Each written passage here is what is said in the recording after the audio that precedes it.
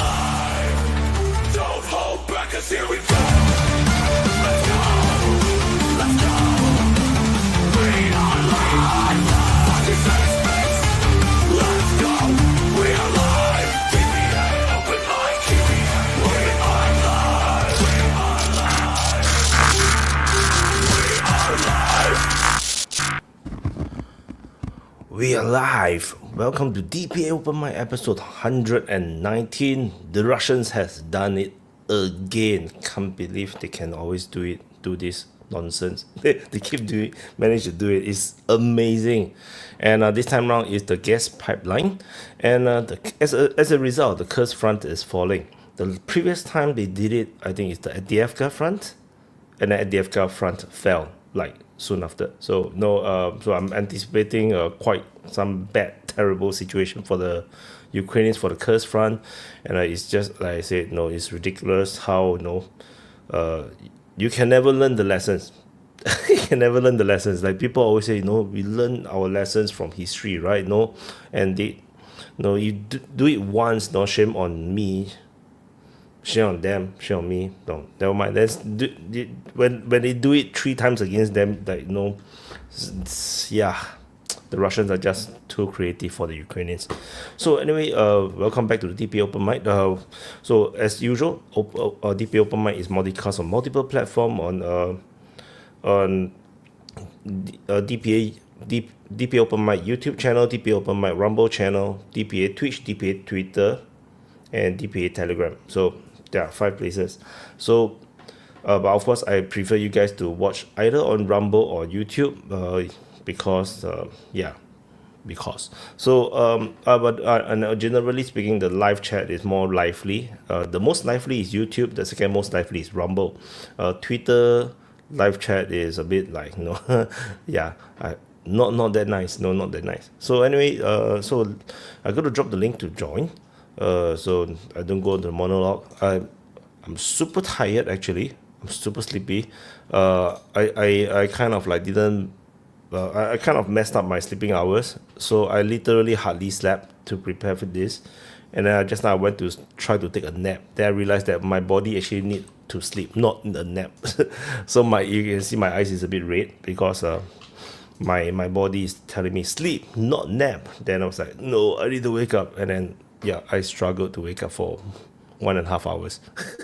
So if not, this should happen 1.5 hours ago. So okay, I dropped the link to join on the live chat on YouTube, live chat on Rumble, in this message, and then I'm gonna drop it on Twitch as well.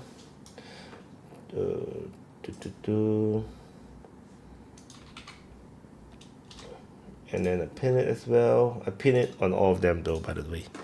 And hi Wade. Hey, how you doing, Wyatt? Sleepy, but yeah, good. At least no.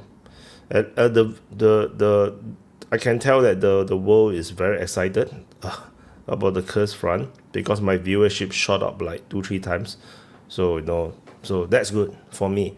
Content is got views is always good, but for the Ukrainians it's not that good. No, it isn't. I got something here for you. Because I have a dog who's causing problems. He's gonna want out in a moment. Do you realize that because of what's happened over the last week, the United States defense industry has just died? Which U.S. defense industry? Has just died. Did it? I'm not sure. Look, who's going to buy U.S. equipment right now, buy U.S. weapons, when they know they can be shut off if the U.S. decides they don't like what you're doing? This is going to cause a massive shift. We're going to see a whole bunch of... But that's actually the norm, right? That's actually the norm. Like, you just look at Iran. They used to have F-14. Then after that, because they revolution, then no more F-14. So Iran used to be entirely U.S. armed. So I mean, it's not something new. You have a big brother. You have to honor and kowtow to your big brother. That's usually how it works. Wyatt, right? One of the reasons the United States has some of the best weapons in the world is because their defense industry is subsidized by everybody else buying from them. If all of a sudden these people stop buying, the U.S. defense industry doesn't have the R&D money that it once had, and it's going to crash. It won't happen immediately, but it will occur over a period of 4 or 5 years. You'll see a slow but steady degradation. Maybe. I mean, we're going to see other knock-on impacts too. Like they're going to lose a whole pile of engine sales. GE sells a lot of engines. Well, those engine sales are going away. People will be going to Rolls-Royce because Rolls-Royce isn't controlled by the United States government. I personally think it's more dangerous if the de-dollarization happens rather than because all the R&D is done by United States. Like they just spend money that they don't have to do it. Like weapon sales, like even you look at the F-35, no one subsidizes it until it's like the F-35 project looks legit, then people start to buy. And that's when the F-35 price started to drop. Like before that, it's all subsidized by the American, taxpayers. Like Well, it's going to start to drop. It's going to start to drop almost immediately because we can't rely on the United States. They're doing things that are just not reliable, and if you can't rely on them, you don't buy their equipment. So two other quick want things. To rely on? I don't know exactly how it's going to work out. I just know there's going to be a shift. Two other things. Saw your video with Dan and Millennium 7. And laughed my ass off. It was pretty hilarious. And Nunya, your video this morning, I think it was, you dropped it. That was pretty funny too. Sir. Thanks, bud. I know you didn't mean it to be, but it was pretty funny. Thanks, Wayne. You don't. I really don't.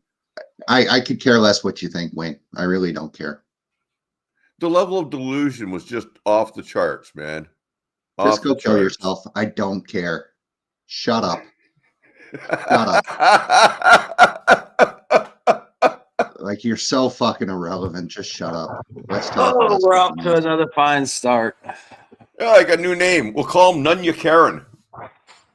Oh, Wayne, I could destroy you in so many ways. Just shut up, man. Just shut up. If you didn't like the video, faggot, go make your own. Like, that's fine. Just fuck off. I mean, I don't know. I mean, we've been talking about it in the VC, like these shifts in Europe and stuff. And you figure for Europe, it's going to be, some of them are going to have to pick the U.S. And for whatever reason, some of them will go to the Russians. And for some reason, I'm sure Germany, France, and a few other hard-headed idiots will try to do something on their own until it finally breaks them, like Archimedes and other people have been talking about in a few years, to go at your own road. And then they'll probably end up devolving into nothing and end up going where they should have gone in the first place, either towards Russia or the United States. So, I mean, the arms thing, I don't even know how much that's really going to matter, because Trump's trying to reorganize the manufacturers and stuff. He's talking about cutting the military. I mean, it's not like we got to go out and build a whole bunch of new stuff or design a bunch of new stuff. I mean, probably the number one thing right now is drones and anti-drone jammers. Keep it up and you won't be able to build the stuff that you're building right now. Oh, but that's not really true, since they're obviously shifting towards manufacturing, which means as some manufacturing may be slowing down or dying out, other manufacturing will replace it, or maybe that manufacturing coming online will boost what's already lagging. I mean, Vaughn, you can't build if you don't have the raw materials. Talking about increasing in other areas, so maybe it'll offset, or maybe it won't really matter if there's the military budget increased and we don't have to have the large military and all the bells and whistles. So, I mean, you can't build equipment if you don't have the raw materials. Guess where your raw materials come from for your defense industry? They come from us. Yeah, but we can get them here too. We had to. That's what I'm saying. I mean, they could always shift over a few years, and it might slow things down. Things might lag, but it's not like they can't get it here or find another supplier. I mean, Wayne there might be hiccups and stuff, but I don't think it's the end of the world. I mean, there might be hiccups. Has a monopoly on. I don't get it. No, it's just waning, right? That's all. we have invented a new word. It's like Canada has all the world's aluminium. It has all the world's coal and all the world's everything.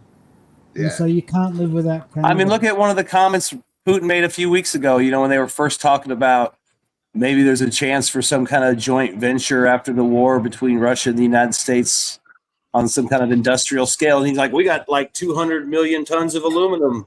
We're ready to ship to somebody to process. I mean,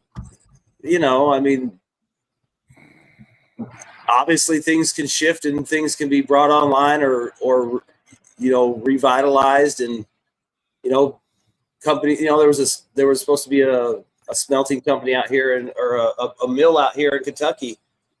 But once all the bullshit with sanctions and the Russophobia started, it pretty much died. But this was a mill that was going to produce, aircraft parts, everything from auto parts, aircraft parts to little stupid aluminum things. And the Russians were going to be the bulk supplier of the processed aluminum, but it was going to be processed here in the States for, you know, American consumption, or, you know, whatever companies are buying it and shipping it.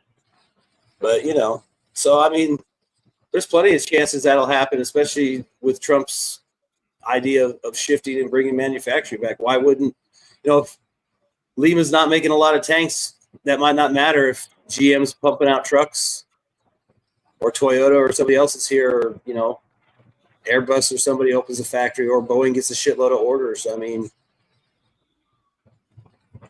there's plenty of ways this can offset and work out. Like I said, I don't think there won't be hiccups, but I don't see anything that's the end of the world.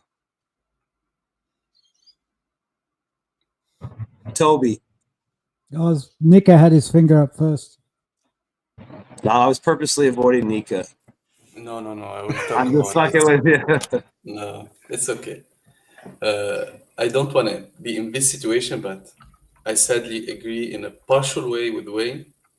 Sadly, for me, it's a sad day for me, but I can't. But for in the same amount that Wayne was explaining, and not for the same reasons.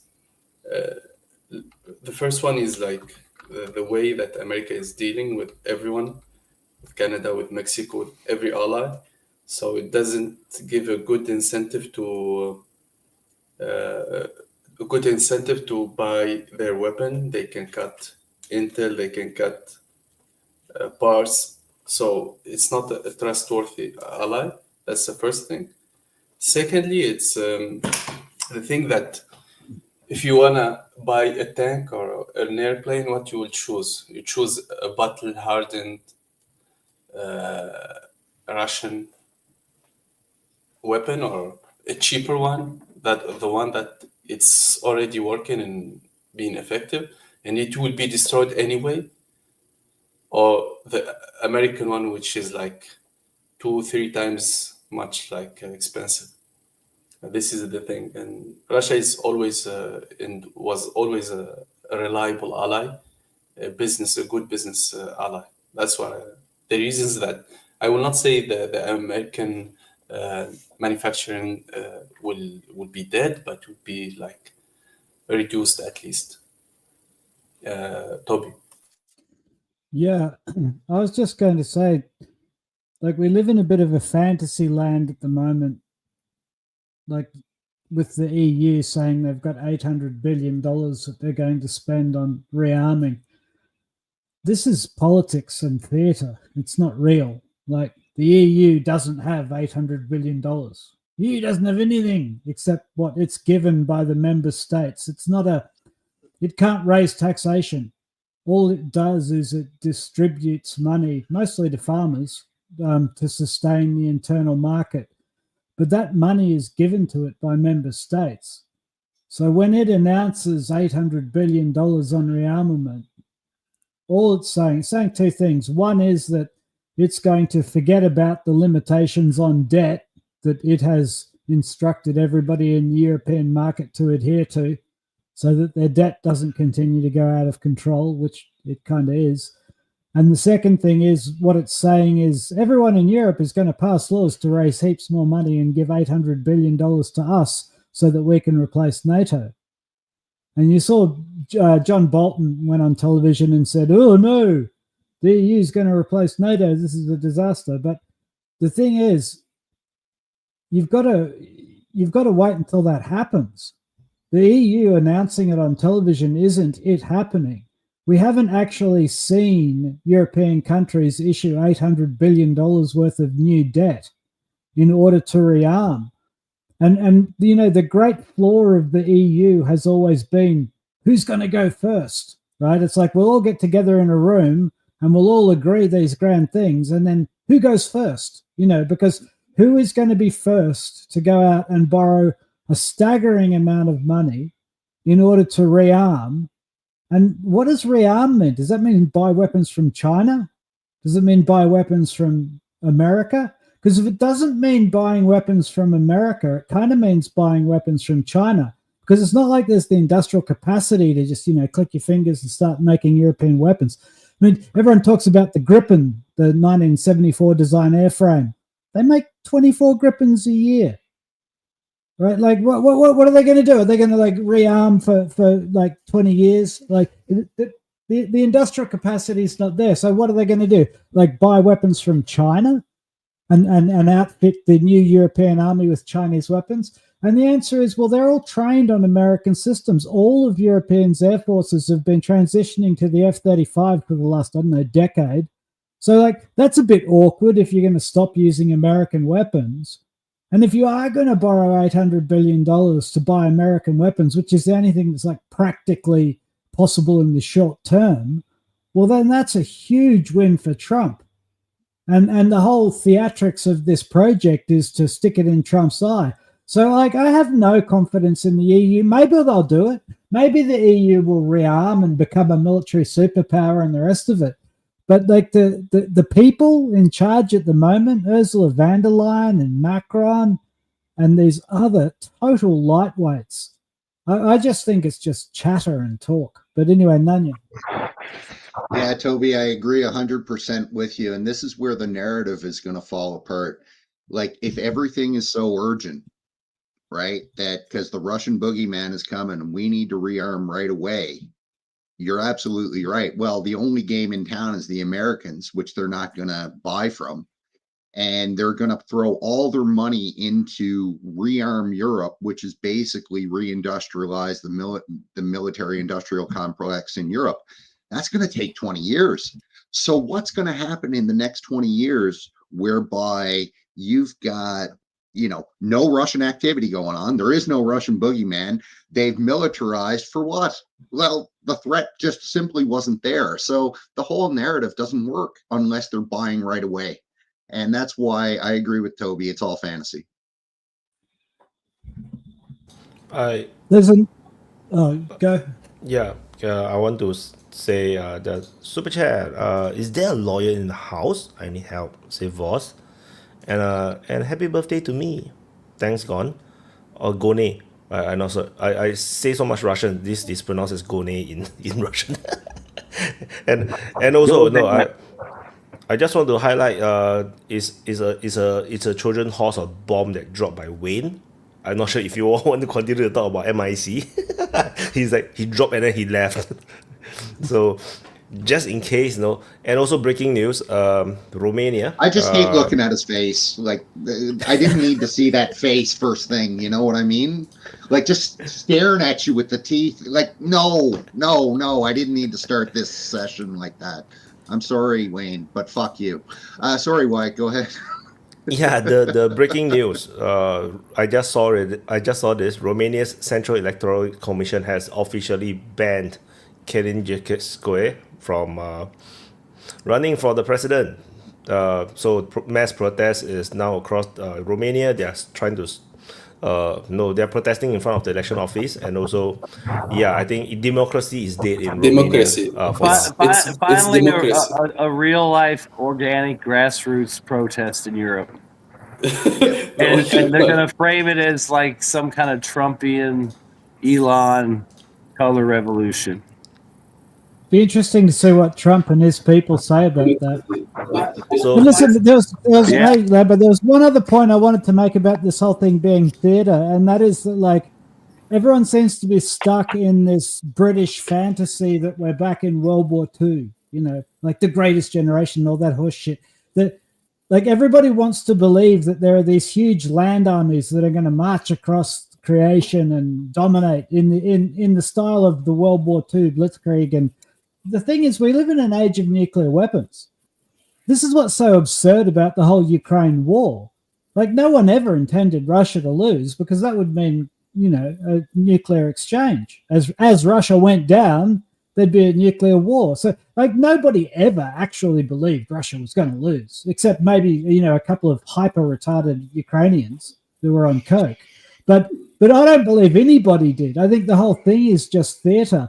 And so this is why I think it's one of the reasons Europe is not rearming. Because, like, what for? It's like the Americans built up their military to go invade Iraq and the Middle East so they could push around small little states. And their military was great for that, right? And the Russians have their military to push around little states as well. And the Chinese are hoping to do that kind of thing. But there's not going to be any massive march across Europe because it'll mean nuclear war. And this is one of the reasons the European countries don't want to spend money. But you're And going it's all to theater. It's all like, we're going to be tough. We're going to be the guy in the World War II movie and the rest of it. It's like, it's nonsense. It's nonsense. There's No, a it's solution not only- to not- fix not only democracy. that- We just have to democracy more. Yeah. Well, We not are only busy that, I rearming. mean, we've already admitted, like JD Vance and Marco Rubio and guys like that, they've already let the cat out of the bag. They've already said, hey, this is a proxy war that NATO started. Like they come out and just laid out all the cards on the table. So if you're in Europe and you're hearing this, which everybody knew anyway, right? Like they just didn't want to admit it. But now that it's all been admitted, well, where is this Russian boogeyman? There is no point to this. There is no point to rearming something that's not there. And I think that if they try to push this through, they're going to get all sorts of opposition from it. And to Toby's point, until somebody actually cuts a check, I'll believe it when I see it. Go ahead, Nika. Or Wyatt, sorry. So on Telegram, I shared the news about the Romanian. Someone said that the Willy OM has been talking a lot about this recently, called total democracy, using authoritarian means to fight real or perceived threat of authoritarianism, which is kind of a funny thing because like I did notice this quite like maybe a decade or two ago. Like I always find it a bit weird. Like even in fact that I was thinking during the Cold War era is a bit weird. Like in they're using very undemocratic methods to fight against communism. It was like something is weird somewhere. You know, it doesn't seem correct somehow. Like no, yeah. So Nika. Yeah, it's the democratic way of the European, you know. But to get back to Toby's point, I am agreeing 100% with him. But the thing is, they didn't I don't think they intended ever to. They just wanted to weak Russia enough to better process their resources and their wealth more than break it down and collapse it, because they know, as you told, at least the Americans who plotted this, they know that it's not their objective or their ideal thing is to dissect or balkanize Russia. It would be a hellish thing. All that nuclear arsenal or that weaponry will go everywhere. It would be on unstable hands. So I'm agreeing with you, Toby, but I think the reason is the European is just a tool to this, and they follow it.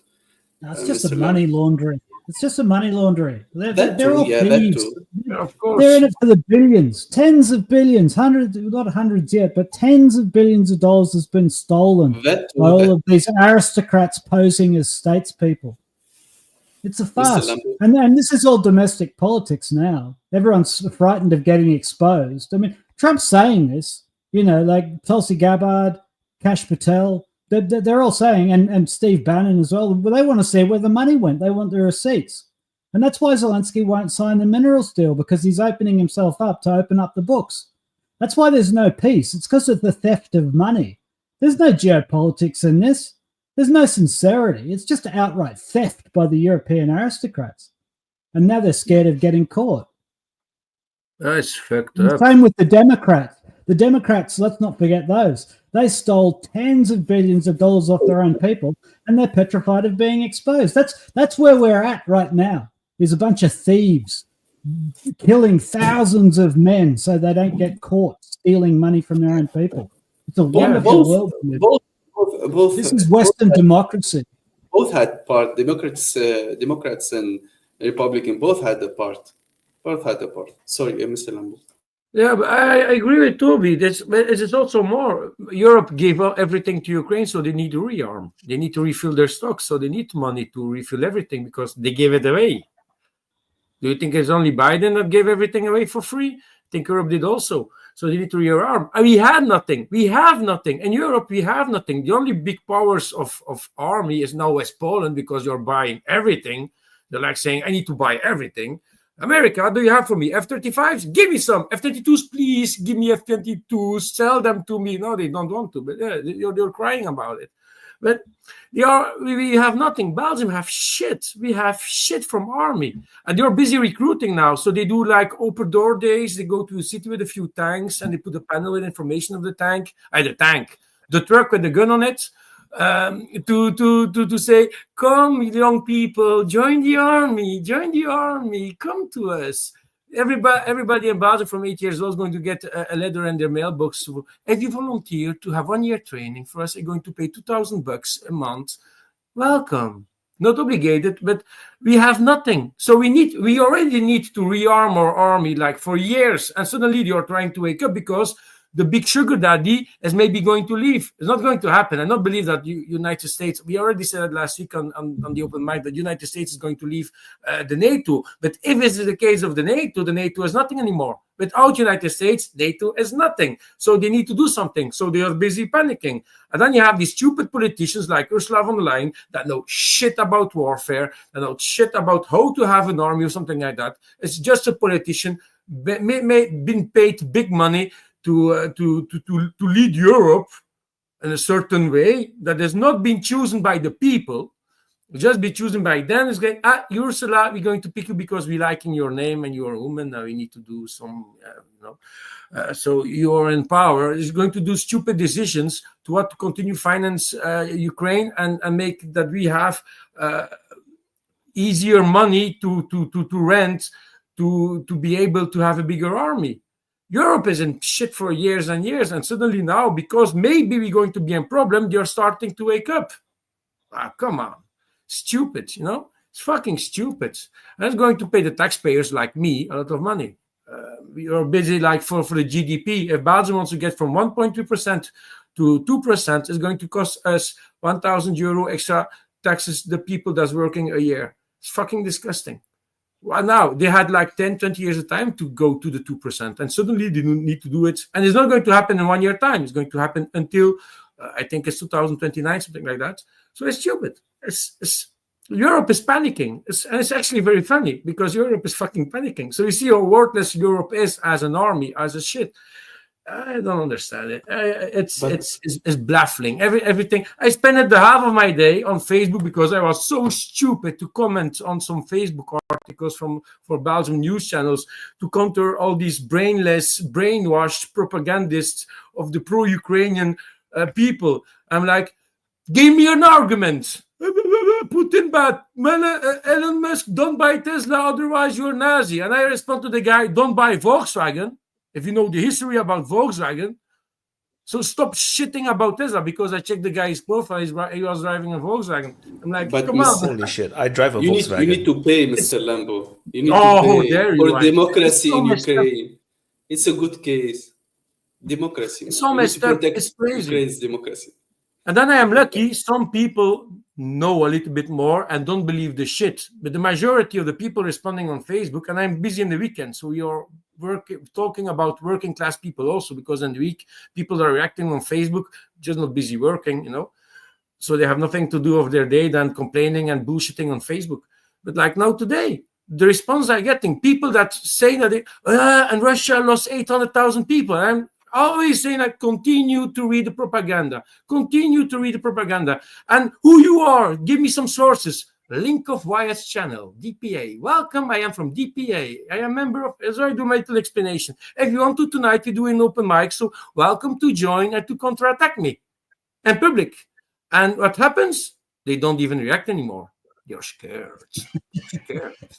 By the way, Wyatt, happy birthday. And I just want to finish with one little story. Something very strange happened today with me. Arigatou gozaimasu. Yesterday, actually. I wanted to cook and I wanted to open. I have like a gas cooking place powered by gas and no gas coming out. So I'm reopen it. And suddenly I hear like Russian, Blyet, vodka, Blyet,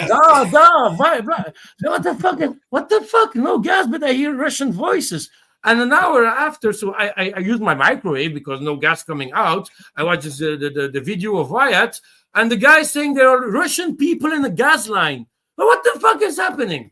I almost killed Russian people by sparking my gas cooking plates. What the fuck is happening? Fucking Kursk is Russian again, and with the gas pipeline, 12 kilometers deep. Wow! Beautiful operation. I almost thought that they were joking. You know, it was like it almost sounds like a joke. Well, it doesn't sound real. If you go back to Wyatt's video, he was talking about how they had one group of guys haul all the supplies forward and set up the forward operating bases. Well, they released more videos. Those guys had carts and dollies, and they just loaded them up and went through the tunnels, set everything up, I guess. And the other one that do the digging. The preparation, guys, don't respect forget the infantry, boy. Don't forget something. You see the bombardment that happened like 3-4 days ago to bombard every gas station in the Ukraine. We thought it's like to punish Ukraine and stuff. It was actually to not let Ukrainian put on the gas again to suffocate those people. They literally cut off they bombard the gas stations in Poltava, I think, in another place, the one they can control the pipeline, so they cannot like reverse the gas flow to suffocate the Russian there. It was like amazing operation, and then they proceeded with it. You need to have balls for it and not claustrophobic also. 12 kilometers. So they use like a measurement wheel that they're walking with it. Yeah, you can do that. They walked in, hunched over, but there was also guys that had like those low crawl dollies loaded up. Started with gas masks also. Yeah, there was guys with masks, and there's guys. I would imagine the first guys probably went with masks, and maybe after they said there is some casualties. Maybe they put fans in there or something. You know? It's something from the movies. I can't explain it differently. So casualties, that's what the media is saying. As Russia sources say it also. I can't believe it. They're going to be casualties, maybe. And then like in our media, they said, yeah, they came into Kursk, and yeah, actually they lost. They lost.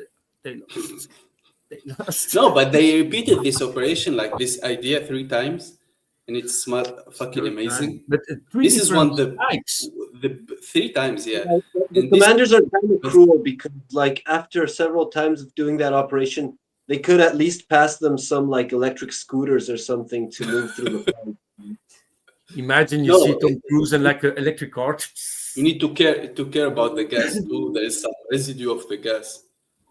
But electric scooters. Yeah, no, electric. But about what you were talking about earlier, I've been wondering for a while, like, why are these thieves that Toby was talking about in power? Like, who put them there? Is it like, did they scam the people massively to like hijack their democracy and screw them over? Yes.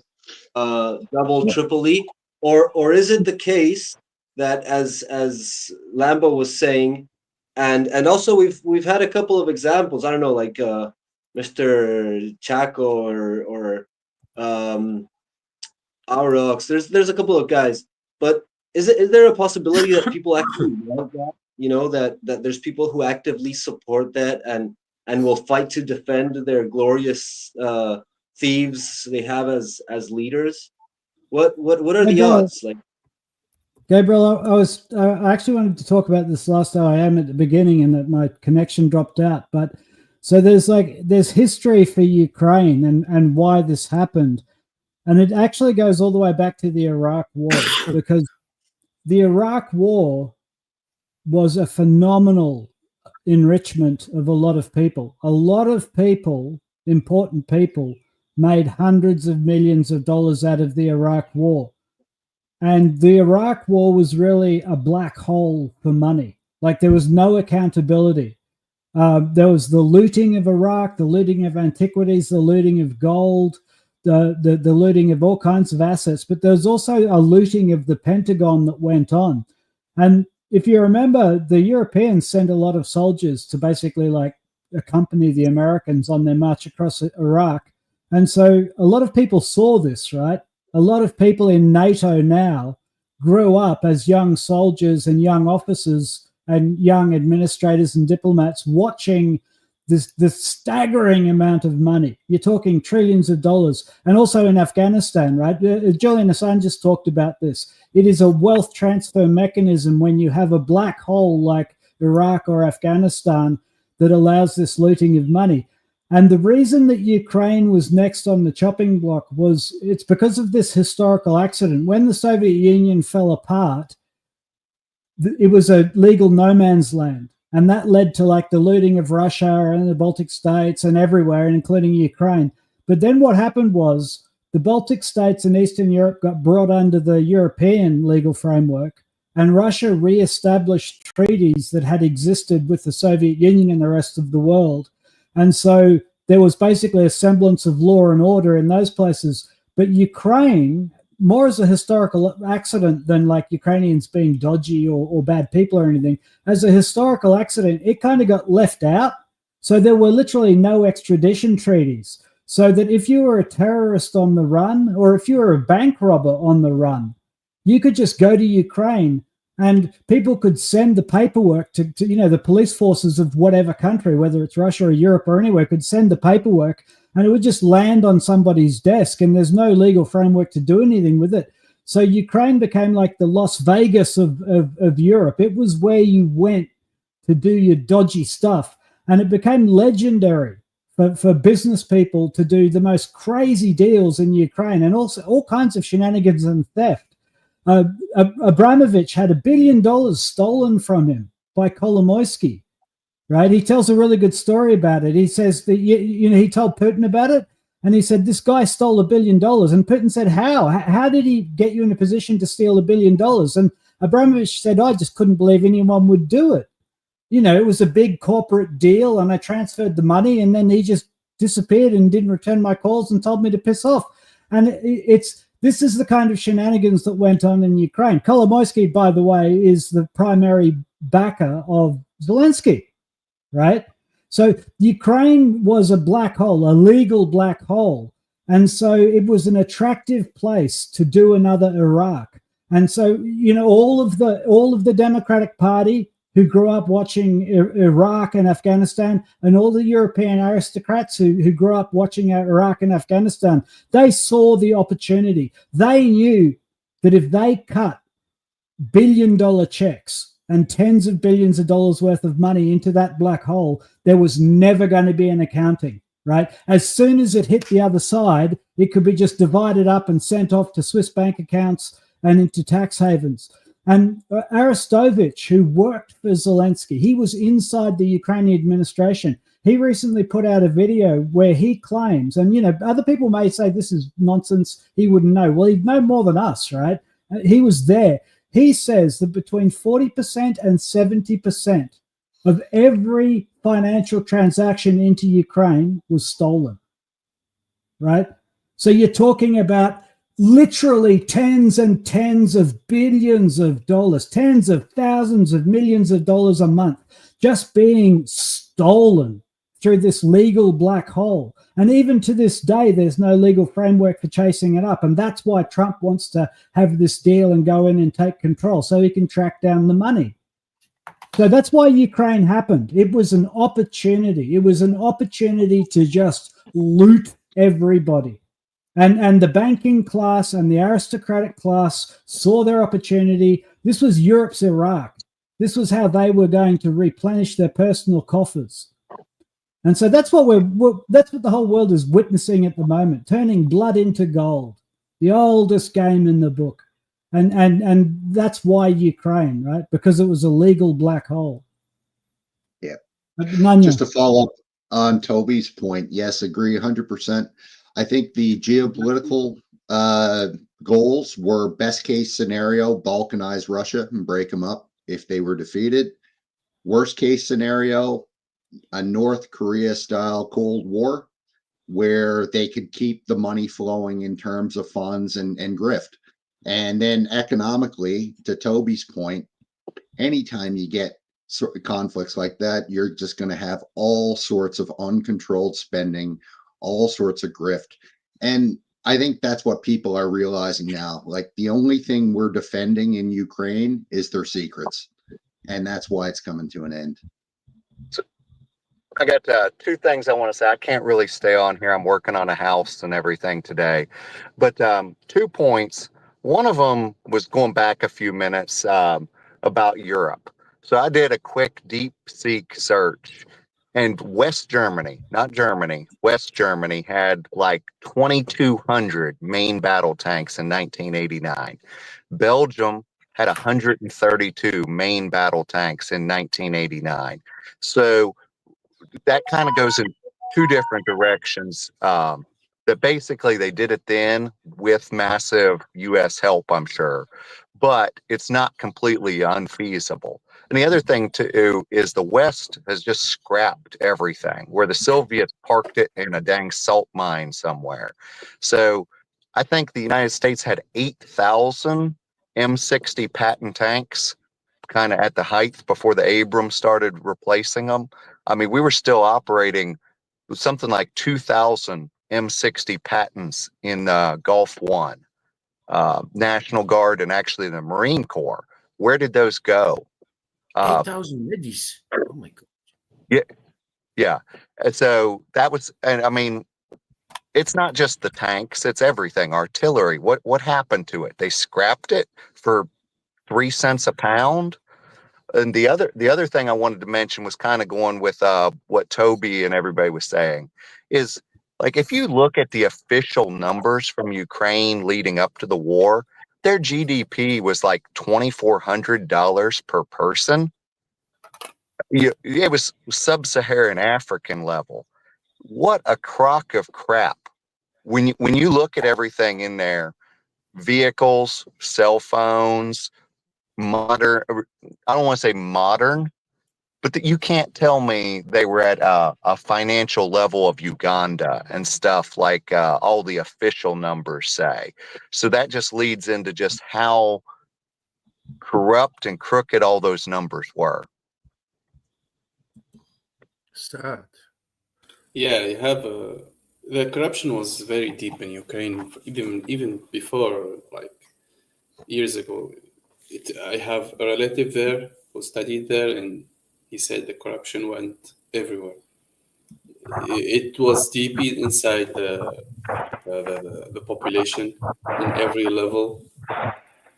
Yeah, Vaughn, you wanted to talk? Well, I mean, it's the perfect example of, like, basically a functioning, you could say modern state where everyone steals everything.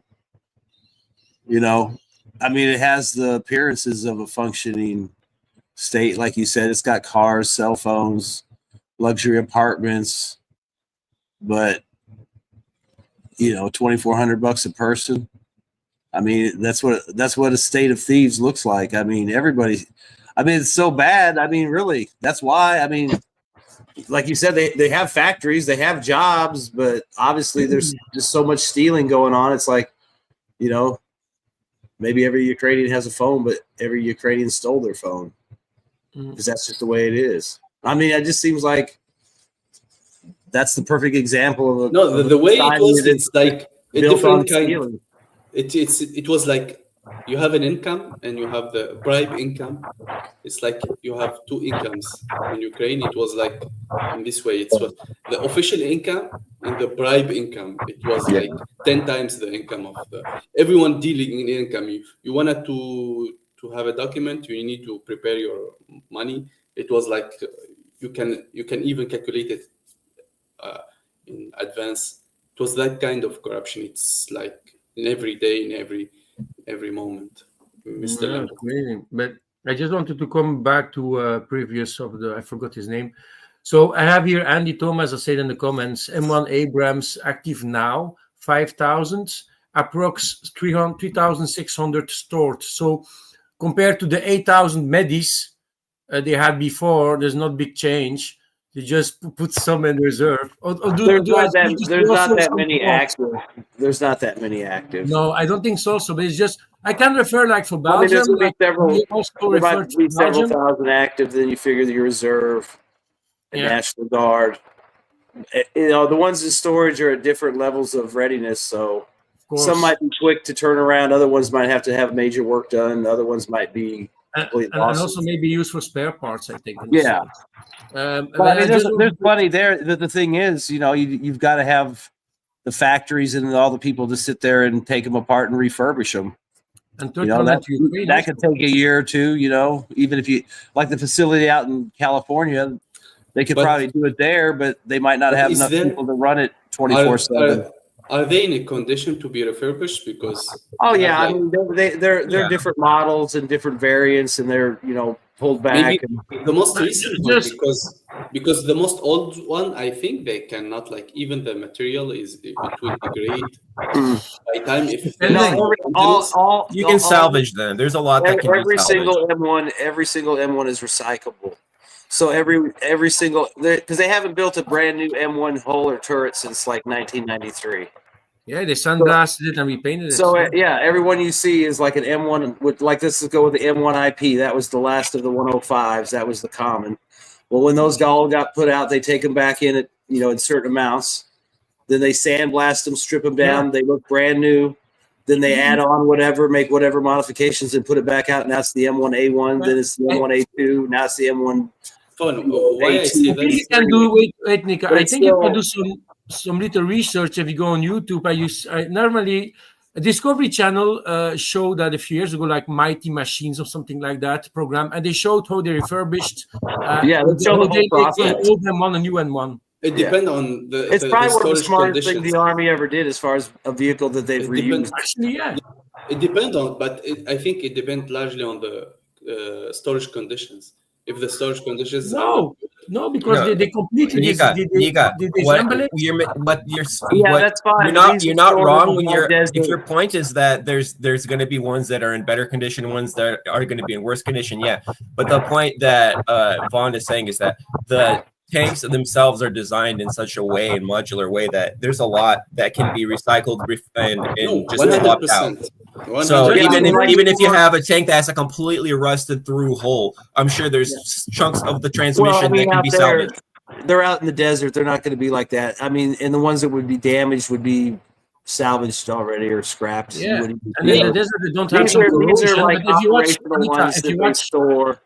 Yes. So, like I said, they would only bring them out in batches anyway, because you've got different variants. I mean, there's M1s there with 105s, there's M1A1s, there's M1A2s, and everything in between. So they would just bring out whatever batch they wanted to bring out and refurbish it. The only way those would ever all get pulled out, it would have to be a full-on war, because then they would pull every single tank out and refurbish it to a certain point and set it up like the Russians are doing. you Yeah, need to find that. That would still YouTube take a video. few years, and that would be with a massive effort. I mean, think about it. You got to get welders, mechanics, all kinds of heavy equipment in there if you want to expand the lines, plus all the maintenance people that can, because you're going to have to run 24/7 to get all that The shit. spare parts. The spare Yeah. parts too. Yeah. Yeah. And a lot of those, like I said, they haven't built a power pack for the M1, I think, since '96 at the Cummings plant. So who knows how long it would take to ramp that back up or even start it up again. Or find new supply lines and get everything going Yeah, all and over if- again. And if I remember that documentary very well, because you can find it, it's Discovery Channel that showed it. They completely showed how they restored an M1 Abrams. And it was fucking amazing to see. Like the very, very big sandblast chambers, so it actually the spraying with little metal bullets. It's amazing how they did it. And you had like a completely new shell. Yeah, they And send them. also the assembly system of that tank is so well made that you can easily put the engine out, put another one in. So they were continually busy putting out of service, refurbish, putting back in service of in storage. It's a very, you need to find it on YouTube. You can find it again, like Mighty Machines or something like that. I don't know what they call it Yeah, anymore. but I really, that. but I think Bubba Hotep's point though is a very, very important one, and this is one that we've brought up many times. Vaughn's talked about this. I've talked about this. The way that the Russians were doing this, like they have conscript army too, right? But what are they doing with their conscripts? The conscripts aren't the ones that are being sent out in the front lines, right? The conscripts are the ones that are being tasked with, here is an entire row of 1980s trucks and you are going to take this thing apart down to the last, bolt, and you're going to put it back together, and you're going to find what's wrong with it and what needs to be changed, what needs to be maybe refurbished, all this kind of stuff. So you have a continuous, and in programming they call this continuous development, right? You have a continuous development where you don't have to ramp up and all of a sudden you need a bunch of technically minded individuals that know how to take apart a T-80, and you don't have to train these guys. And if you do, then like when my father was in the Red Army, there were he had to he had like a truck where in the back of the truck he had a milling machine, he had an anvil, he had everything that you could do that was like a proto 3D printing device. You need a part for some kind of machine that was made in the 1930s that nobody's manufacturing anymore. They have guys that are driving around on these trucks that can actually physically make it. They understand the machines very well. This is somebody that's like very well-trained technician. You can easily give him apprentices, 3, 4, 5 apprentices. They're going to ride around him in that truck. And within months, they're going to be able to do a lot of the things that he's doing. And this is an ongoing approach that we really dropped the ball on this. Ongoing approach where we could have been refurbishing those M60s the entire time. How many different upgrades and modernizations are there for the T-72? That's a modern tank. The T-72 is one of the greatest tanks ever made, and I don't think that I wouldn't go so far as to like refurbish the tanks, but the thing would be the hulls would be useful to put systems on that would be put an air defense system on there, put an MLRS system on. Doesn't matter. That's what the Russians did too. You have that would be the point. To use the older vehicles to do your experiments and stuff like that. I mean, we're still driving around in the M113. There's a lot of that thing can get shot with a 50 cal. So like the state that they say they don't going to make. They're going to make 7.62, Bradley. Sorry, I can't hear anything. What's going on? The M113 can get penetrated by a 7.62 round. Yeah, from the side even. Yeah, I know. So this is the crazy thing, and those things are still in mass, used in mass, right? I was reading Czech Republic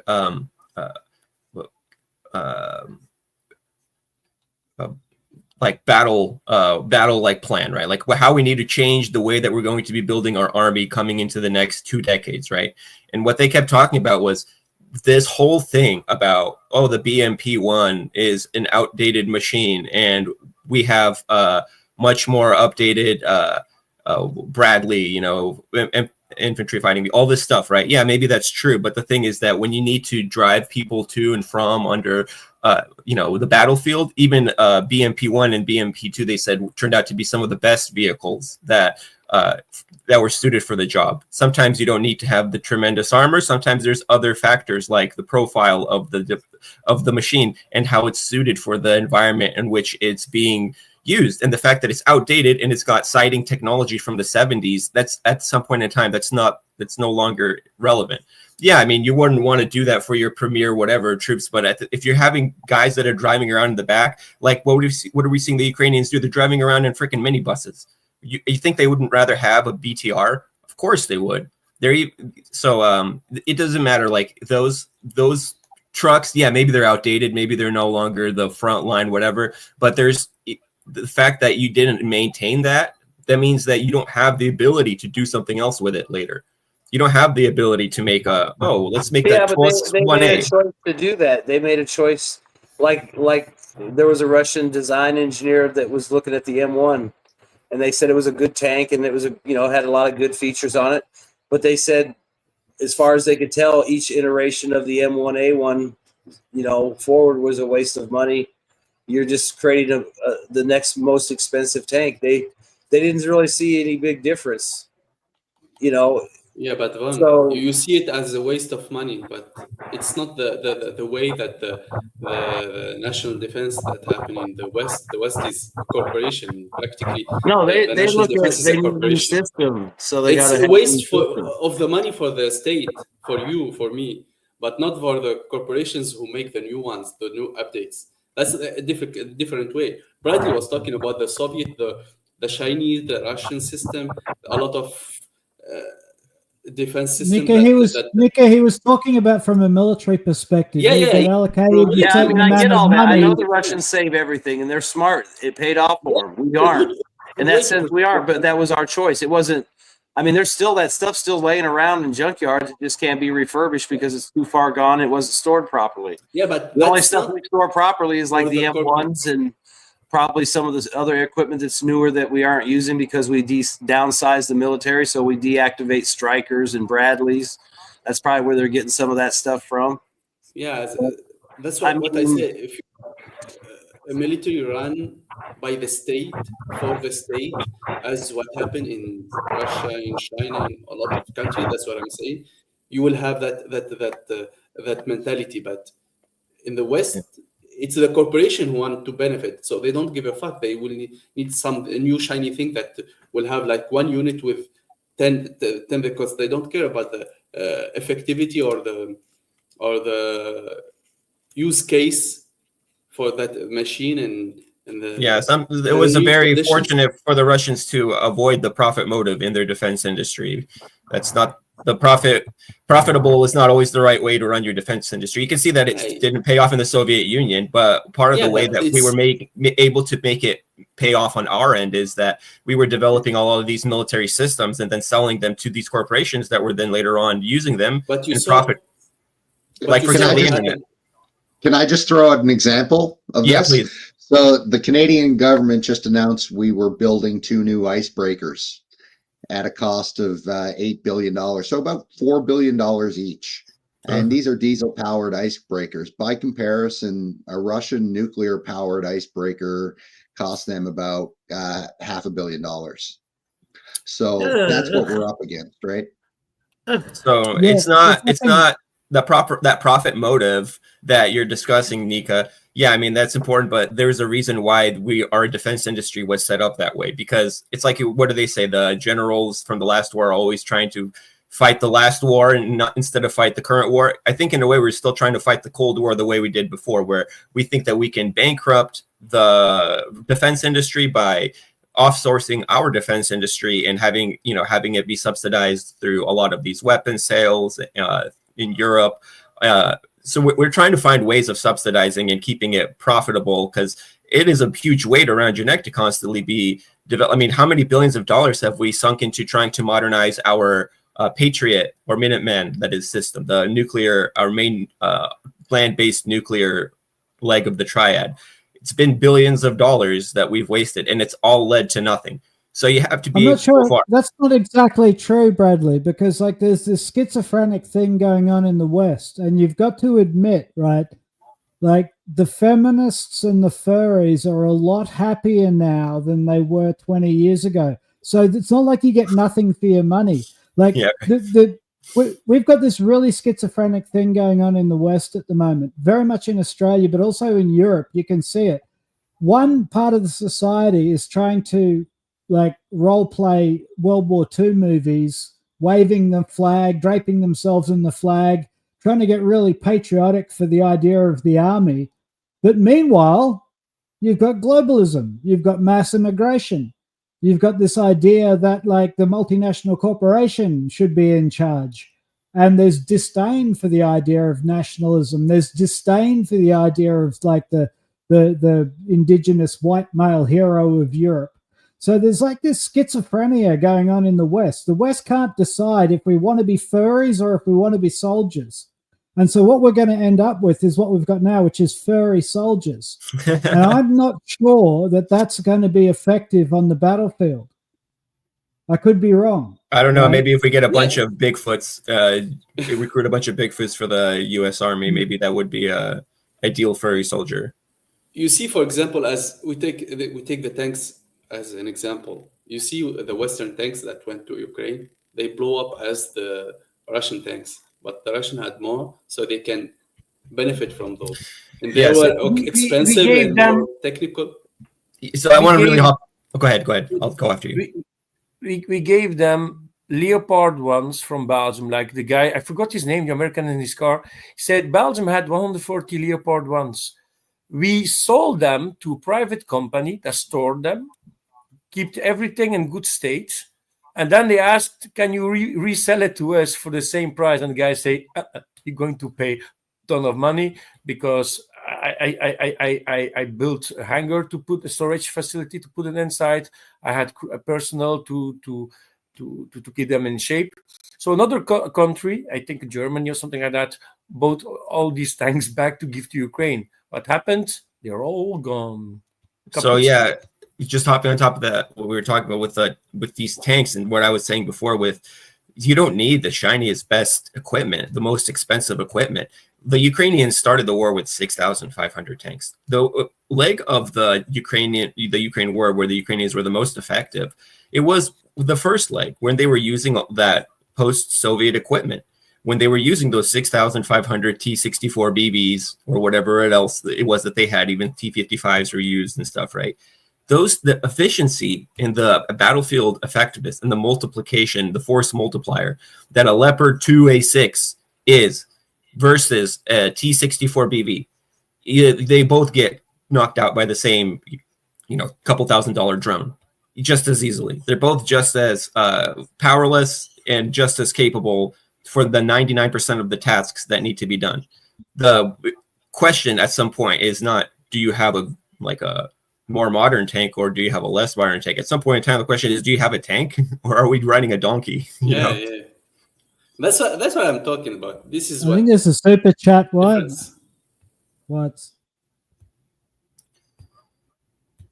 Sorry. I was busy Iranian reading. Putin There was so has- many crazy shit on Twitter. So Stop watching Pornhub for your birthday. You fix democracy. We just have to be right, the furries are a big problem, though, by the It Iranian is. Putin. And Yes. thank you for Iranian Putin for the Thank gift you. of memberships again. And Uti said that the plan of the USA was regime change in Russia.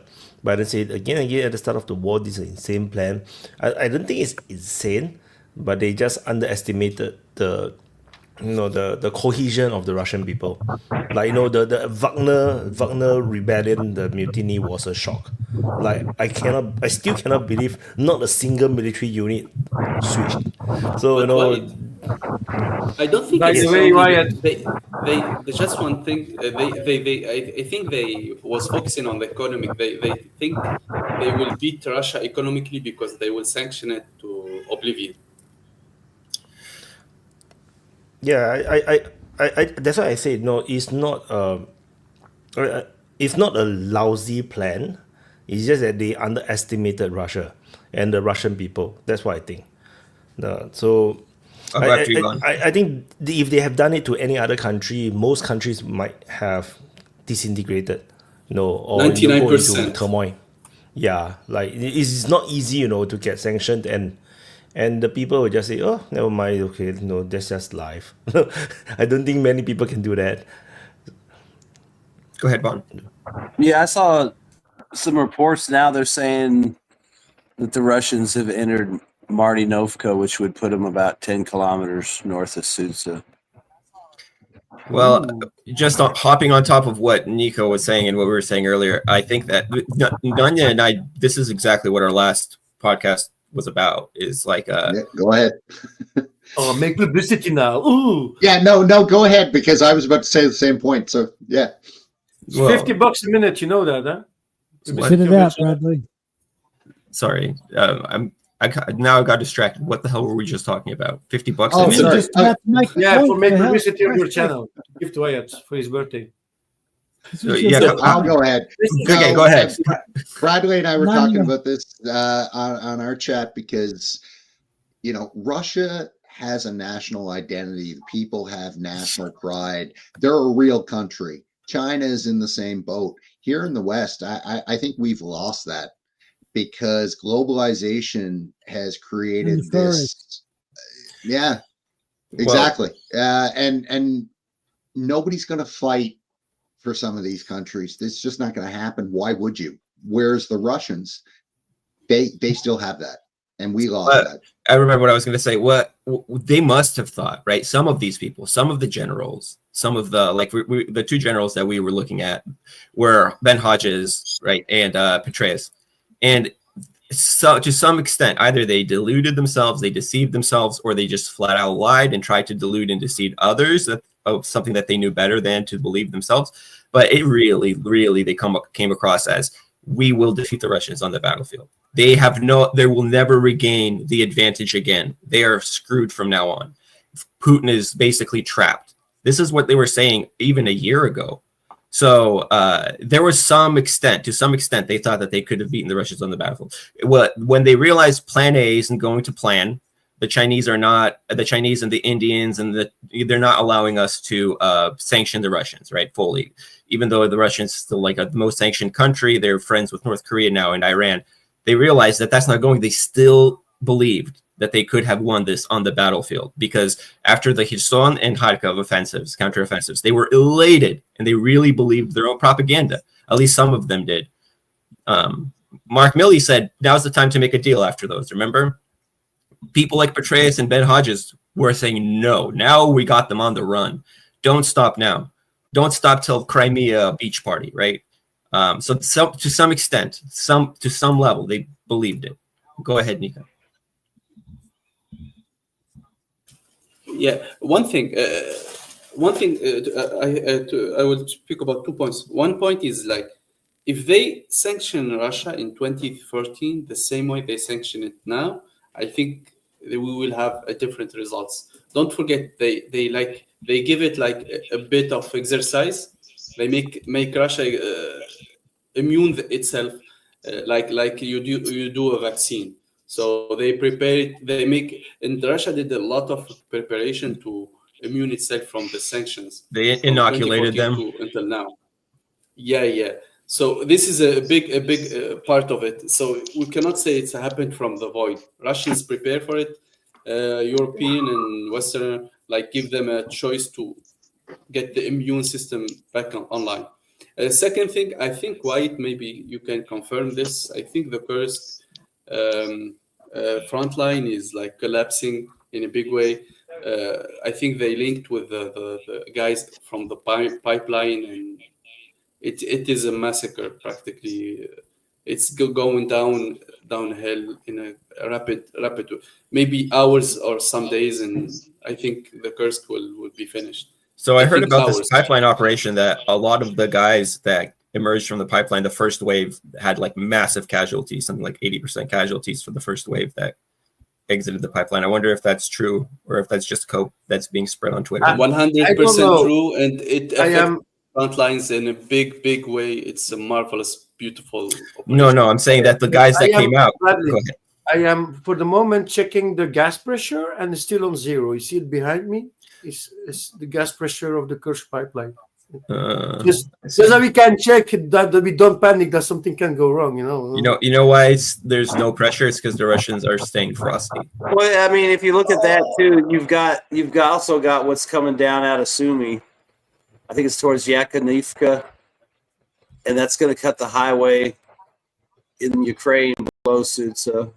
And then you've got that penetration along the border where it's coming into Oliesha, I think is the name of the place. That's going to be on the border. That's going to put, they're within a kilometer of the border, where supposedly the North Koreans or whatever came out. I mean, if they close, and that whole road's already under complete fire control.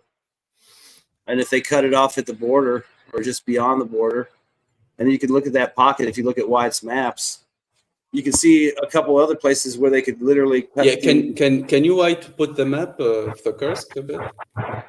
Come on, a bit. Come on, Wyatt. Do something in your birthday. It's not because your birthday, you don't need to work, eh? His birthday was 2 days ago, or 3 days ago. A birthday stay a week, You don't know this? Oh, good. Stay a week. You got Wyatt, 25? The birthday week. It's birthday week. Yeah. The Kursk, yeah.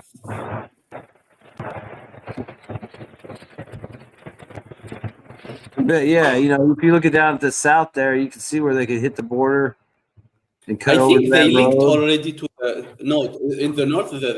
I think they already linked to the pipeline guys. Yeah, there was a couple places where they could have possibly come down and linked up if the Ukrainians didn't put up much.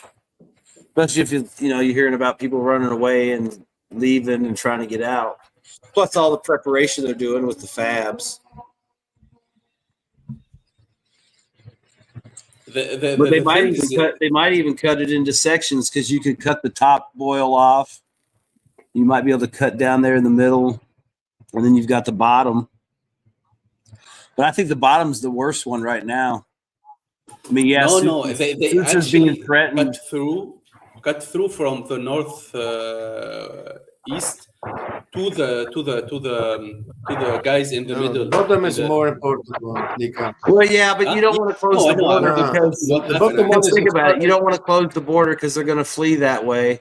You've already got it under fire control, so you can hit them at the front, drive them out, and then you just get to pound them all the way back to Ukraine, all the way down that highway. So you really don't even want to close that off. You might want to just put pressure on it, make them just run. You know what I mean? Like between those arrows there, leave it.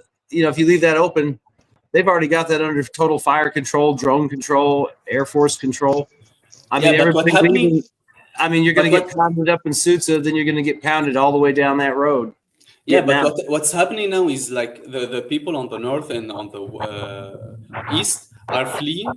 So you have a free space. You can advance without any big resistance. People are coming from the north on foot. So you can. Well, that town I mentioned, Marty Cove, or that one Marty whatever, it's north of there. It's only like 10 kilometers up the road from Suitsa. And so it might be close enough to where, you know, that's another potential link up wherever these guys came out on the pipeline. Yeah, that's what I'm saying. They already linked this from there to the. I heard. Yeah, but you got to go all the way across that ground to get to that. There's some reports. That's what I'm saying. They already did that. There's some reports that they linked up, but they haven't been confirmed yet by like the reliable sources. I know, which is like geolocations and the enemy, basically. When the enemy confirms, then it's more reliable. But yeah, there are reports that they've linked up, but it's still unconfirmed. So take it with a pinch of salt. And there's even reports that they went a bit north to Kubtkin or. But one thing that Wyatt was saying that was interesting and makes sense is that, like, yeah, they're publishing videos of the guys in the pipes, which means that those guys are safe.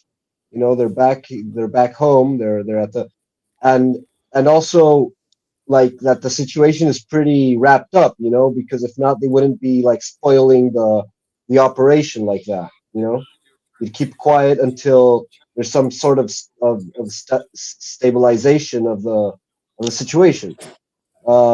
Because if not, you're just cooking the guys that are there. So keep that in mind. Yeah. But yeah, that little pocket there.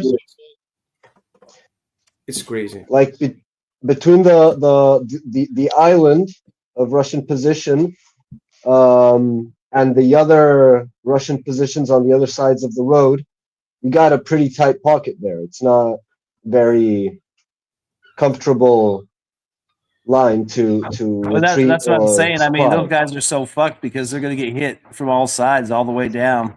And even if they get down past Suitsa to the road of life, they're going to get fired up the whole way down. Plus, if they don't get there soon enough, eventually they're going to close that.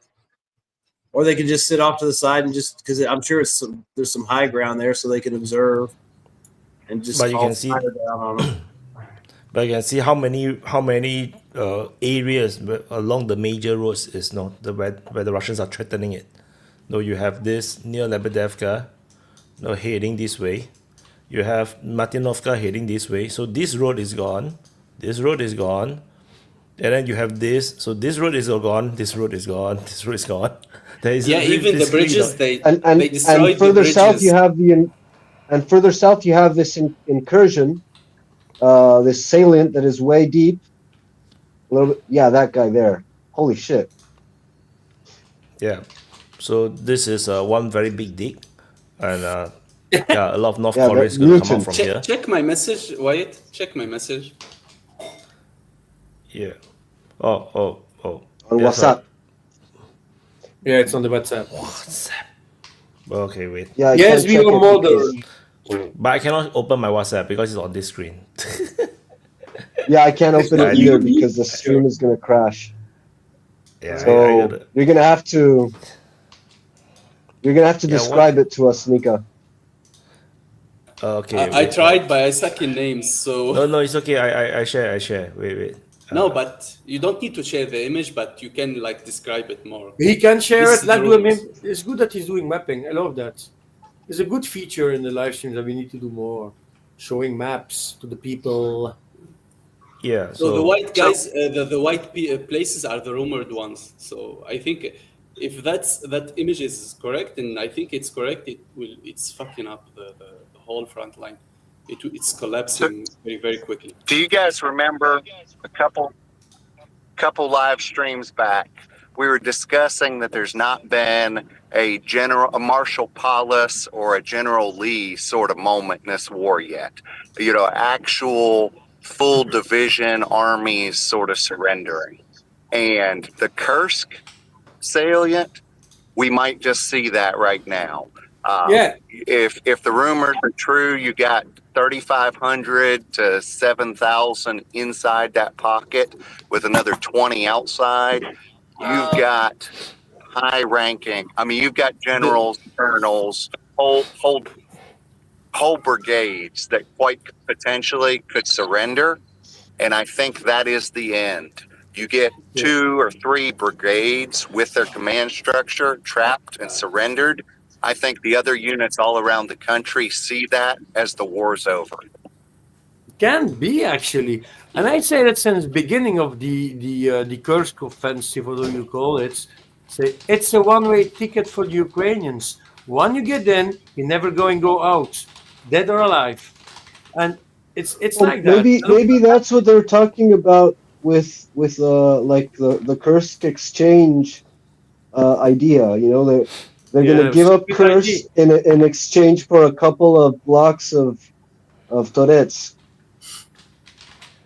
They are fabbing Kursk at Fab 3000. So they don't. Russia is not afraid to destroy Kursk because Kursk is actually nothing except of that power plant. Yeah, the power plant.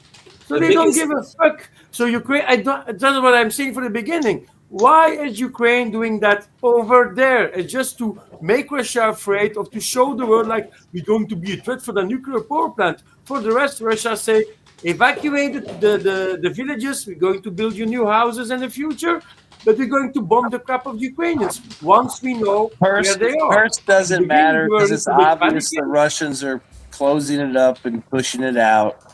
They're taking it off the table. There won't be any Kursk territory to discuss at the negotiations. Of course. I mean, whether it's this week or next week or a couple more weeks, it's done. The most dangerous, I think the most dangerous things for you to, go. Mr. Lampo, you wanted to. That was what I was saying in the beginning. So that's a stupid mistake they're doing. Why? To show Europe, to show the world like we are doing something, we are still powerful. They took all their best toys, their best weaponry to enter and Kursk. Russia panicked for like the first week. They panicked because what the fuck is happening here? And then they calm down. They say, we're going to do that properly. We're going to find a way and they took their time. They have time to do it. And that's what people don't understand. Russia has time. If they're losing Kursk, they don't give a fuck. We're going to retake it in a while. And now we see it's happening now. Few months later, Russia is pushing, attacking, bombing the crap of the Ukrainians. It was a one-way ticket. It is a one-way ticket, and it's going to end as a one-way ticket. Stupidest idea ever. And they actually didn't learn from the World War II Kursk offensive. So I don't know. I want to highlight some points here. First of all, the fact that the smallest like estimates are 6,000 to 7,000, the smallest, and the biggest goes for the tens of thousands, like 20,000. I think the highest. And if you have managed to eliminate a big portion of those, you have practically a whole equivalent army from that side, and nothing from the Ukrainians, so they can go through easily. You need to even reinforce that part, which we know now Ukraine don't have a lot of backup to reinforce that area. So this is one thing. Secondly, is the Kursk had a high proportion of highly trained soldiers. So Ukrainians they are going to lose a lot of highly trained guys. Lost. Yeah, they already lost, and they will continue to lose, and no one is stopping. No one's stopping the Russians to go even further through the border after Kursk. That's why it's going to end in the history books as the biggest mistake that Ukraine did during this war. Yeah, biggest mistake is like going against Russia. Second biggest mistake is Kursk itself. Yeah, there's a lot of big mistakes to compete for that prize. There's another thing that's Kursk helping Russia too is the troops that are clearing out the Kursk incursion. Our majority is VDV and naval infantry Marines or Marine separate brigades, and then they got some backup artillery. So they're going against elite Russian forces. Whatever Ukraine threw in there was a waste of time. Sure, it was elite Ukrainian forces to a large extent. I mean, that's what they say. I don't know. I mean, I guess you're elite in Ukraine if you got 4 weeks versus 1 week of training. I mean, I'm sure they said guys up there. They said they sent over 100 pieces of equipment up there, like M1s and Challengers and Leopards, and not a single one came back. So I'm sure they said some decent shit up there, but didn't do nothing. But imagine. I mean, let's be honest. That shit was over like in the first week, because that was when all the stories were out. Oh, look how far down the road they drove. Look at all these twigs of roads they drove down. And it was that bullshit for like a month. Even though everybody out there that went down those roads had been dead for like weeks at the time we saw the videos. What up, Maddie? I mean, this fucking offensive was over like in the first 2 weeks. No, but imagine now. Imagine now. Sorry about cutting you. Imagine now the soldiers in the south, in the front line, the Ukrainians. What's their point of view now when they hear in the Kursk that what's happening there? That it will be a big moral blow on them.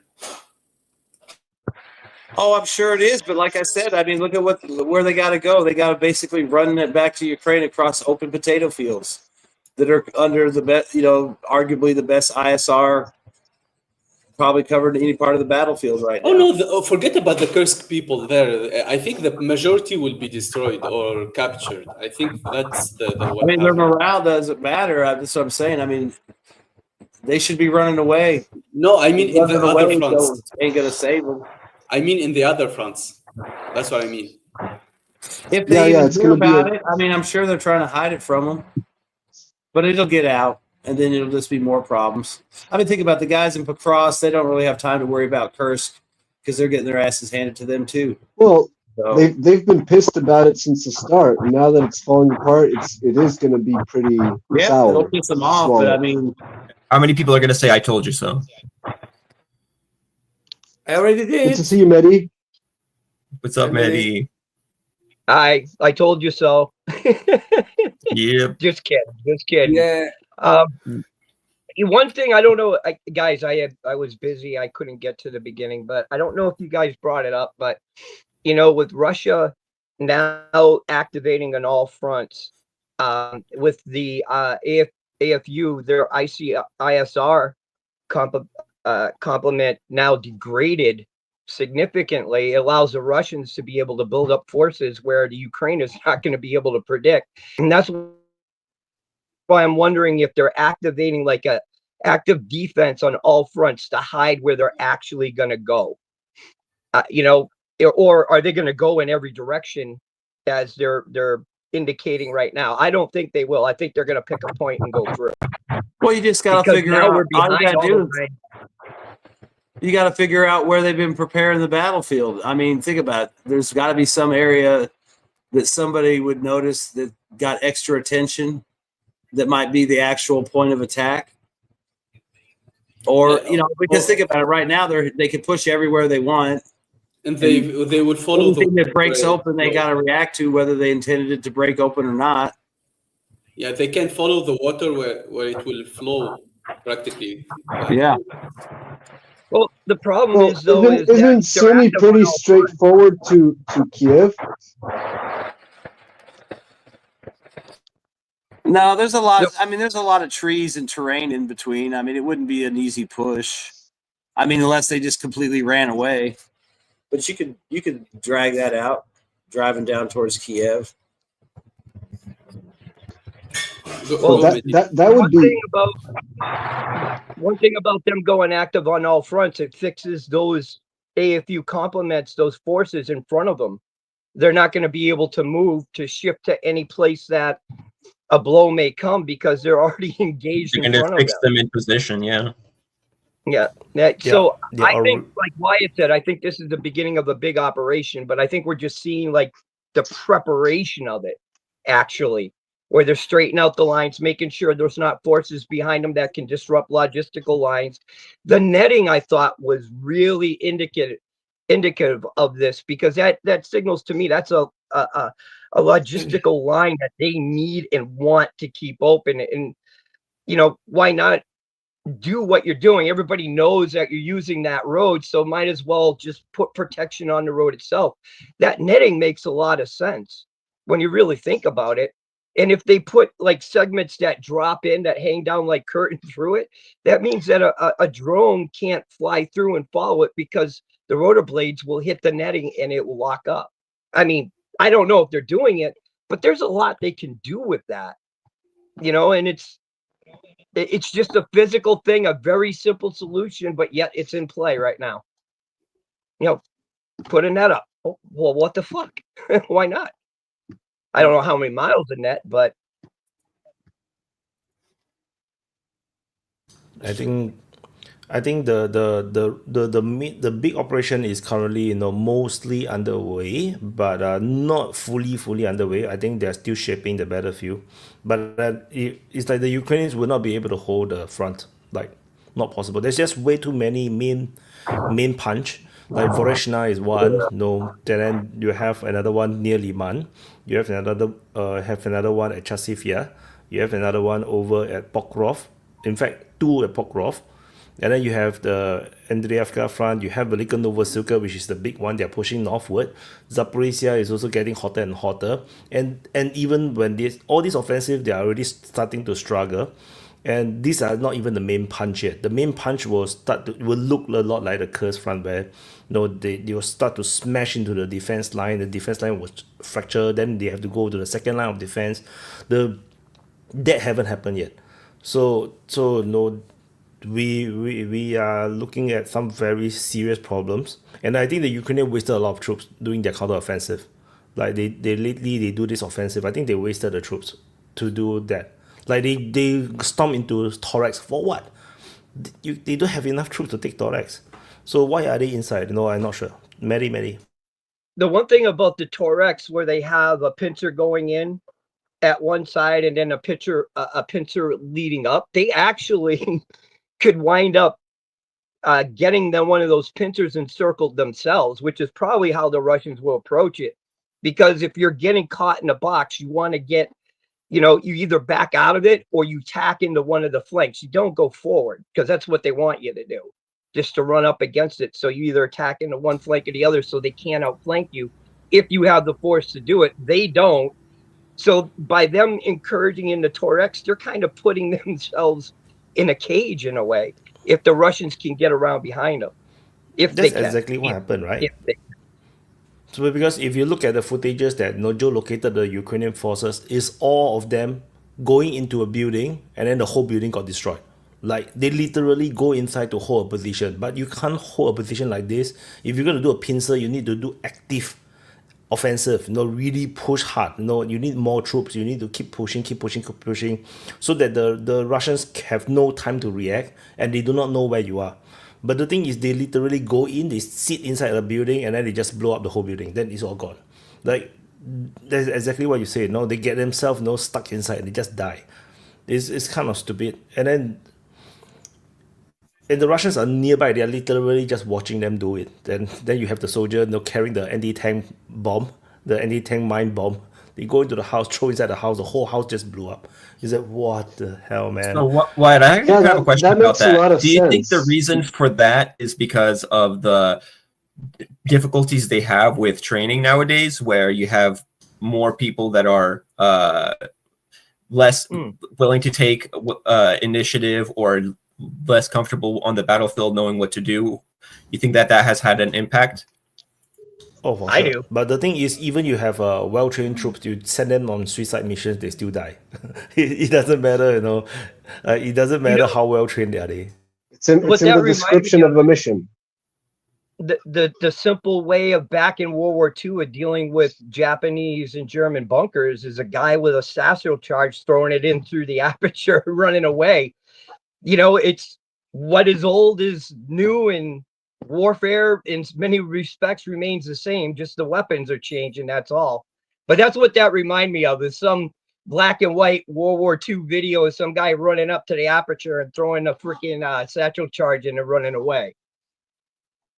Well, that kind of makes sense how, like, Russia, when having a preponderance of firearms and of soldiers, allows these incursions into holded territory, because, like, hypothetically, if you're on an offensive and advancing and consolidating, like methodically advancing, you should anticipate counterattacks, and you could have prepared defenses and positions.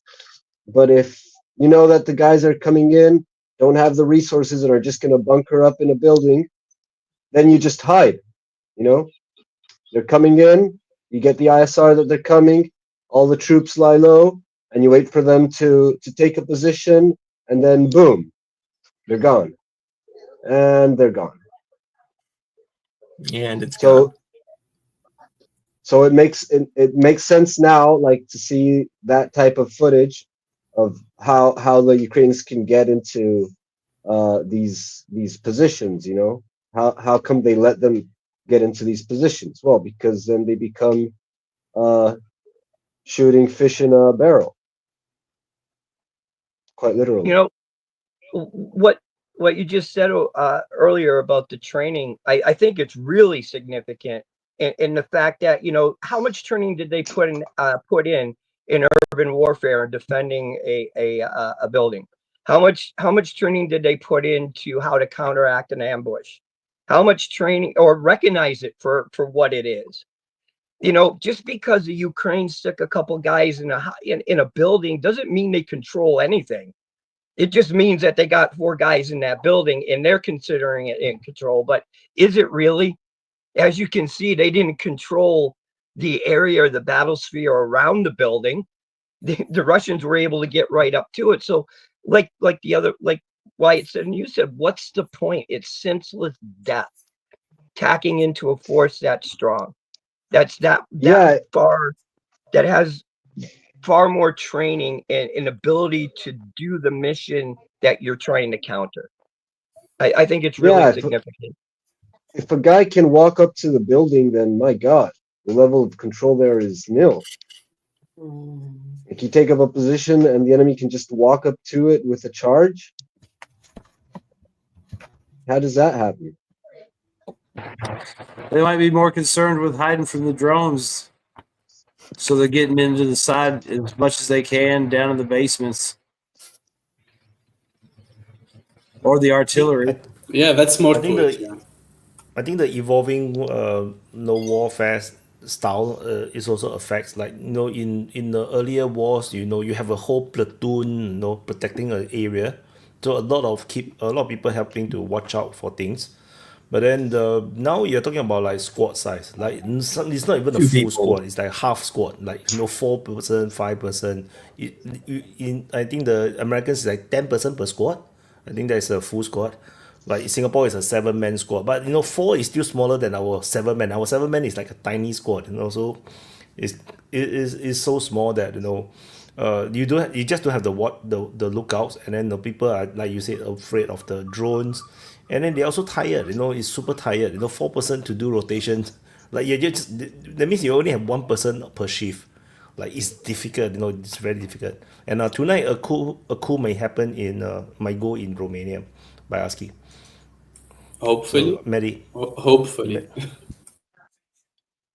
Maddie wanted to say something, but I think he forgot. Well, isn't the whole issue with elections in Romania a coup in itself? Already? Like, Yeah, is it- as is. Maddie's back. Maddie's back. Let Maddie talk. Later he forget. Go ahead, Maddie. You're muted. You're muted. Forgot I was muted too. I wonder if the significance of President Trump announcing that there will be no ISR given to the Ukraine, the way it was done very publicly, and they even said any assets that are be using in that we have in Ukraine are getting pulled out, and also told the British not to be giving them ISW assets either. I wonder if Trump was told that Russia has finally hit that line and said, if you continue to do this, your decision-making centers are on the table. I have released my military to use its full force if it finds it necessary. Those two events right there make me believe that there was some communication between Russia and the United States. And I think that maybe Russia said, listen, you got satellites up in the air that we can take out, that you'll have a hard time replacing. And you also have your military and command centers outside of Ukraine, and like Ramstein in Germany, and also France. Also, and that's the thing, is France is playing a very dangerous game. I think the British are starting to get it, but France, I don't. And if France, if Russia sees that France is providing ISR to the Ukraine still, we may see a strike outside of Ukraine. If you take what the words of Lavrov, what he's been saying, what Putin's been saying, and what the president of the United States has announced that we will not do anymore, if you put all those things together, it starts to form, to me, a bigger picture that we've been told that it's time to back off because it's go time. And if you're fighting against us, then we're at war. That's just my opinion. I mean, I get what you're saying, but I think it's more that they're just trying to de-escalate and do good faith gestures for each other so that they can negotiate and not provide an ISR. I mean, you can tell already. I mean, they're not shooting ATACMS. I mean, I guess they could try. The only thing I can think they could still do, maybe without U.S. help or Western help, is those airplane drones, because you could just program in a course. And if it's going to a refinery, that's a big target. As long as it crashes in the refinery, it'd probably cause a fire. So you could say you hit the target. Yo, so I have a conspiracy theory. What if this whole thing is Donald Trump's whole plot to undermine Zelensky? So he gets to say, what is Zelensky's value? This whole time he was supposedly the guy that was providing the armaments from the Western countries. He was kind of like the war ambassador. And nowadays we're cutting off. You guys are losing ISR because of him. We got to get rid of this guy. We got to replace him with. Well, they've already been doing that. They've been doing that since the White House. It's clear. Yeah, you know what I mean? Like extra, like, because on top of that, like if you remember, we also discussed this with Night on our last podcast too. If you remember, him saying the Russians coming out and going like, "Hey, you know what? Actually, we have more rare earths than the Ukrainians, and we'd love to make a deal with the Americans regarding the rare earths." So like it's all of this is like your leverage is being eroded, Zelensky. You don't provide the arms. In fact, you're screwing us over. Number two, you're not providing peace, right? You're standing in the way of peace. And then number three, you are a dictator after all, and then number four, you're unstable. So like all of this stuff slowly building up a case to basically take Zelensky, who was for the longest time like a hero in the eyes of so many people, and just basically dump on him. Like I think only Trump can. Maybe not even fully on purpose.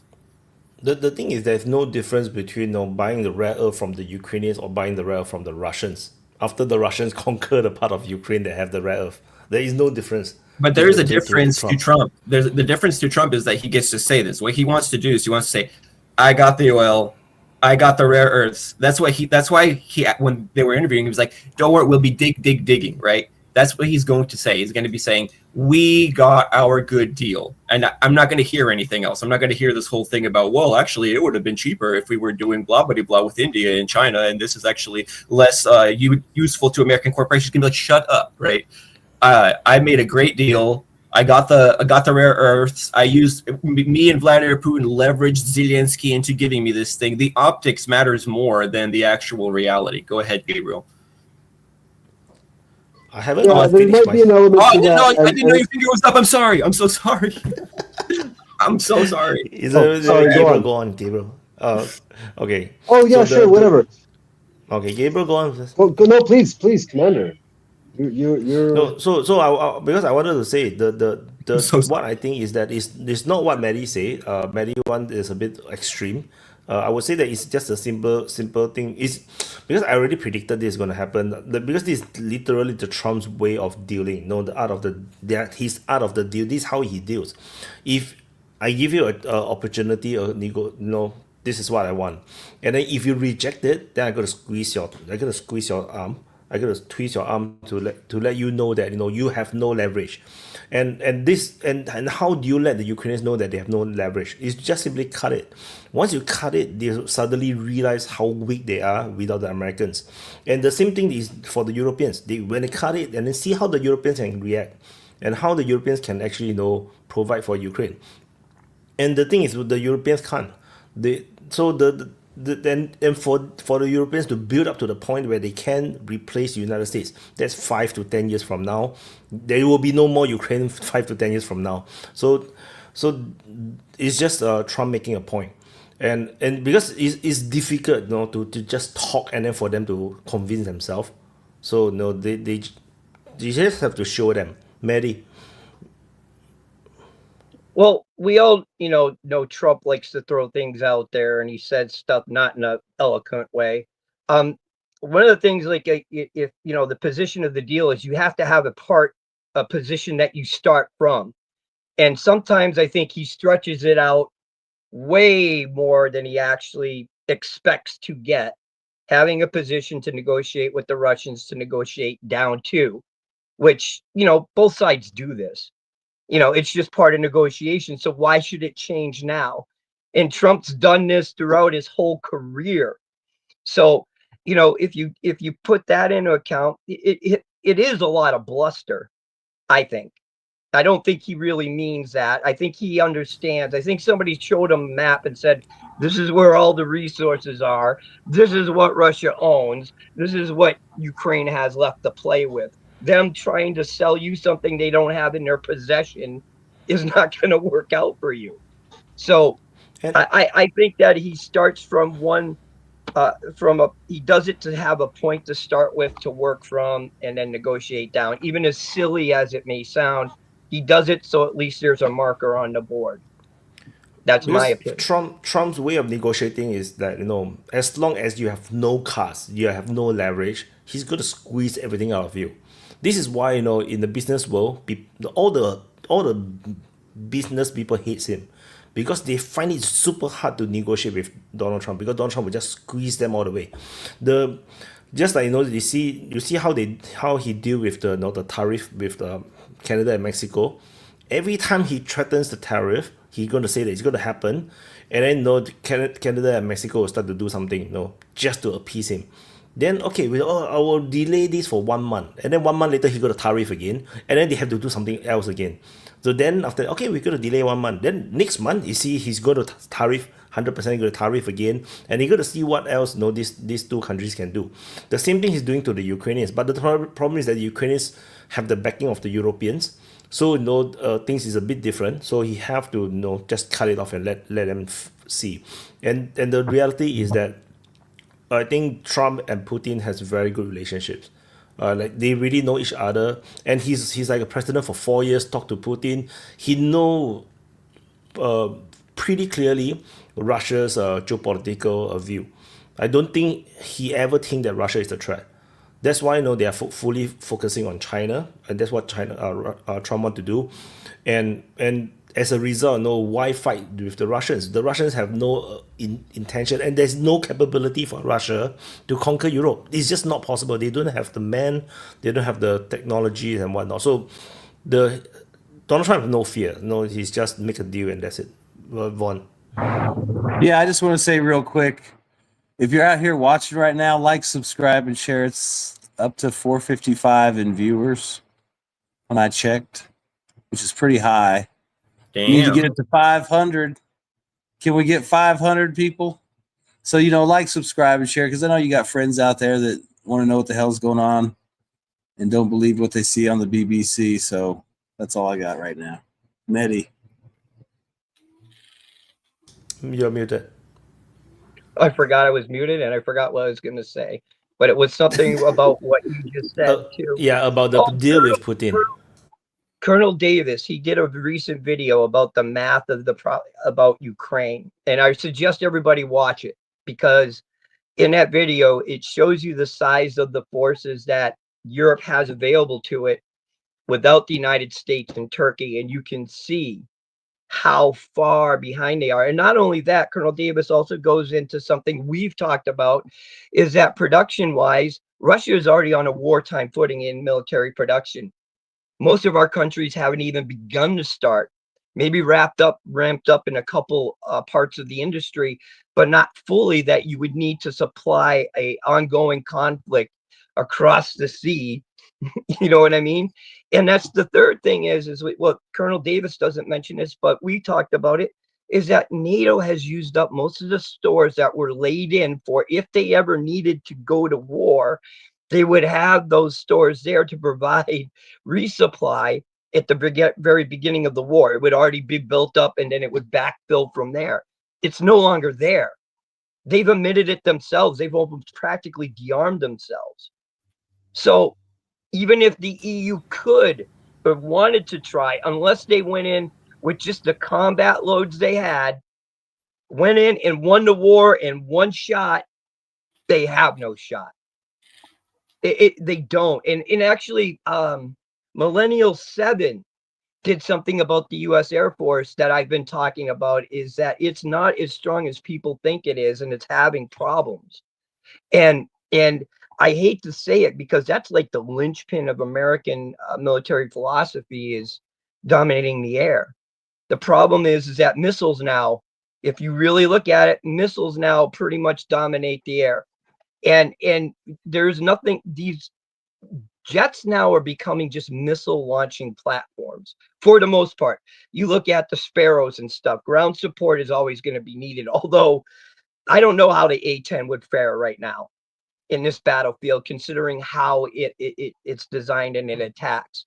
It's too slow. I don't think it could evade the missiles that are out there right now. So we need to either crank up EW to the point where the Russians just can't lock on to our shit, or we got to reconsider what we're going to do when it comes to air warfare, because we waste a lot of money. And what's being shown is that we're actually downsizing and using the money of savings for that to pay for F-35s that we cannot build fast enough to replace them. And that's the thing, is we're actually neutering ourselves right now as it is. And if you're an enemy of the United States, you're looking at how, our configuration is right now, and where our problems are, and why I'm so adamant about speaking out, because I want the shit fixed, is that they see that we're weak and we cannot do the things that we've always said that we could do. We could do it in the 90s, maybe in the early 2000s, but now it is a total different game. And I think finally Trump is getting somebody in there that's starting to recognize the fact and telling him the straight truth in his ear. And I'm glad that he's doing it, because we need time to kick back, and we need serious military people to go and look at the doctrine, look at the weapon systems we have, and then decide on what kind of military we're going to be. Are we going to be light and deployable like we are now, which is proving to be that the weapon systems are too light to survive on peer-to-peer conflict. It only works in localized conflicts where there's no heavy armor components or anything like that, where we dominate the air. It's not that way anymore, and we need to think differently. And I hope we do. And I think Trump is starting to get the message. I don't know how deep it's going, and I don't know how far he has to plow through the U.S. Military chain of command to get down to people that are serious enough and understand warfare enough to be able to give him the right format that we should be thinking of. We need to back up and study this war and figure out what the Russians are doing, and not have this smug attitude as if, well, if the Russians did it, it was stupid and it's all shit. Because they're proving nationalize they're proving right now MIC. Got to nationalize the MIC. No chance. No was way. it first Bobby or me? Well, if No, totally. I'll just rebound off what Maddie is saying, because the Pentagon has said for quite a while, since Obama's term, that they need to pivot towards Asia. So from a strategic point of view, getting bogged down in Ukraine, the cost and logistics of a war in Ukraine, which is not going to win, you're not going to win. You might be able to defend it. You might be able to fight the Russians to a stalemate, right?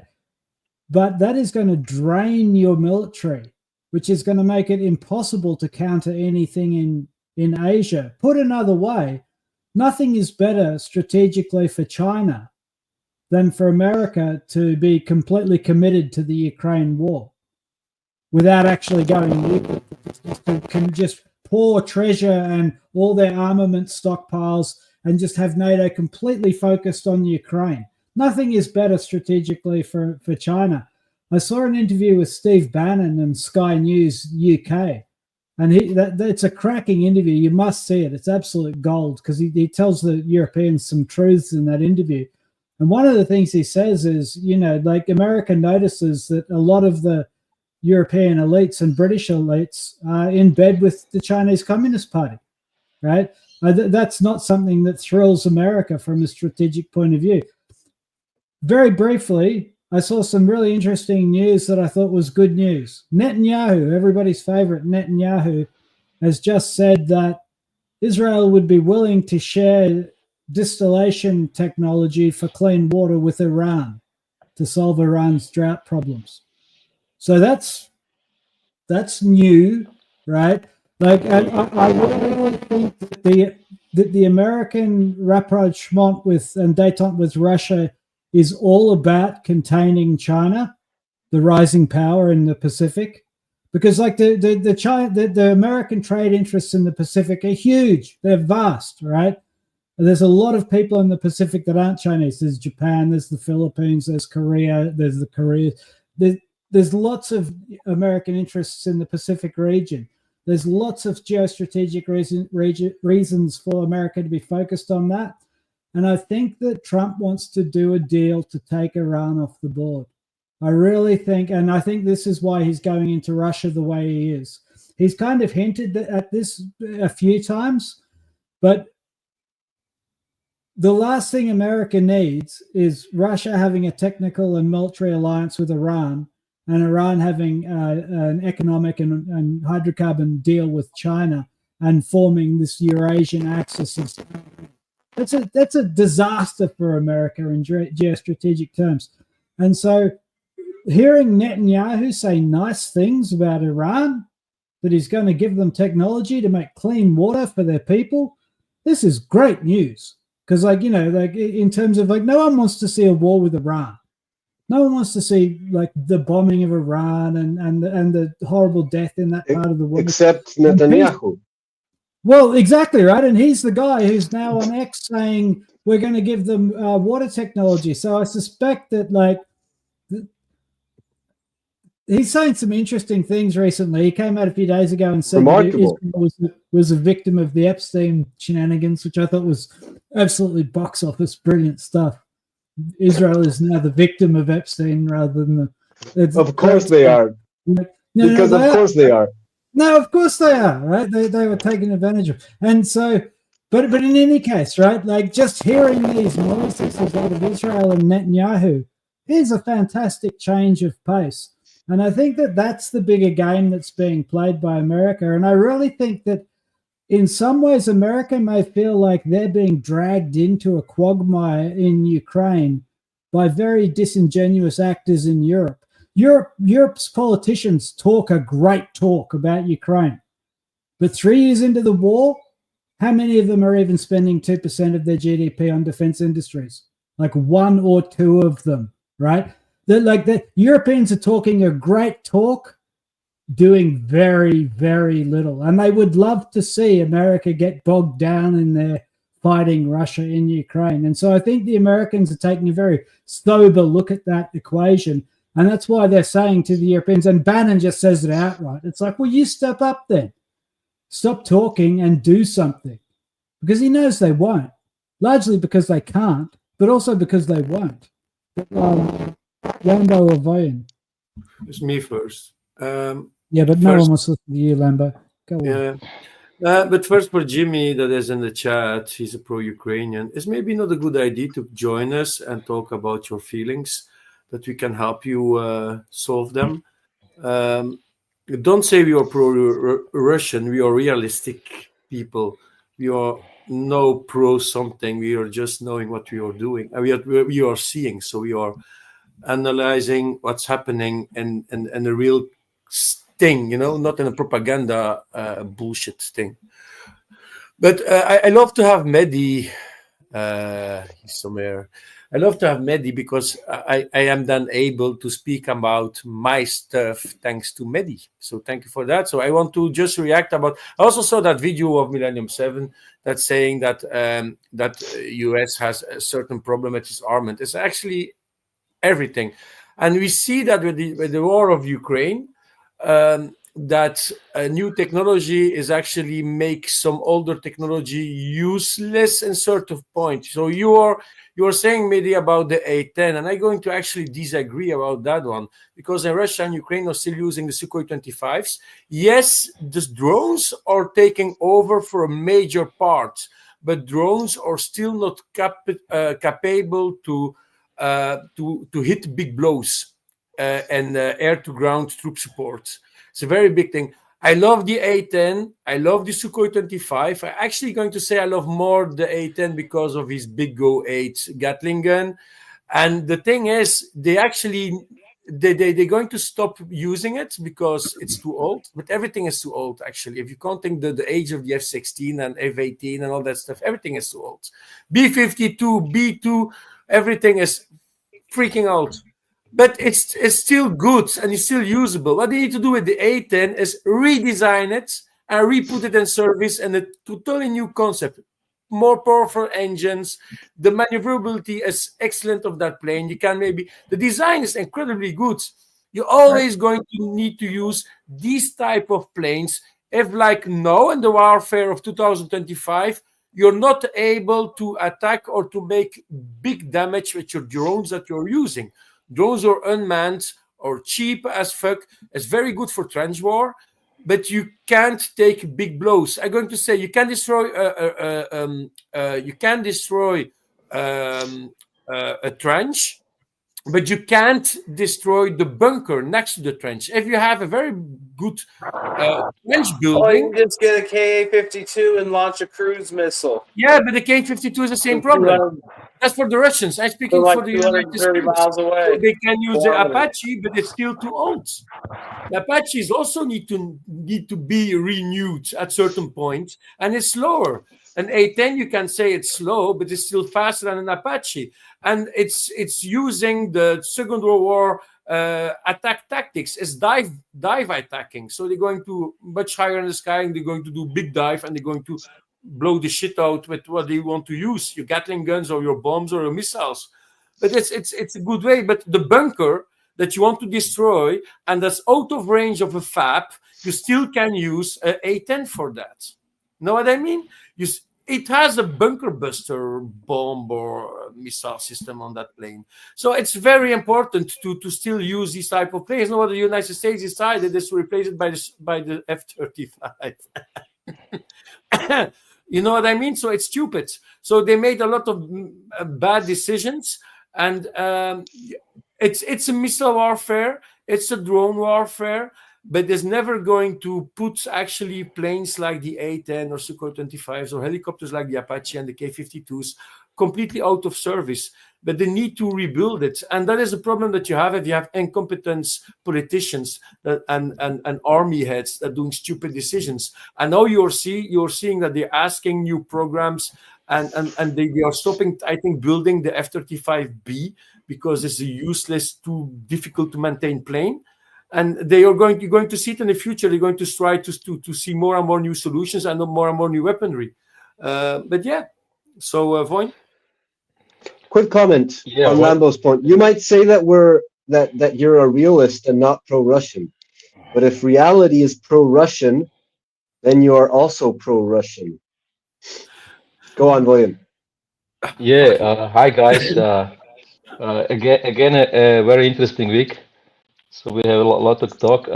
Regarding Toby's point that the Europeans are pushing, I'd like to remind everybody that it was in fact the United States who has been pushing everyone in the beginning. Remember that Germany gave just helmets, and even Poland didn't want to give MiG-29s, but they said, okay, we'll give it to the United States, and the United States can give it to Ukraine. So in fact, Ukrainians are complaining that they have been backstabbed by USA. They have not been backstabbed. They were always just a tool, and the tool can't be backstabbed. They're just been laid off or thrown away.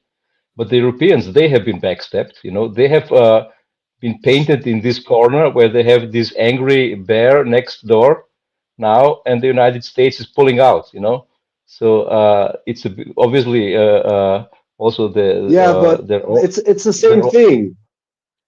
Europe is the same tool as Ukraine in that scenario, in that analogy, and a tool cannot be backstabbed. You know, and it's hilarious because at least officially they're allies. You know. Oh yeah, at least officially they're allies, but they're still under the same situation as Ukraine is, and you know that if you're doing things against your own interests for whatever reason, who do you have to blame? Go on. Sorry.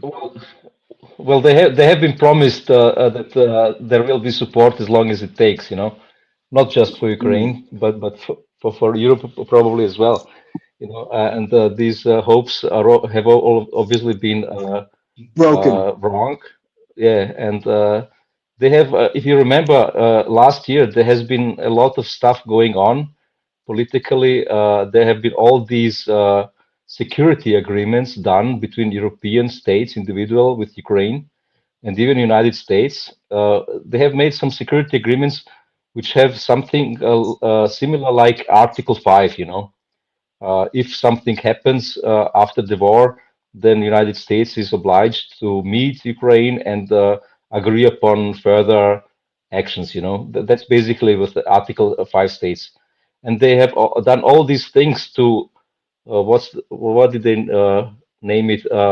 Trump-proof, or you know, or making Trump-proof.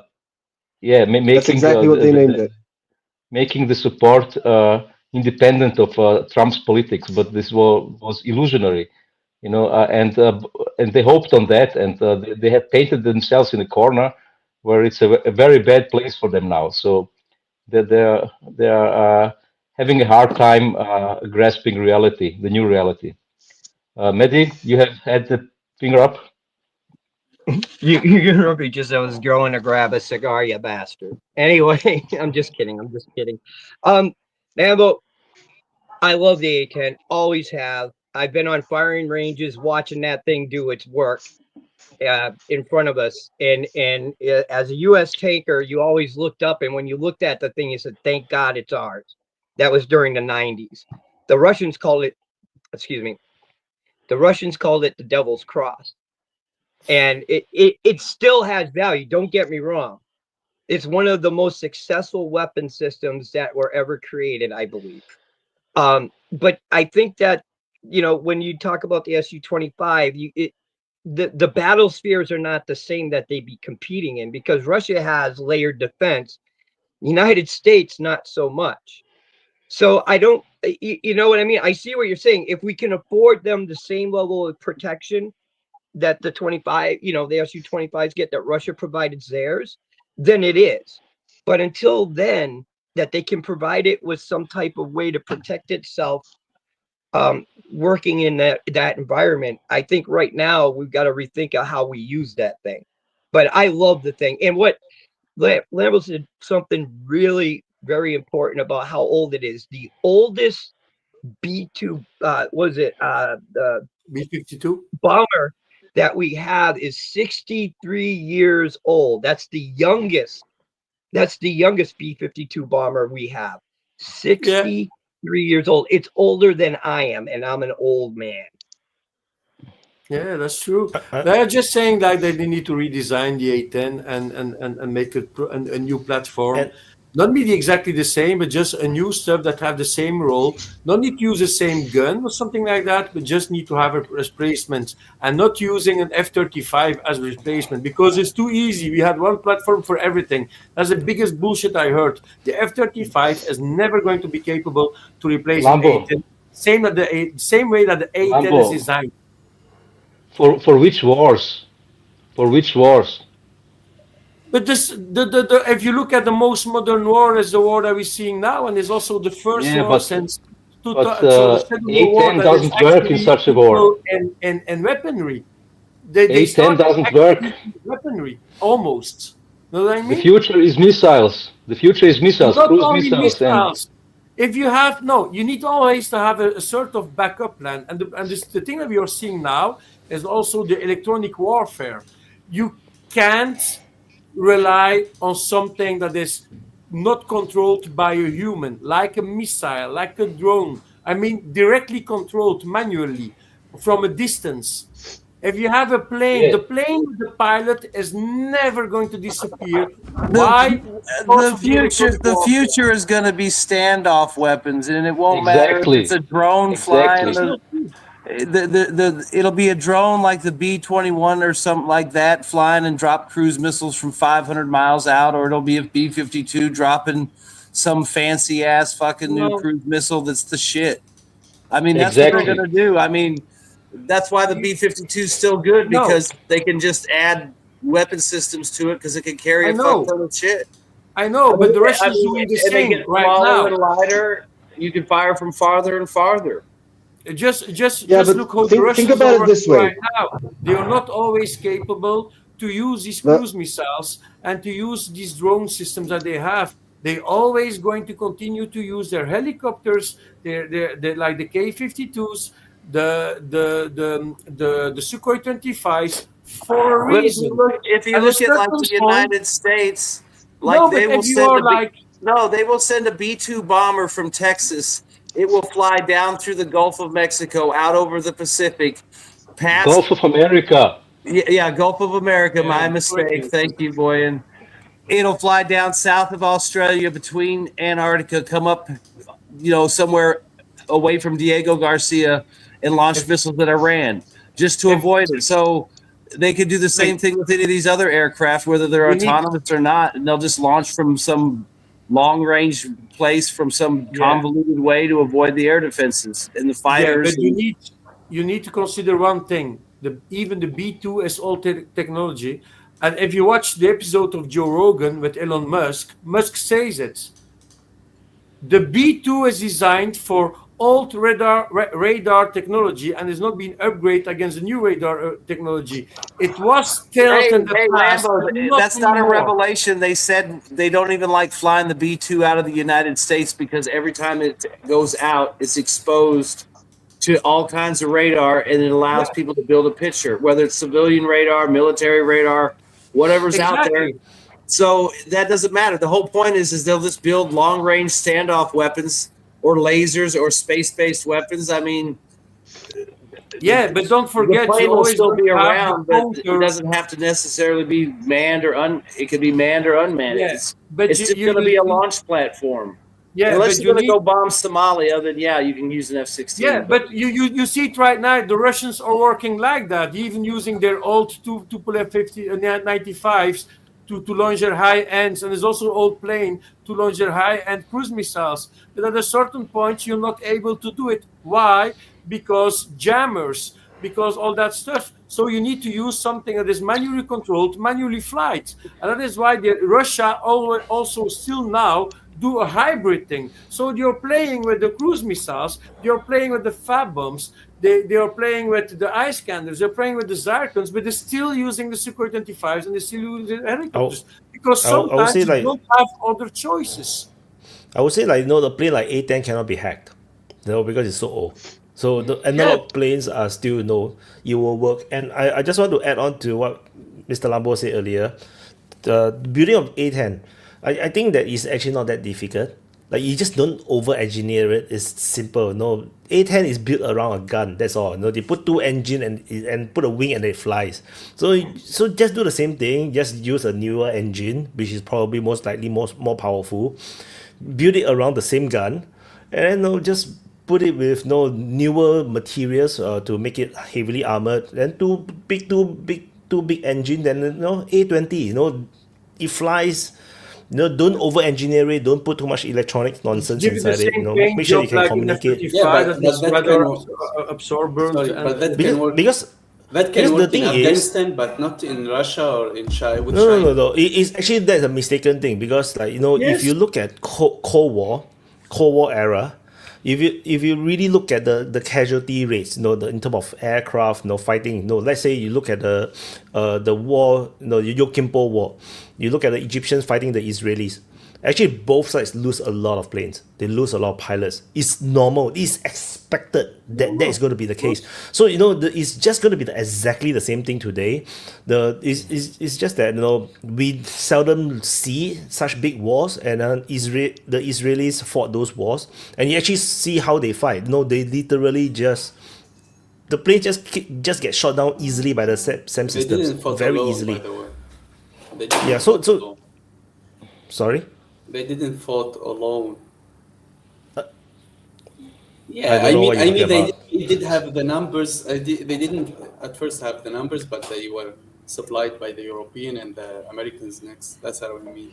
But That's Yom Kippur also- War? No. Yom Kippur War is a short war. It's a very but short also war, right? just to It's finish, one all Wyatt, Israeli.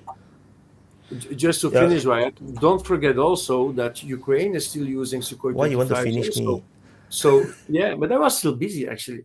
But I just mean like Ukraine. Don't forget that Ukraine still have Sukhoi 25s in service and they're still using them. We just don't see a lot of footage of it because you're very And careful. Russia's using them too, Yeah, of pretty course. heavily as support. Because you always need them. Air support for ground troops. That's the same why the tank is never going to disappear. Also, you're also going to need it for something. Yeah. Yeah, and the thing with the planes is that Mehdi,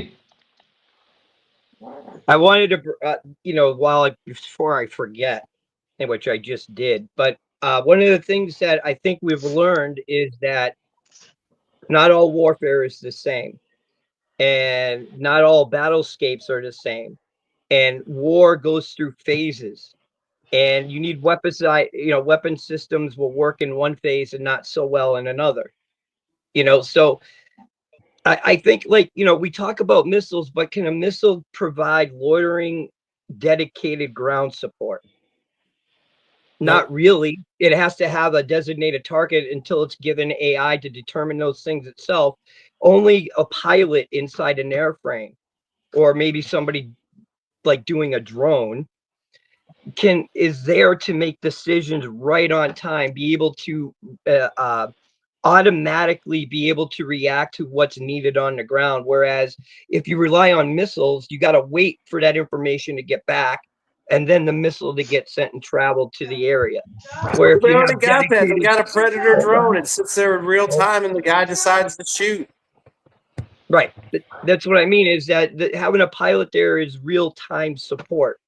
But can you do it in peer-to-peer warfare of this type, where you leave an asset out there hanging out waiting around trying to provide air support against the military that brings a mobile air defense with it.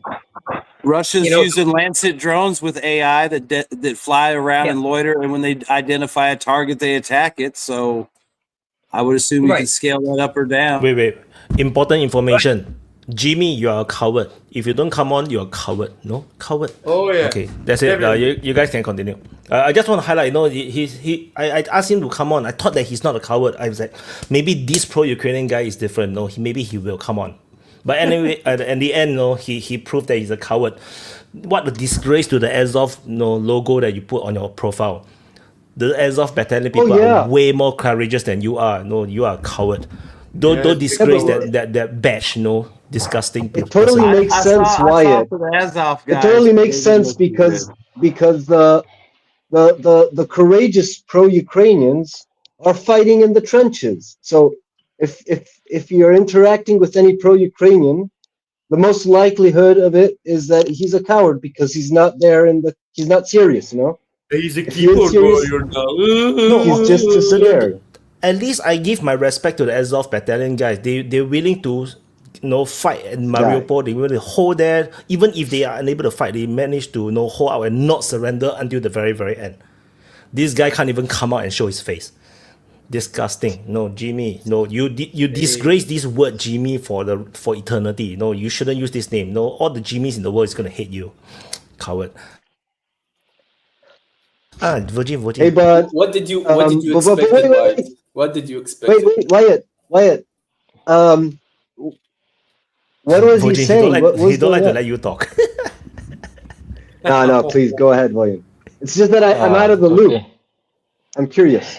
But go on. Well, on this airplane stuff, yes, there is this. There are these three areas, like standoff weapons that Ron mentioned.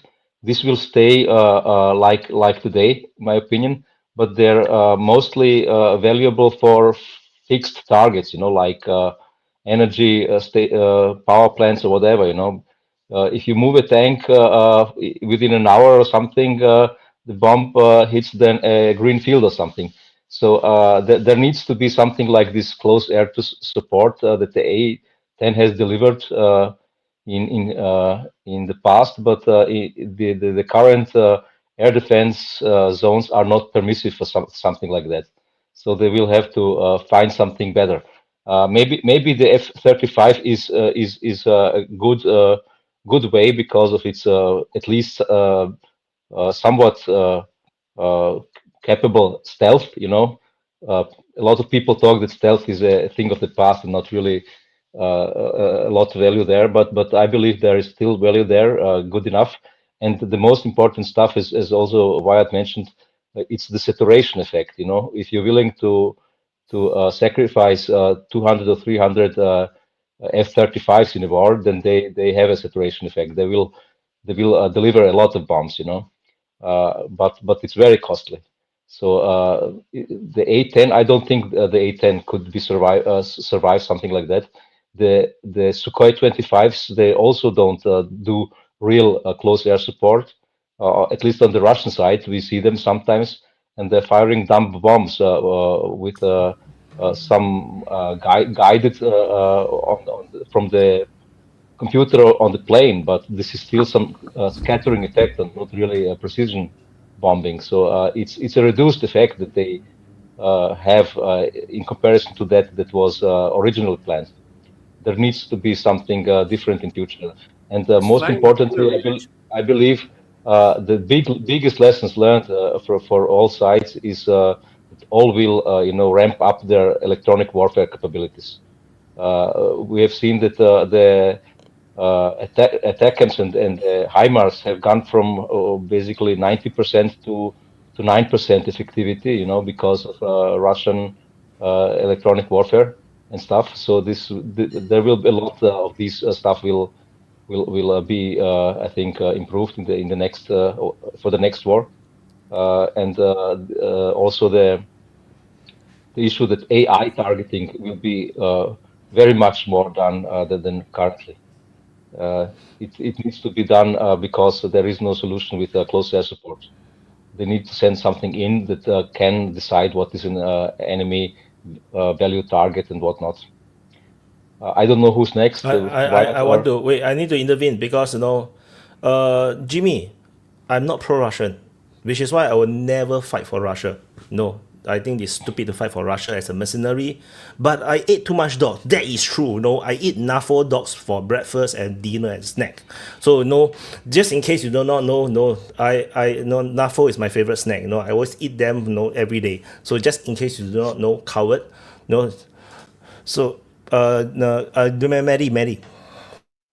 I wanted to back up Vaughn because he made a really good point about standoff weapons. It's the best defense you can have is to be able to detect, target, and engage your enemy outside the envelope that they can engage you. It just simply is. And if we see what the Russians have focused on is being able to reach out and touch somebody before you even know you've been targeted. And I think that's part of the direction the United States, all countries are going to have to go.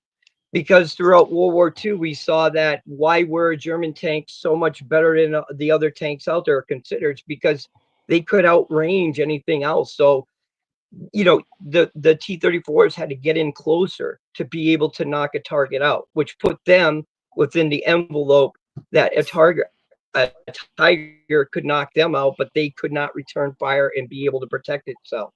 That's why standoff distance engagement is such a big thing. And I think that if you look at most Russian weapon systems, especially their missile systems, they outrange what the West has been currently producing by quite a margin, especially the R-37 and those other types that are coming out along that line. That's why I say the Air Force is we got to decide, because the cost of just the airframe and then the cost of the pilot itself, all that training, all the weapons that go on it can't even get into the distance that it actually can engage and do its work, because it's been out. It got knocked out from SU whatever, carrying R-37 that hit it 80 kilometers out before its radar picked up any sensor that it was being detected. I don't know if it's like that, but I know it's close to that. And I think that there was an Su-27 or 29 that was just taken out from 130 kilometers by the Russians.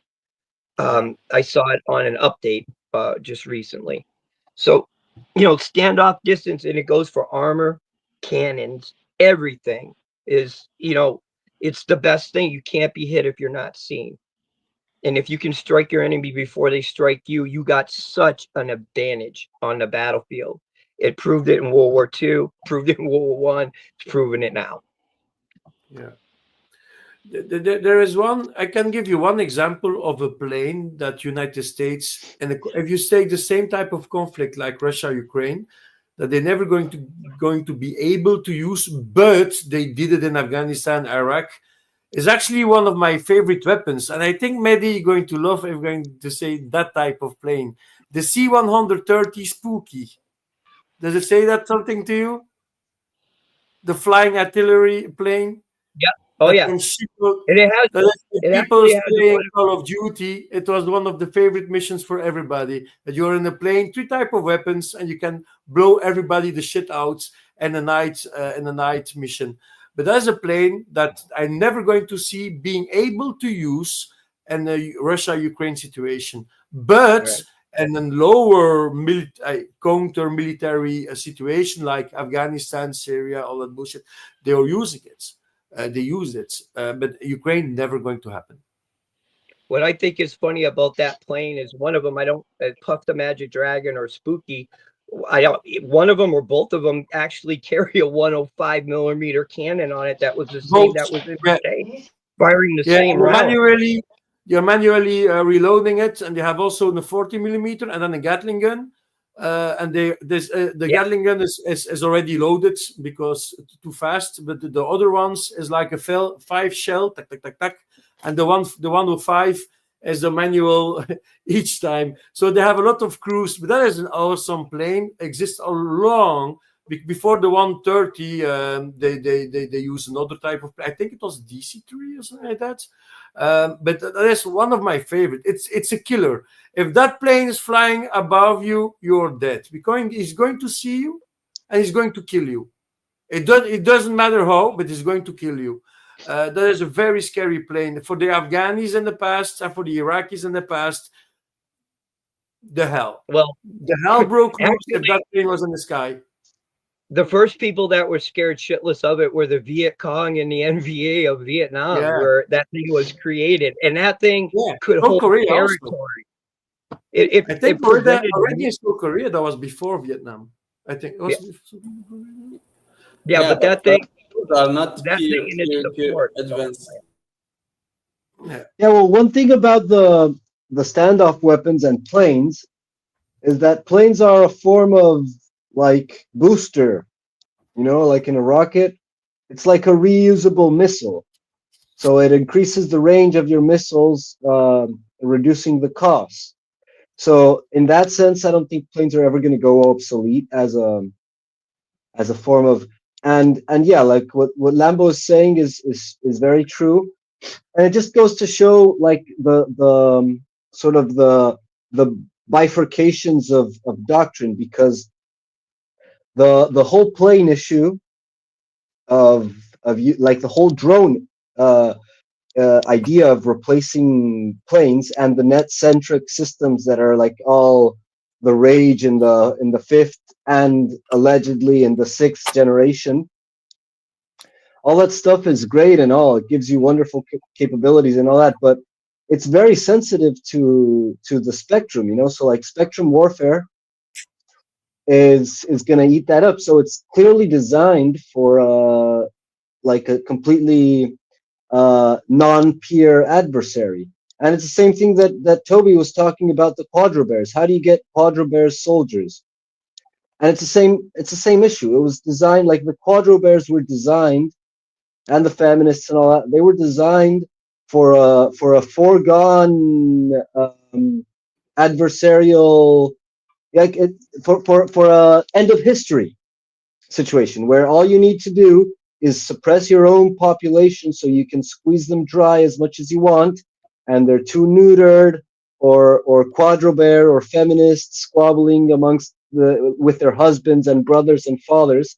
So they'll never pay attention to you, and they'll let you squeeze them all you want. And suddenly, the advent of adversarialism, of geopolitical adversaries, reemerge into the historical picture. Great men start appearing again. Great men, like in the sense of strong men, that change history, that mold the future in their hands. And the end of history is over. Suddenly, out of the blue, the end of history is over. We're back to history again, folks. Welcome back. It was a good, it was a nice dream. Disgusting dream though, like the song Imagine, like super pretty song, Imagine there's no this, there's no that, there's no nation, there's no religion, nothing to live or die for. Like imagine a world where there's nothing to live or die for. It's like the most horrendous idea you can possibly imagine. But that shit is over, and so now we have to get our shit together again. Trump is trying to do that. He seems kind of serious on it. I'm not sure if he's capable of, but basically the bottom line is that you're gonna need to learn how to fight again. And America is definitely in a severe situation. The Air Force is its backbone, and the level of declining is super concerning. Yeah, I watched that video of Gus. Really good video. You should watch it, Wyatt. I think you'd like it. And I don't know what you can do about it, because the whole model, the whole thing is based on how much is the maximum profit I can make, and those guys are the ones who own the government. So more than AIPAC. Way more than AIPAC. So how do you take away their candy, like their gravy train? And the only solution I can think of is you're going to have to like sort of get off your capitalist free market high horse and nationalize the military. That's what Russia's doing. That's what they're doing right. I mean, along with having a functioning government, right? Because if you nationalize your government, if you nationalize your industry, but your government is shit and corrupt, then it's the same thing. But like, first you need nationalist, patriotic government officials, and then you need to nationalize your industry, and you can get it back on track. Super chat: Is John Lennon a Genghis Khanist when he say above us only sky? Yeah, he's a globalist. He's a globalist. It's funny. Very- There's recently been somebody did a video of satire on all we are saying is give war a chance, like John Lennon singing it, but the exact opposite of, and it's the same people that were out there singing Kumbaya and this shit are now the ones that want the fucking war. That's the beauty of it. And or I should say the hypocrisy of it, not the beauty. Yeah, they're the maximum war hawks. You gotta watch that. Jimmy Dore did it. He didn't do it. Oh, He it's the did a Jimmy video again. of it. It's a Jimmy again. You mean the Jimmy in the live chat? He didn't go and serve in the Ukraine war. He didn't go to the front line and fight for his country he and served speak in the Ukrainian war. in our live chat. He's serving the in Jimmy. war, man. No, but Jimmy Dore is a good Jimmy. Coward. He's a real Jimmy. He's not a shitty Jimmy. He's not a shitty coward Jimmy. Jimmy Dore is a cool Jimmy. Oh, okay. See, I say, I say, this Jimmy in the live chat have tainted the word Jimmy for everyone. No, so disgusting. I think the community of Jimmys should exile him from the Jimmy world. The council of Jimmys. Should definitely. One thing I wanted to say Many. that I wanted to say to Vaughn last week was that, with all this going on about who's going to replace Zelensky and my man Zelensky, I still hold out hope for Vaughn's man Prigozhin to come back from the dead and lead the AFU. Yeah, that would be fucking epic. Like, Ukraine starts the elections and shit, and they're all going to go to vote. And, the day the vote is going to start, he comes out, takes off his beard, his fake beard and his fake wig. And the bald guy comes up like, I am Prigozhin. Vote for me, I will save Ukraine. And everyone votes in mass for Prigozhin, and he becomes a new president of Ukraine, as he promised. He promised us he would be the president of Ukraine. He's going to fulfill his promise. So he's going to return from the dead. Yeah. Or Vaughn is going to pretend to be him. Let's make Or maybe Vaughn will just put on the fake beard and pretend to be him. Maddie. I want to switch topics a little bit. In the Prokhorovsk area, where we've been thinking they've been having some problems getting around and attacking into it. I believe that's true. I mean, it's heavily defended. And I wonder, do you guys think they'll actually go to take Prokhorovsk, or do you think that maybe they'll go around this thing and let it die on the vine, considering the defensive force that's in there? And do you think that maybe they've been paused at that area they're at right now, waiting for what we're seeing develop, and then maybe joining in from there? What do you guys think about that? Because it seems some places it's reported that the Russians are kind of stuck there. Some people are reporting it's just or I've read it's just an operational pause. I think it's a little bit of both myself. But anyway, what do you guys think? Coin? Well, I think that Pokrovsk is just like every other front, is just a means for attrition. The Russians are moving ahead, and the Russians I totally agree with that. It's exactly what I was going to say. If you look at it, it really is kind of a pocket that the Russians have created themselves, just like the Ukrainians in Kursk.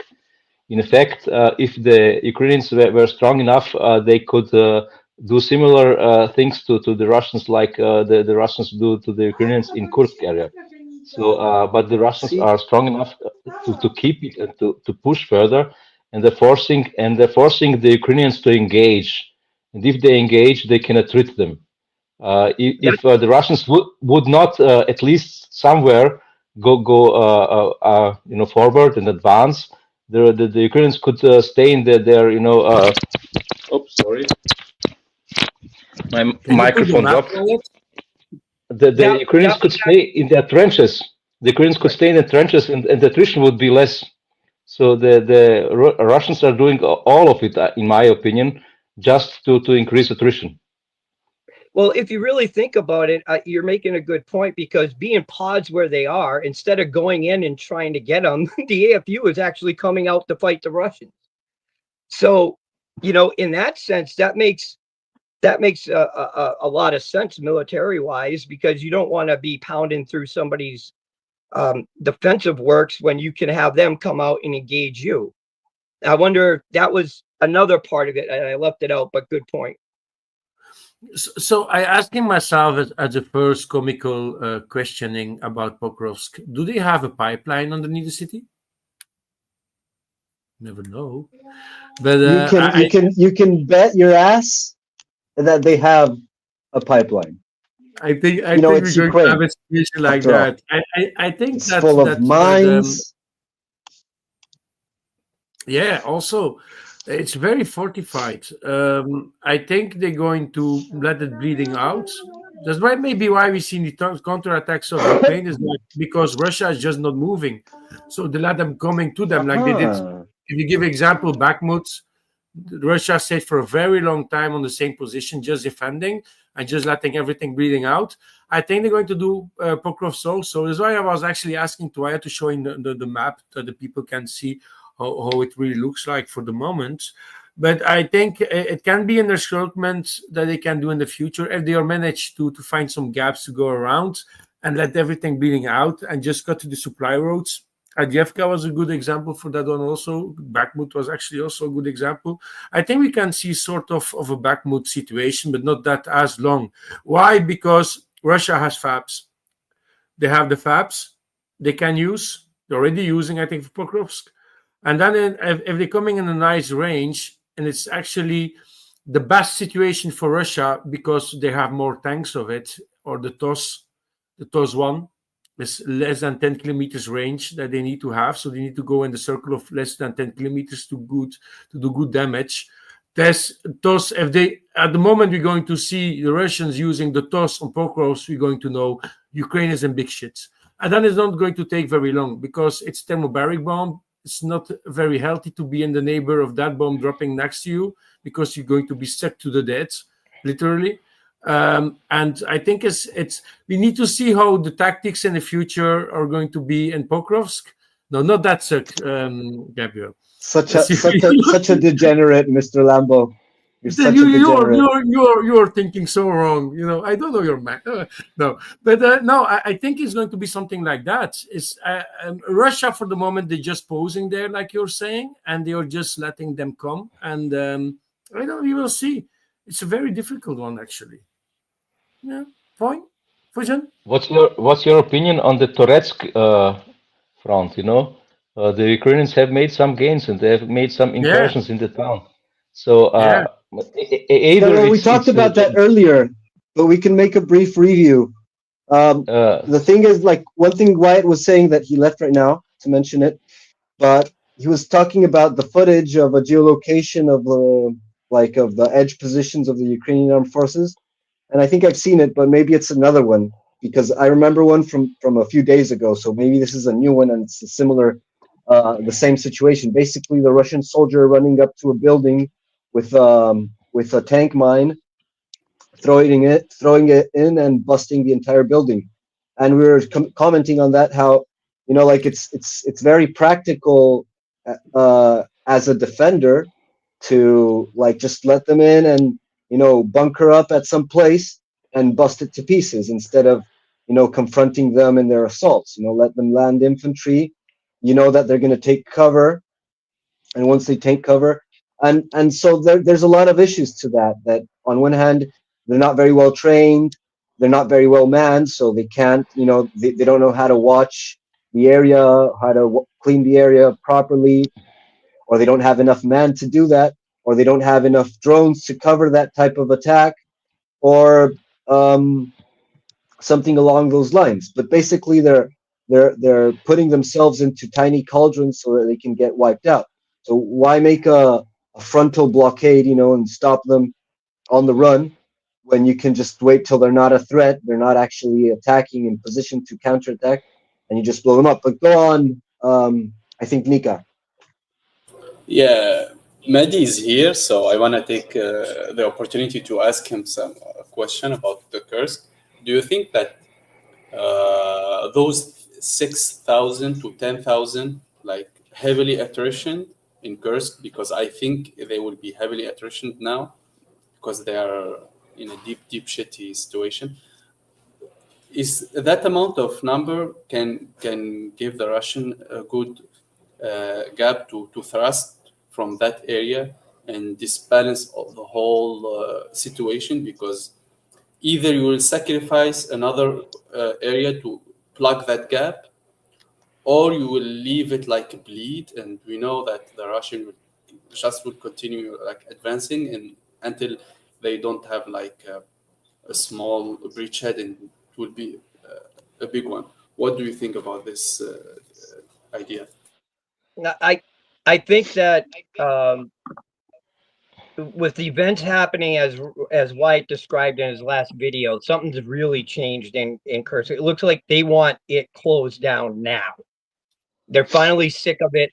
It's done the work that they wanted. Once its momentum was broken, moving in the direction towards Kursk, it was over at that point. And they should have made a decision then if they were strong enough to hold where they were, or they should just get out, because they extended their forces into Russian territory. You know, it's like walking into your enemy's house. You know, you're in their house now. You're surrounded by them, and without having the force to protect, Russia is squeezing it down. And I think here's the thing that can happen, and does sometimes happen, is that when you have like a salient like this, and it gets squeezed and ground down, pinched off, once that's done, you have a huge force in one space that can push right down the axis that the attack came from, because there's nothing behind it anymore. Exactly. It's all but what I wanted to ask you, Mehdi, that this number, like they say, it's about between 7 and 10,000 Ukrainian. Do that gap of like that number is enough to have a good thrust to the Russian, or is it like is not enough? I don't really know. I'm sorry. I mean, I'm not Russian MOD. I don't know what forces are displaced in the area and how much they're actually using. I wish I knew more, but I don't. I would think that, you know, with them condensing that pocket, you got all the AFU now are getting shoved into a smaller and smaller location. Like I think Wyatt said, the width of the pincers at the base of Kursk that they're going in to cut off is now only 6 miles from the main road, which means it's under direct fire. 10 to 12 kilometer. Yeah. 10 to 20. Well, that now it's in artillery fire. As they get closer to it, then it's going to be taken under direct fire, where tanks and them can engage it right as it's happening. Plus, you got all the drones and stuff. I don't see them making it out of it, to be honest, at all. And in Russia, why would they? If they can keep them condensed, they can just pound them and not really put a lot of effort into it, unless they're doing it on some time basis that they want this done by to go into another operation, maybe there or someplace else. That's all I can say. My opinion. Super chat. Jimmy Keyboard Warrior. Sorry, that is an insult to keyboard warriors all around the world. Sorry, I cannot accept that, because I'm a keyboard warrior also. And one more super chat. Von is actually the real Prigozhin. We didn't see nothing yet. So yeah, Von didn't hear. We were talking about Prigozhin just now. I heard. I was listening. All right. Hey, I was just gonna say on the cross question, I don't think they'll go in. I think they can just keep going around and draw them out and fight them there. I mean, the Ukrainians committed some elite units there, so that's more people they can't afford to lose. And then you've got the whole south side of that like a giant pocket. So I think it's just a good place for them to keep a lot of Ukrainian units tied up while they do stuff other places. And You got Orkiev, Zaporizhia, and maybe even Kherson, where something could happen. I mean, the thing is wherever they decide to go, the Ukrainians will have to respond, and that's just going to stretch them even more. And Kursk is just an all zero loss. I mean, they're going to lose so many guys trying to run out of there. It's going to be ridiculous. I'll be interested to see how many actually ever make it out. They are already losing too many. Yeah, Fauci. Well, fitting to this, from my standpoint, if you assume that there's this front in Toretsk, for instance, it's probably also that the Russians have regrouped and have withdrawn some troops, because what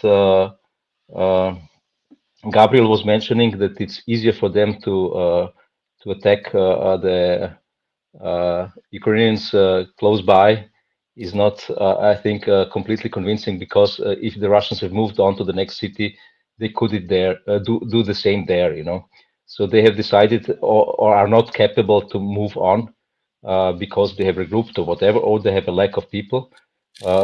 I tend to believe that the Russians have, meanwhile, more people on the front lines than the Ukrainians have, since maybe a year or half a year at least. So I tend to believe it's not the lack of people. But if you remember, the Russians, the Soviet Union had this experience that in the Second World War, the front has moved over half of the country, basically the built-up country in the European part, which was mostly built up. Siberia is still today not so much built up. So that's like, as Robert Kennedy said, that's like if United States has been destroyed from New York to Chicago. Every town has been destroyed. So if the Russians really intend to do attrition, they would be smart to do the attrition not in a lot of places, because it destroys the towns. So they maybe would be even smart to lure the Ukrainians back into Bakhmut or somewhere in towns that are already destroyed, to avoid the rebuilding, if they can do that. But it's probably not so easy to do. Yeah, so that's what I have been saying. The Russians deliberately do not want to push. They deliberately stay and fight in certain places where they already felt like technically they have advantage, like in Voschansk, in like Pokrov front region. Like they basically have a static front in front of Pokrov, and then then the Ukrainians just cannot resist attacking, right? Because they have two major cities, Milorad and Pokrov, backing them. Then they just keep moving forward and try. And they just keep dying because they just materially do not have enough, compared to the Russians. So, I mean, not that the Russians are not dying. The Russians are still dying, But the thing is that, by comparison, the Russians are in prepared positions and the Ukrainians are not. So that's a problematic thing. And even if the Ukrainians are in a prepared position, they still get killed off. Because of the air strikes and the drone strikes and whatnot. And the Ukrainians keep going back to the same trenches. I tell you from my source, the guy that came on before on DPA Open Mic, the one that's the Foreign Legion guy, he said that the situation is so bad that the first line of defense is totally destroyed. The second line of defense is also destroyed, and the Russians did not even push the lines at all. So it's like they destroyed the lines because the FPV drones, the mortars and everything were just basically made the whole trench just gone. And the Ukrainian command just keeps sending the men to the first line of defense. And he said that he pitied those guys that have been sent to the first line because there's actually nothing there. But they are still being sent there just to plug the hole, to prevent, or to at least have someone there to stop the Russians from attacking. And the Russians are not attacking. The Russians are just keeping position. So that is literally sources from the ground. Just wait 1 second. That's a proof that Russia is not like in the business of conquering more and more land. They are in the business of reducing the Ukrainian army until there is nothing left. As you say, they can go freely without anything. Yeah, it's the same thing I said before. Because the Ukrainians are doing this kind of attrition war, they just try to fight in every place that they have. They are holding. That would just means that every time that the Russians clash with them in the urban region, the whole city is going to be gone. So they want to avoid having so many Bakhmuts. They want to avoid having so many Mariupols or having so many of this, other cities that is totally flattened. So if you see how the Russians fight, they're trying to preserve the city as much as they can. But there are certain cities that is just sacrificed, like Voschansk, totally sacrificed. It's literally Stalingrad there. It's totally flattened. But then you can see that they took Adiyevka, largely intact. Adiyevka is largely intact. So the Russians are doing this, and that's which also why my theory is that the Russians are not going to go towards Kramatorsk or Sloviansk, because they two big cities are too precious for them to just enter in. They'll just do the envelopment. And which is similarly with Suja, right? You see they're not going to go into Suja right now. They're going to go and they're going to just close the encirclement. So, Mehdi. Well, there's something to back you up there. History shows that fortress cities, i.e. from Hitler's mouth, do never work.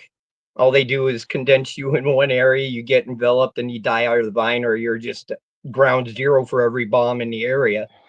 So, the Ukrainians, like they did in Mariupol, it certainly was a hard fight for sure. But in the end, the outcome, as long as the Russians had enough to get around it and isolate it, it was always going to fall eventually.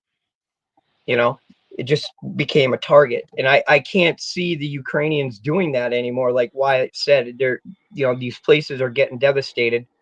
One thing I did want to ask Wyatt is that, you were saying in the last video there was lack of reporting down from the south. Is that still the case, or is all the reporting from Kursk down to like the Zaporizhia front? Sorry, is there any more being reported that's happening in Kursk, Kherson, those areas? Because it's been basically Kherson, there is not much. There's nothing at Kherson, but it's just the rest all the way to Zaporizhia. Yeah, Kherson, there's nothing yet. Oh, I mean Zaporizhia too, because you were saying that there's a lack of information from the Russians. So what's changed? Why is my point? Why has this changed that the Russians information coming from the Russian side is now less available? So has there been a change that's taken place, and it's something that maybe we should be paying attention to? Less available in terms of what thing? I don't understand. The information coming through. You were even saying on your own update that you were getting nothing from the Russians side of it. So maybe it could be operational discipline. That's a possibility. The Raiba generally also got very distracted by the geopolitics, because the geopolitics, the things that is changing on geopolitics is way more important than the front line. And the front line, there's it's like, I think that they also realize that our audience are a bit bored. I'm not sure. They just pay less attention to it. They hide their mapping behind their paywall. So there's not much. It's mostly we are depending on deep state, and also on the geolocations that we track all the front lines. But geolocation is pretty good. Basically that's fastest, which is also why sometimes people ask me about Surya maps. The reality is that I don't have to use Surya maps because the geolocation is so fast. It's much faster than I wait for Surya maps to map their map. Then I map mine. Yeah. One thing that did change. I just want to finish with this, Wyatt. And then one thing that did change though was the lack of USISR now. So, and maybe that's working in conjunction with this, where the Russians are trying to limit any information coming out from down there, from those areas. Right now, I'm not saying anything's happening, but something's changed, because you even said yourself, the flow of information coming from the Russian side is not the same. Most of it's coming from the Ukrainian side of it. Yeah, they are more disciplined nowadays, it seems. Like the last time they used to have a lot of militias, a lot of volunteers that is giving all the information. I don't think the information comes from regular forces. It's always the special forces, like the Wagner people and all these volunteer groups, the Chechens. But now it's like, they all like seems to be a bit more disciplined. I think they finally got some kind of order. If not, they're actually sabotaging themselves sometimes. So we got a new guy here, Spice Merchant. You would like to introduce before yourself? Spice, I will go. I will leave you to my brother. So I need to go. I'm going Bye, Nika. to break my fast. Yeah. Have a good day. Oh, Now you break enjoy your fast? food.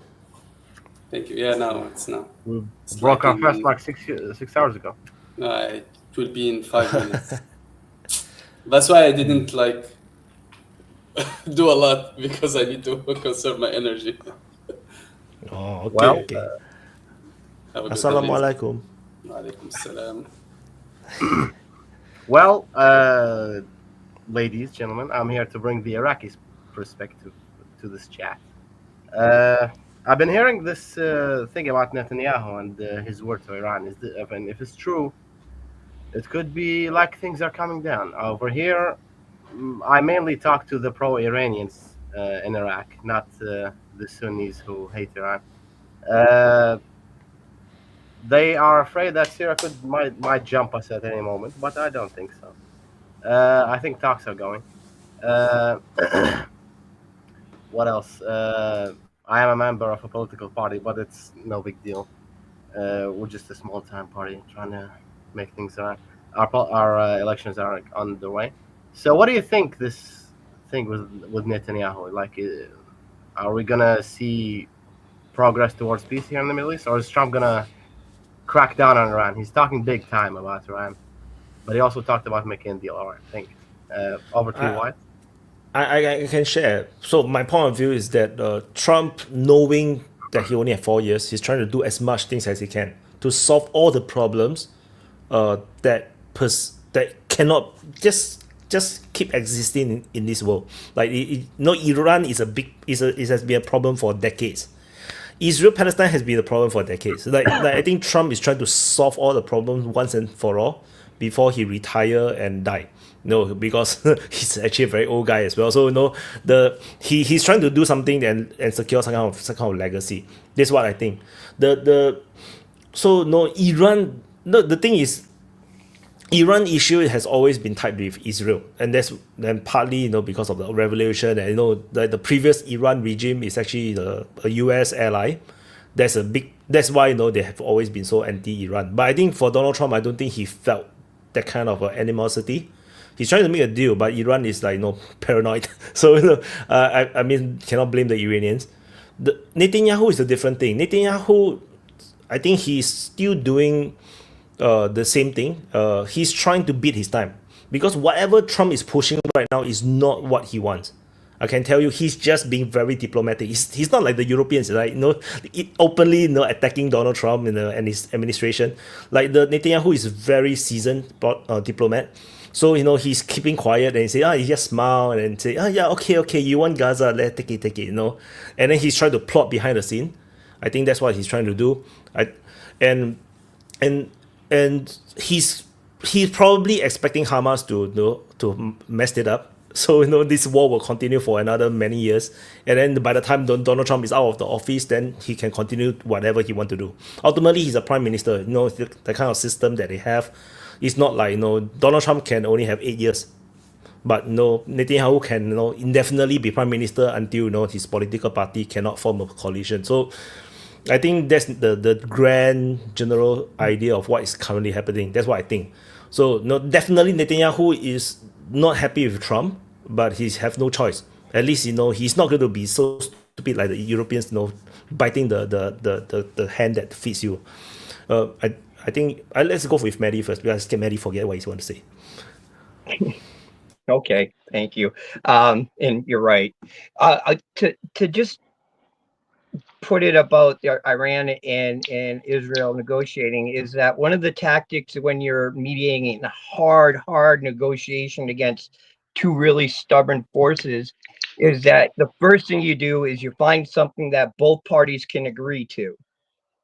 And then you get the resolution for that agreement. And the reason why it's a psychological game, trying to get something going so at least there's communication happening, and you've already set up the possibility of what each side saying yes to something.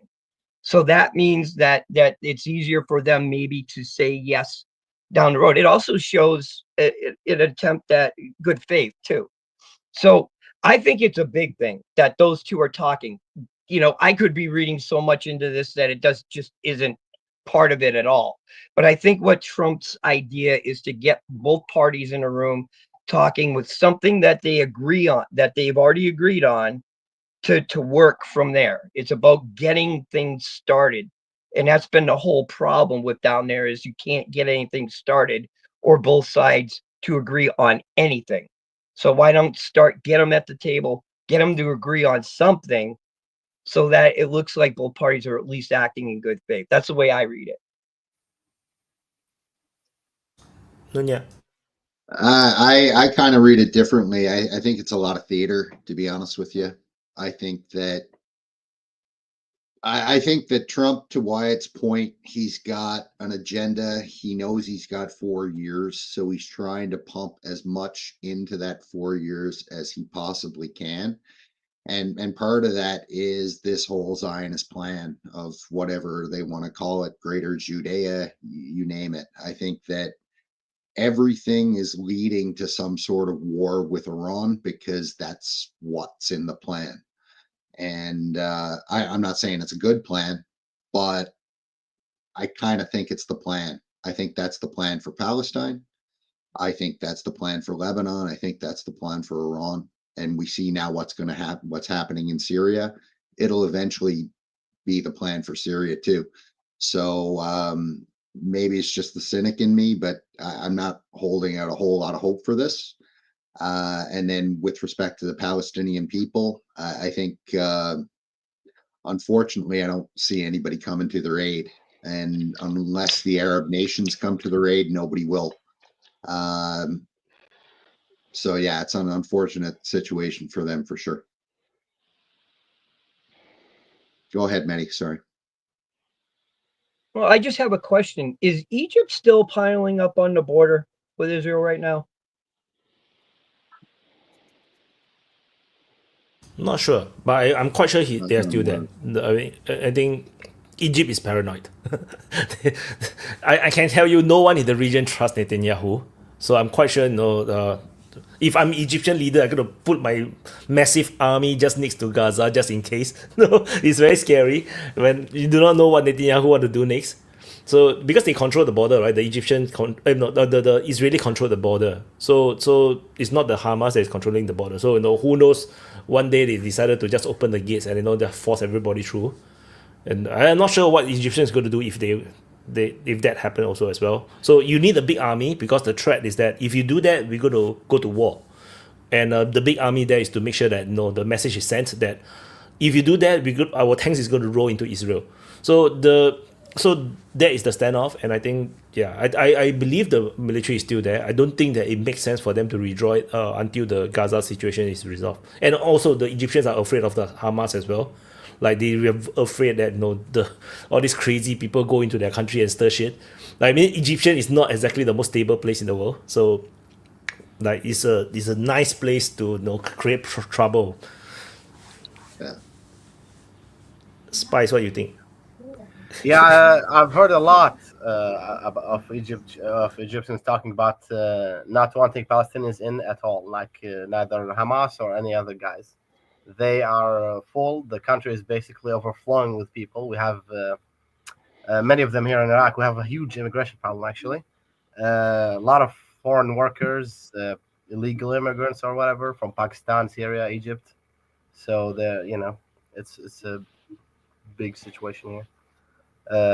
Vol'jin, or Yeah, I can't tell you a lot about the Middle East. Probably you should tell us your opinions for us to learn.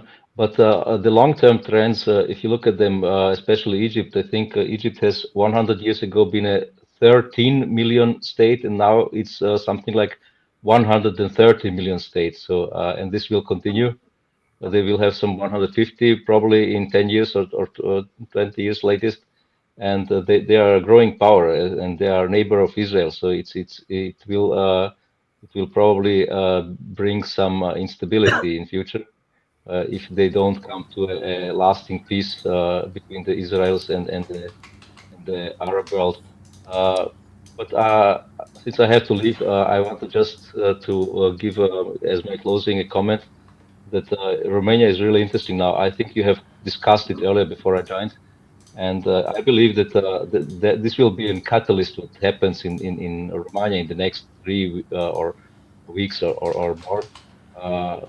If the Europeans will continue to be hostile to Russia, because if they lose Romania, as lose in the sense that it will become something like Hungary with Orban, who is not so Russophobic, then they don't have the Southern Front, which they would need against the Russians in Ukraine, especially if the Russians come to Odessa, which is next door to Romania. And this will be the most interesting thing to follow in the next few weeks, what will happen there. So have a nice one, guys, and see you next time. Thank you, Wayne. Yeah, I finally pronounced his name correct for once today. Thanks. No, I want to add on Romania is important because if you lose Romania, you lost any way to send a European army into Ukraine. That's the only place left. Because Poland already said no way. So the Baltic states is not exactly the place where you can send troops.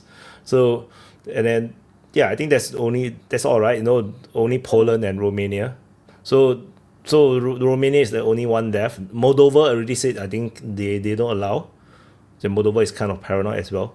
So I think this is why Romania is important, because if Romania also say no, there's zero ways European armies can enter into Ukraine war. And going back to Egypt, the population boom in Egypt, it might make them a power or it might make them a terrible place, because if you cannot deal with the overpopulation, you cannot build cities fast enough, create enough jobs, oh man, there's going to be a big disaster on your hand. So, and there will be a lot of poverty, there will be a lot of sufferings, like in Indonesia, you can actually see like a lot of poor people, it's really sad. You can see very young kids working on the streets, trying to do small things to earn money. So it's quite bad. Maddie? Don't worry, Wyatt. We'll send U.S. aid there, and they'll help out the situation in Egypt. We got it all under control. Yeah, or Egypt can just go and invade next door. They need some Lebensraum or something like that. Anyway, super chat. Will Romania flip if Russia take Odessa? Oh, 100%, man. I think. Sorry. Spice? Egypt. Yeah, I think Egypt used to be like one country with Sudan or something, like 100 years ago or something. So maybe they could take that back. Well, they've got issues on the border there in the south with the dam, because if they don't get their water flow through the Nile, it's a dire situation. The Nile is a very sick river as it is, and I forget which state, it may be Ethiopia, it may be Sudan. It's a huge hydroelectric system that really restricts the flow in the Nile. So there's a lot of talk that there'll be a war over that. I'm pretty sure Egypt has said, if you build that, we will go to war. And they're building it, so we may see a war on Egypt. That's Ethiopia, right? Is it Ethiopia? I think so. Yes, it is. Don't trust it's Ethiopia, but Sudan is in war, so they can't build anything now. Yeah, it's Ethiopia. Yeah, so... a question for the panel. Maddie? A question for the panel. Do you guys ever see the issue of the Middle East being resolved, with the countries all remaining intact the way they are? The countries, or like, are we talking about nuclear redemption here? Because in the Arabia, I'm talking about 100 years of peace in the area with nobody threatening nobody. Well, if everybody's dead from a nuclear exchange, it'll be moderately peaceful. There'll still be Toby, in the wasteland. We'll take a step back from there. All right, we won't go to that extreme. Right. Go one step before. Well, I don't know. It's hard to say. It's a pretty aggressive place. I mean, you have a look at what's happening in Syria just now. Shock, horror, more terrible stuff from ISIS wearing suits. Yeah, as in Iraqi, we've been hearing slaughter of civilians. I can't even look at that stuff. So, yeah, I'm not optimistic, but it could be. I mean, we can hope so. We can pray so. Where's the Iraqi view? Well, we're afraid of Syria, very afraid, especially being a Shia myself. You know, things are not looking good. We've been sharing videos about the slaughter ongoing in Syria and so forth. And there's also talk about maybe like a future coup happening. Oh yes, do the super chat. Toby is the Yuri from Yuri's Revenge. I'm just saying that yes. No, he's Yuri from the Red Alert 2. What is If that? you do not know who he's a guy who looks a lot like you, but he can do mind control. There's also Iraq in Red Alert 2, by the way. Oh yeah, we have the toxic special ability. Anyway, so yes, elections are coming. I think this will. There's a lot of talk about you know, maybe a possible coup or something, but they've been saying the same thing for years. Iraqis who are against in opposition to the current government. The government's trying to calm things down by creating jobs, building bridges, but most of these jobs, I mean, you can't cope with the population. We have no planning at all. Our planning is basically like the government still thinks our numbers are still the same as in 2002 or something. So we can't cope with the population. We have a lot of problems here in Iraq, infrastructure problems and job problems, so on and so forth. Especially with Syrians taking our jobs, we got to do something about that. Oh my God, you guys also got illegal immigrant problems. Yes, Syrians, fuck them, man. because I thought Iraq is doing very well because of the oil price was very good, right? You know, then you guys pay off all your debts, and you know, I thought things is like going well. I heard like there's tourism and crazy things that people. Yes. I got Iraqi guys, you know, in the DPA army asking me, "Hey, come to Iraq for holiday." I was like, "What?" It is a lot better than it used to be, that's for sure. But we still have a lot of problems unsolved. And our government, the main thing is building bridges, which is solving pretty much nothing for the traffic. The traffic jams constantly in Baghdad and other cities. So yeah, I mean, there are projects. There are a lot of cooperation with China currently. I don't know, like what the future holds. The prime minister is probably going to get elected in these incoming elections this year, probably at the end. So we'll see what happens. They took our jobs. Oh, that's the super chat. Yeah. Pakistanis too, by the way. We have a huge number of them. But it's hilarious, right? You know, every single country is having the same problem. It's ridiculous. It's ridiculous. Well, here's Musk talking about like have children and stuff. But for our region in Asia and probably North Africa, no, stop having children. We have too much. I don't know. Like, but it's a religious thing, right? You know, like all Muslims have children like very young. So it's just unavoidable. You're going to have a lot. If you're going to get married at 18, 19, so how can you control yourself? You can't control it. Well, yeah. You're just going to North Korea all of them. You know? It's also reminds me easier of the Monty Python skit. Every sperm is sacred. Every sperm. It's also easier here because your parents support you. Like, you don't have to move to another house or something, get a proper job. No, your parents and the older generations, they will probably even pay for your marriage and for your mortgage and so forth. You know, not mortgage. What's the word? I don't know. Yeah, it's a modern society problem, you know, that cause, you know, all this, the lack of babies, because, you know, everybody think that they must have their own house. I mean, it's the same thing in China as well. You know, China also have the same problem because Chinese culture used to be we all stay in the same house. Then somehow, because of all this, you know, change in the society and you know, all these Western ideas coming into China, then they like, oh, we need to have our own house, and then everybody go into debt, and then nobody have babies. So yeah, it's the same thing happening in Singapore as well. Sorry, Maddie. No. Didn't Russia, Putin announce? They announced that they had a plan or incentives for Russian families to have more children. That just happened, I think, within the last month, wasn't it? Yeah, it's pretty full on. If you have 3 children, you get a 0% loan on a house, which basically means you can walk out and get a massive house, right? Because you're not paying anything for it. So that's a pretty huge incentive. But we'll have to see how that works out for them. I've also heard that like a lot of the men are coming back from the war very cashed up and very attractive to be, married because they're mature, they've got a lot of money, they've got a lot of educational opportunities because of their service. So yeah, and they got the Russia scars. seems to be, No, the woman love the scars.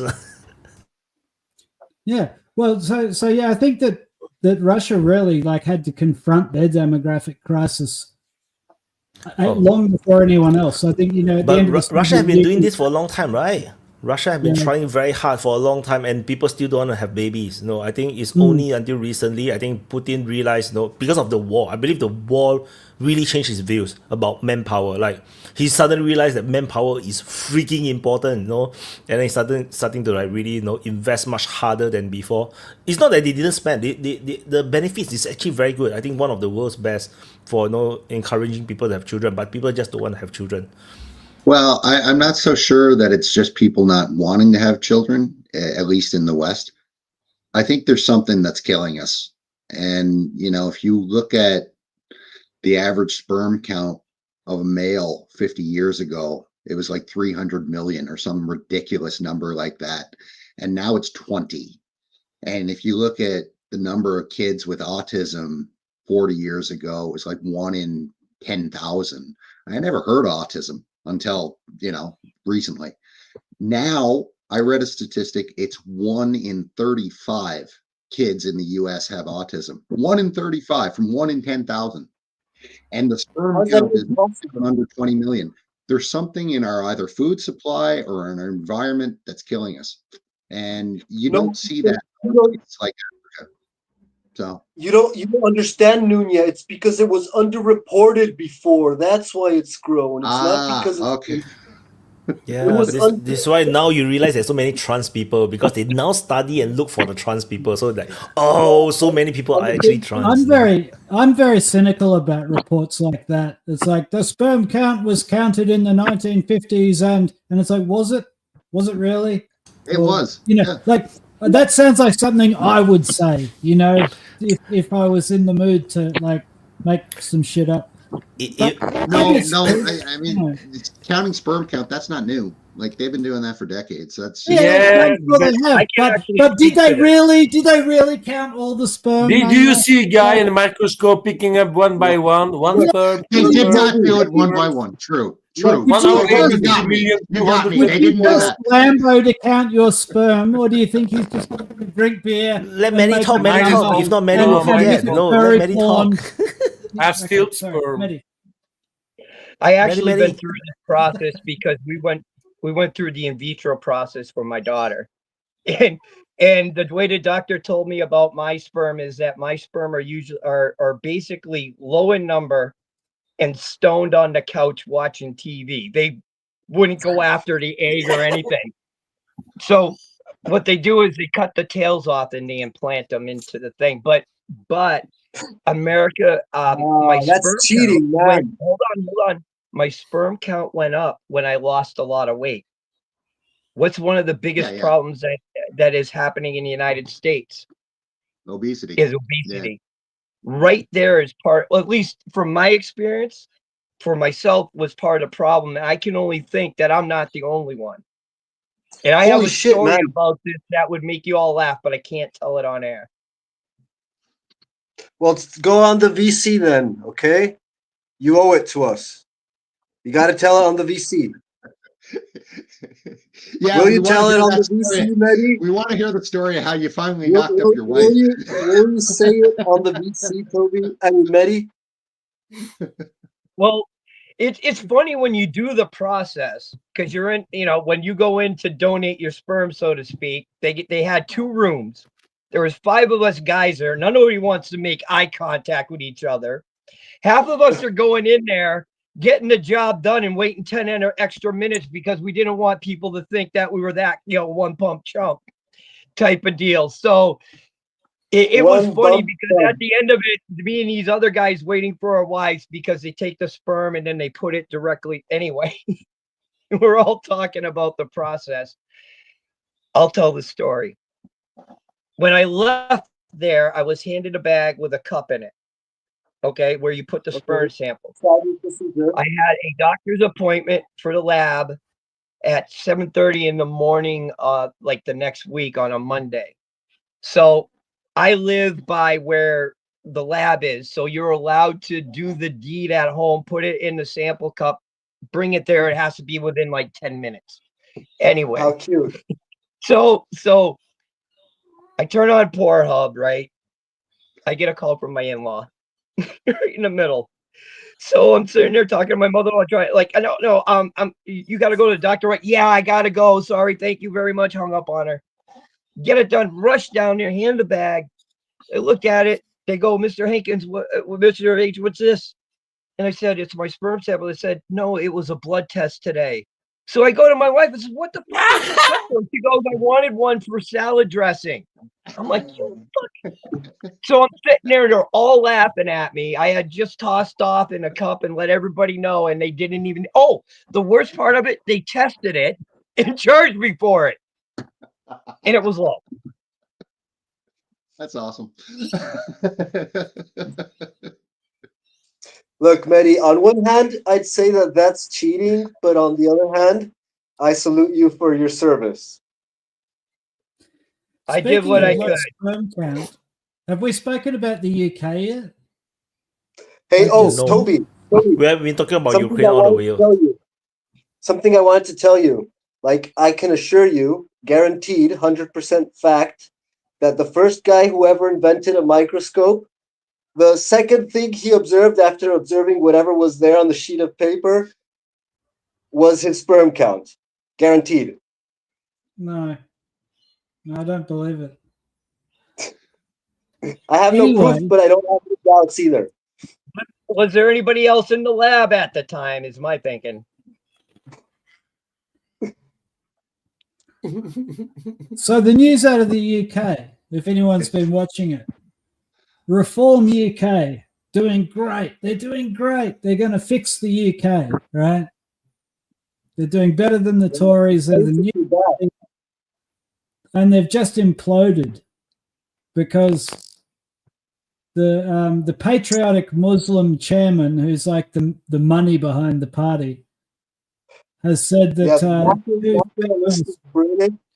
two females complained about Rupert Lowe. Rupert Lowe is Elon's favorite guy. I like Rupert Lowe. His favorite person is Cromwell. So now Rupert Lowe's being assassinated and kicked out of the party, but he's like everybody's favorite. And so Nigel Farage is being hated on by everybody, and it looks like Reform UK is imploding. So that's sad for the UK. They were looking hopeful for a couple of minutes there, and now they're gone again. Hey, but Toby, wasn't Cromwell? Wasn't Cromwell the guy who let certain tribe back into England? No, I'm not sure about that, actually. Don't know who did that. Oliver Cromwell? He could have been. Yeah. He was a Puritan, though, so likely. Lambo, all I want to say is on my screen, I'm just on my phone, and what it looks like is that you're Putin's puppet, like your hand puppet, because all I see is his head and then your little head here, and it looks like he's actually manipulating you. Yeah, Lambo has transformed into Putin 90%. Super chat. No, it's zero. You need to look at the visor. It's 0%. It's no gas in the pipelines.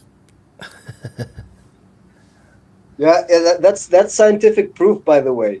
You can know that he has 0% Russian influence because there's a clock there with a Russian flag that says 0.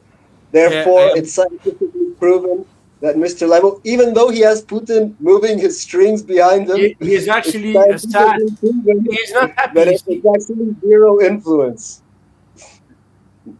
I was just searching after a picture for the gas pipe, and I found that one on Google. So yeah, why not?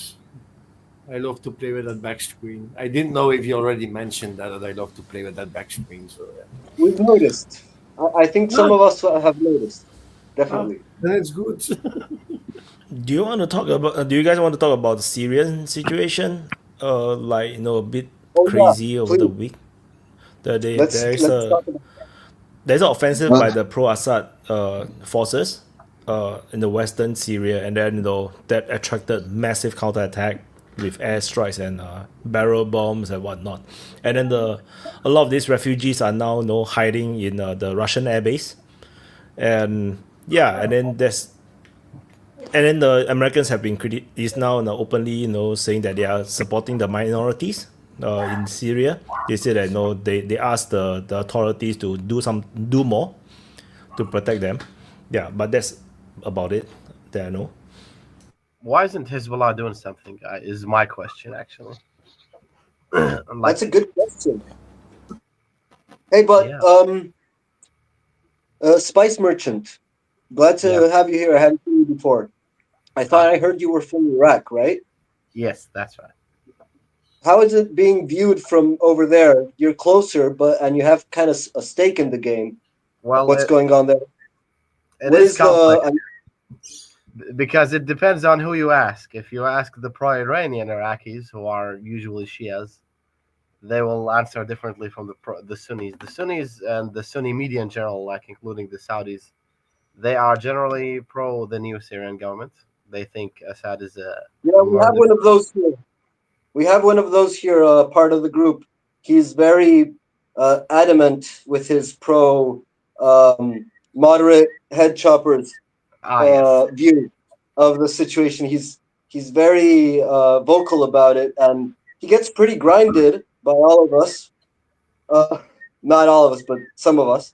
And he's very firm in his posture. He defends them very strongly.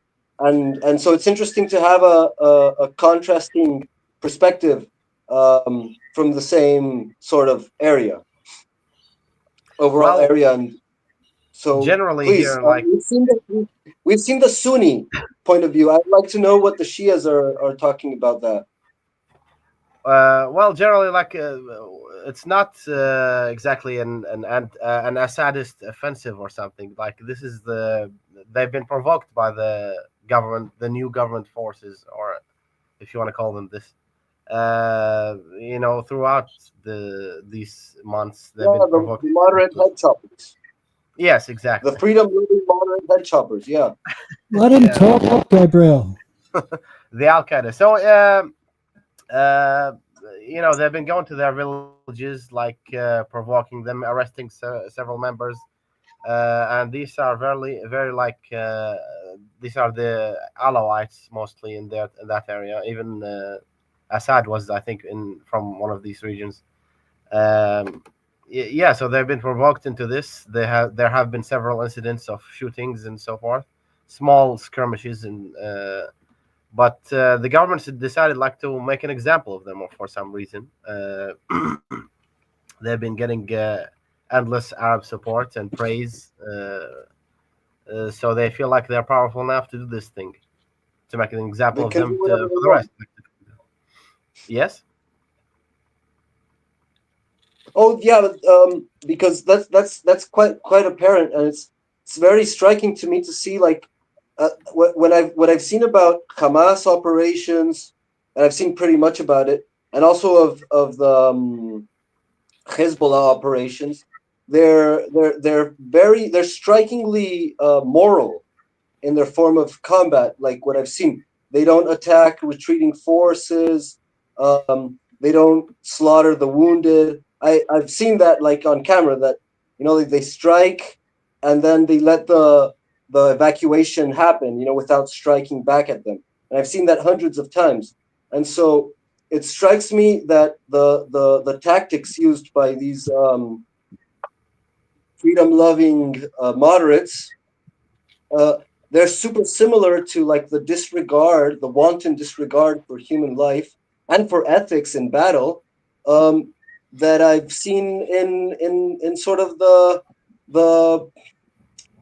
how do you call it, the Anglo-Saxon style of war. Yeah, it's pretty vengeful. There's a striking similarity, and with that I mean, of course, the the unsinkable carrier, and also other examples in history and recent history like Vietnam and Korea. And so, yeah, I was wondering if there's any sort of, I don't know, difference in the philosophical sense of this, or if it's simply the clear evidence of the proxiness of these forces, that how they're trained by the same What are you people. talking about, Gabriel? I think it's more tactics. practical, you know. Like it's not ideological or philosophical. It's just practical. You know, the government wants to beat them down into submission. That's Yeah, I think so too. I've noticed there's a lot of farmers being executed. Generally speaking, what happens with a war and with the military forces, you have to pay them off. I mean, this goes back to Caesar and his legions, right? So I see farmers being executed. I see Alawites being targeted. And this is war. They're just killing them to take their stuff, right?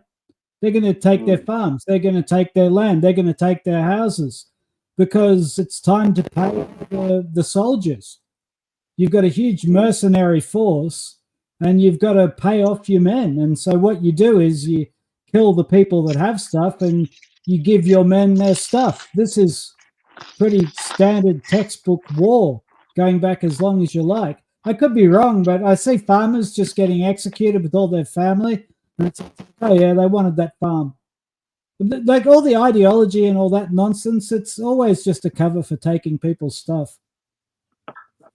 There's different The ways ideology helps, though, right? The ideology Well, that's what definitely helps. the idea helps. Yeah, it helps you sleep at night to know that you killed a bad person because you don't want to take a good person's farm. You want to take a bad person's farm. And that's what I've observed with this whole thing. The ease that these people have in shooting children and just people, just innocent people, it's very bizarre because they're joking around right before they're about to shoot some poor person that they've just thrown on the ground up. And it's like not a care in the world, just as like they just threw out a bubblegum wrapper, you know?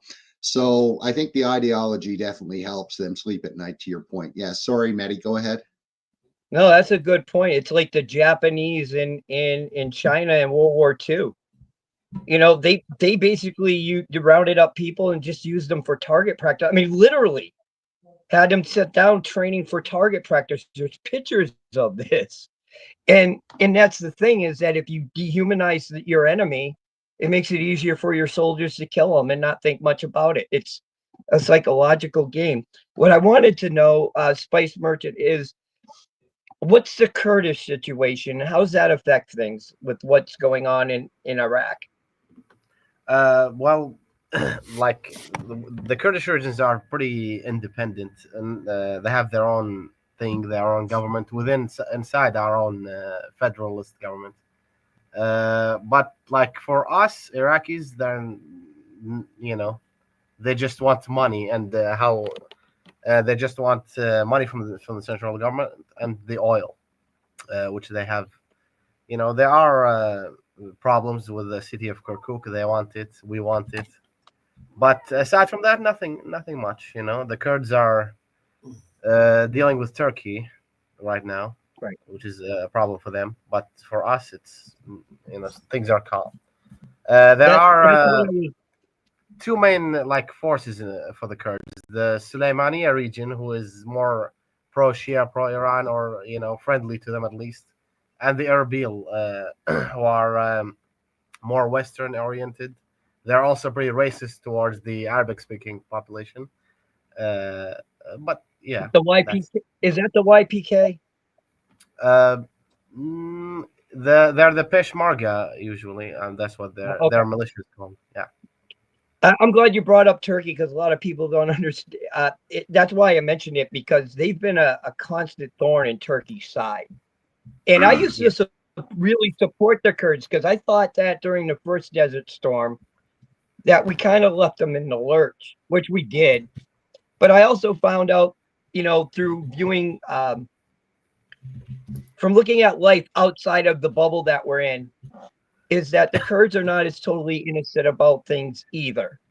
when I really supported them hard, but also I look at what they do and the form of government they want and what their demands are. It's almost, I kind of gave up hope on them because it's not logical what they want, at least not at this period of time. Yeah, I think I saw on the news that Turkey also sent troops to the Syrian government to deal with this new Alawite rebellion. And there are talks about operations against the Kurds in Syria, but they have paused this for now to deal with this coastal issue. Yeah, we'll see. I guess we'll see how things develop. What an odd situation. I wish somebody, if anybody knows more, would come up and actually explain the Kurd. I mean, you did great. I mean, I don't know how much you know, but it's far more than an American knows, which is me. So thank you for that. Well, I can only talk from the Iraqi perspective. Like, I don't know what the Syrians are up to. Well, but you're neighbors, right? You're right beside. So whatever they do, it affects you. So it's good to have some level of like sort of a no. We're mostly afraid of we're mostly afraid of them crossing the border and trying to attack us because the Sunnis are to our west. Iraq is mostly like east and south is Shia, west and northwest is Sunnis. So that's where the Syrian border is to us. So if they cross, maybe the Sunnis will join them and problems will happen, like the ISIS stuff. That's what the government is afraid of. Hopefully yeah, good to have Hopefully you here. I'm glad to see you. It's great to have both of you here. Thanks. Yeah. Ding, By ding. the way, I That's want to good. comment on something. Not all Sunnis hate Iran. That's not true. I love Iran when it attacks the right targets. I love them. Yeah. I support them 100%. Yeah, they have like when Iran Iran like attacked Israel. You're a man yeah of the issue peace. no not peace, not peace, not everywhere. There is some places that need some war, need kicking ass. I'm talking to Israel specifically. No, but Iran have like mixed. Why don't you go there and do it? Why are you sitting in a Western country? We cannot. promoting It's war protected. on the other It's side of the protected. world? It's protected by everyone. Israel is over protected here by Egypt, by Jordania. It's protected by everyone. You cannot go there. Yeah, the Shias make fun of the Sunnis because, like, the Shias are the only ones outside of Palestine who actually are doing something against Israel. Hamas is Sunni. Hamas is Sunni. It is. I'm talking like outside. Yeah, you said outside of Palestine.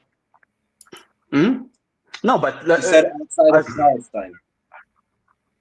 What? Outside of Palestine, he says. Yeah. Okay. Yeah, but because they bought all the Sunni surrounding countries. So Jordania, you see how the Jordanian king was like a chihuahua before his master. You saw how it was. It was pathetic and even the Egyptian one didn't want even to go to America because he was afraid he would be skulled. So we know that it's not a good new news. That's how Israel is like controlling the area by controlling the puppets. That's why. This is why I think the Kurdish issue is like it's a strong independent movement that they can deal. A lot of Kurds, not a lot, like I mean, politically dealt with Israelis, dealt with a lot of Americans to destabilize the countries they are in to take independence. I don't know about the Iraqis. They are like older. We have an independent government that go a bit far than the others. But in Syria, in Turkey, and they are a destabilizing factor in the region. So they never had a state. They never had like they are an ethnicity that's recognized everywhere in Arab world. But the fact that they can join any foreign country against your country is a bit not a good good thing to have, you know. Yeah. Well, they I don't know. Like for us, they're calm now. You can say it. I know it's difficult. I can say it here. I can say it freely. They constantly want more from us, like from the central government. That's the issue. Yeah, you know. The problem is the Iraqi in Iraq they had a lot of resources there, and I think they don't want to share anything. Yeah. From the they're pretty happy where they are. Yeah, it's like how America want like the Kurds everywhere to be in Syria and in Turkey.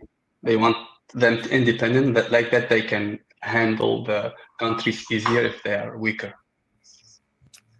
Yeah. About what happened in Syria too, one thing I have some like it's not like an Alawite movement because a lot of elder Alawites and leaders were against what happened because it was like a lot of generals, not a lot, like 2-3 generals from Assad, even people who had like settlements with the government, and they said we are not like fighting. They took up arms. It was a very organized movement, couple of thousands, and they had like the casualties, the videos that we saw. It was from both sides. There is like some irregular troops that joined the Syrian government because it was like there's how we say.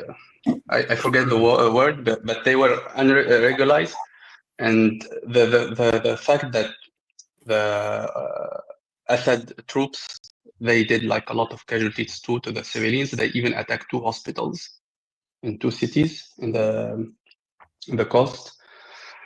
And to stop the bloodshed and the confusion, they stopped like for a few hours the operation and kicked out all the irregular troops because they were causing a lot of issues.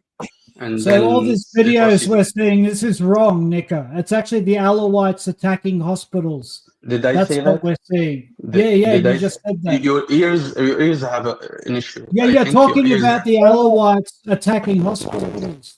I heard the same Did thing. you hear what I said? Yeah, that's what you said. No, I think you filter. You have a filter. You have a filter something. Oh, okay, so the Alawites are not attacking hospitals. Defending the IDF. I was hearing the exact same words. I said the casualty, the civilian casualty happened from both sides. Do you hear me well now? Both sides. It's not an Alawite movement. Yes, unfortunately, hospitals. Yeah, it's a well. You can check that what happened. It's a well documented event that happened, and Assad forces. What do I check on ISIS.com or where do I go to check this? I checked my sources. I checked my news. I have news from both sides, and I heard a lot of. No, yeah, we believe you. We believe you. Listen. I don't hear only one side. I see a lot of people in the back channel. They just shared. I saw a tweet that the European Union was saying the same thing. So that confirms what you're saying. That's a credible source. I didn't say. Listen. I don't have the footage with me. I saw them in the internet, and a lot of reporters from the area share those news. Even civilians. Anyway, it doesn't matter. Nothing matters. When I want to say, both parties have killed civilians. It's atrocious, atrocious, and I hope they will get. Yeah, I hope they will. They say will punish the. No, it's not an accident. You cannot kill both of civilians. I didn't say coincidence. I didn't say it's. I said it's a tragedy. That's why I said you wanna say things that I didn't want. Fell out of the sky. Why you are so? You're so crazy. You look more crazy than No, I try anything, to Toby. understand why the Alawites are attacking hospitals. I didn't say Alawites. I didn't say Alawites. You said Alawites. I said Alawites. The majority of Alawite population, a lot of elders and leaders refuse those acts. I said troops, the dormant ones, and the ones. There's a lot of ones who have settlements went against pick up arms. There were a lot of missing arms, and they took those arms and used them. They were very organized.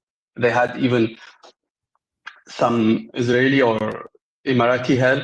Yeah, they definitely had Israeli help. Yeah, Israeli said it clear. We want like they have a clear thing. They want the South to be. Israel said clearly that they want Assad in power. I remember that.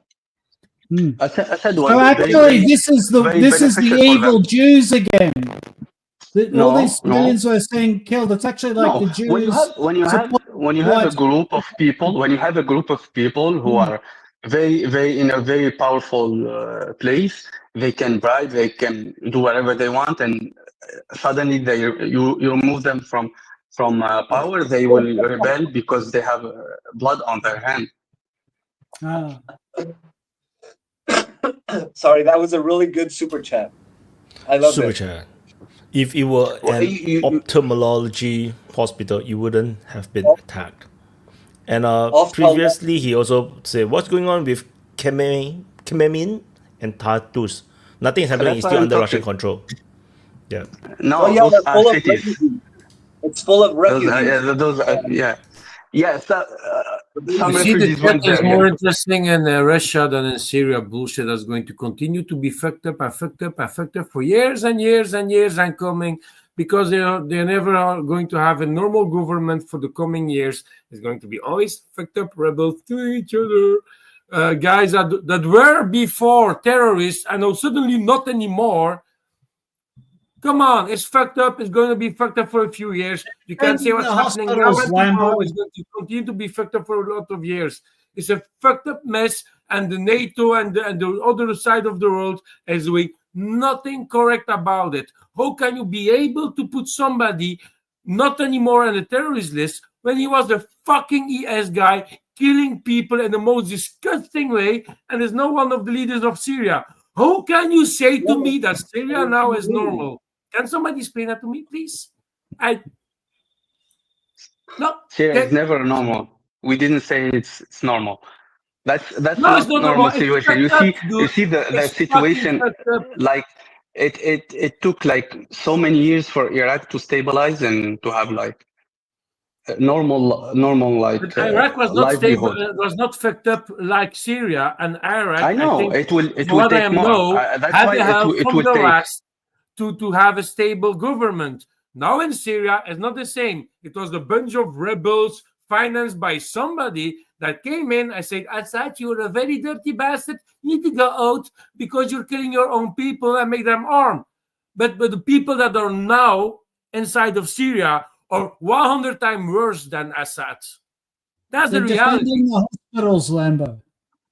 You said it was better than that Assad was in the power. Of course, you have no terrorist as a leader. That's you have the now thing a that terrorist as a leader. Do you think you that's can say Assad was a terrorist. I can claim it. No, he was a terrorist. Dictator. That's He different. was.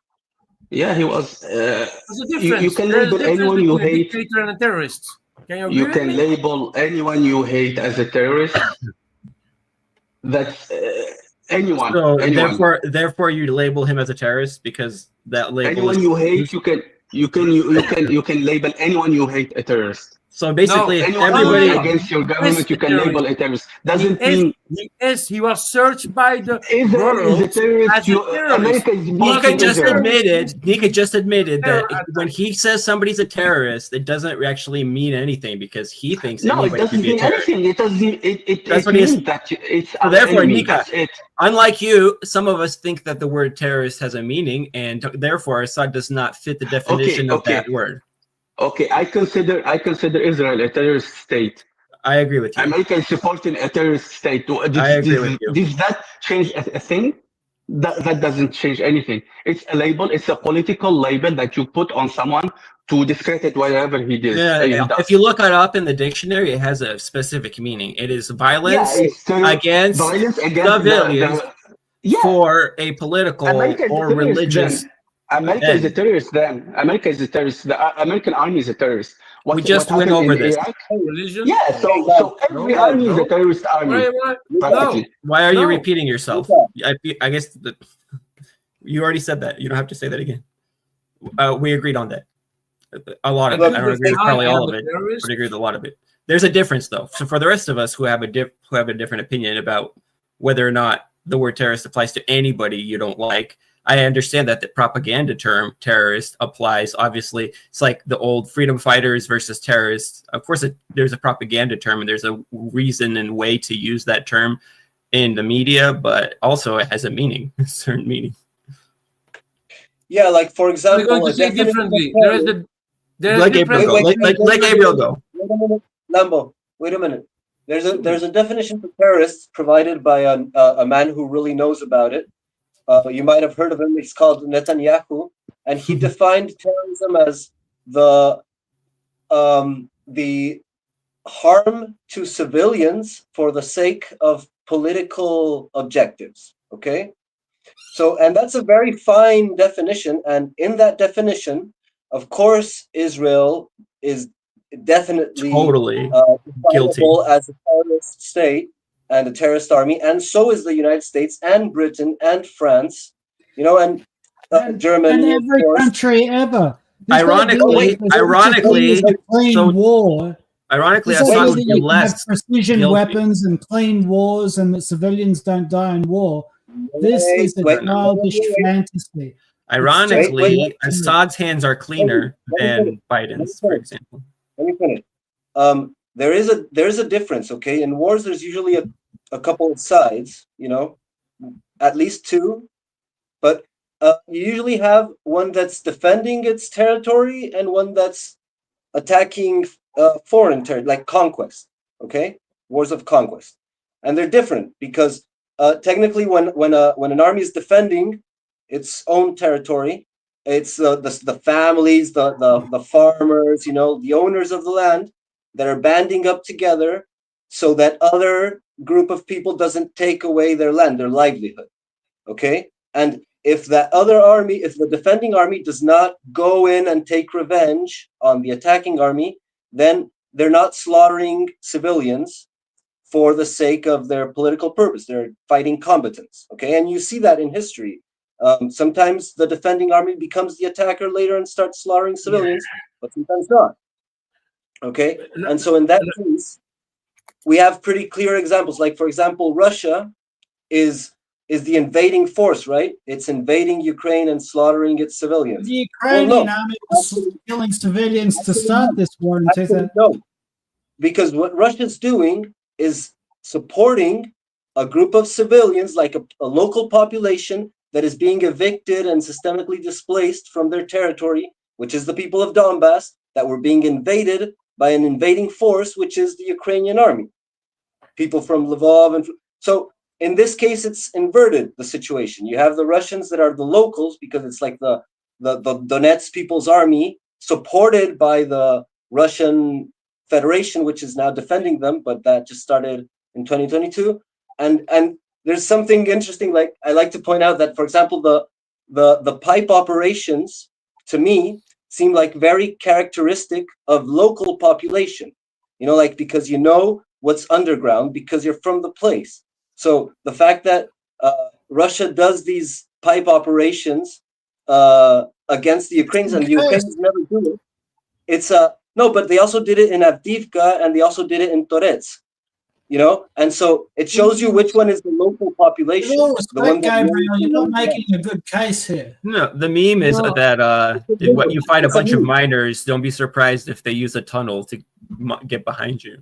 They just watch Mission Impossible with Tom Cruise. That's Dude, it. not only it's like a comedy at this point in time. It's like a farce. Like there's a punchline there somewhere. How did the Russians break the stalemate? They used the tunnel.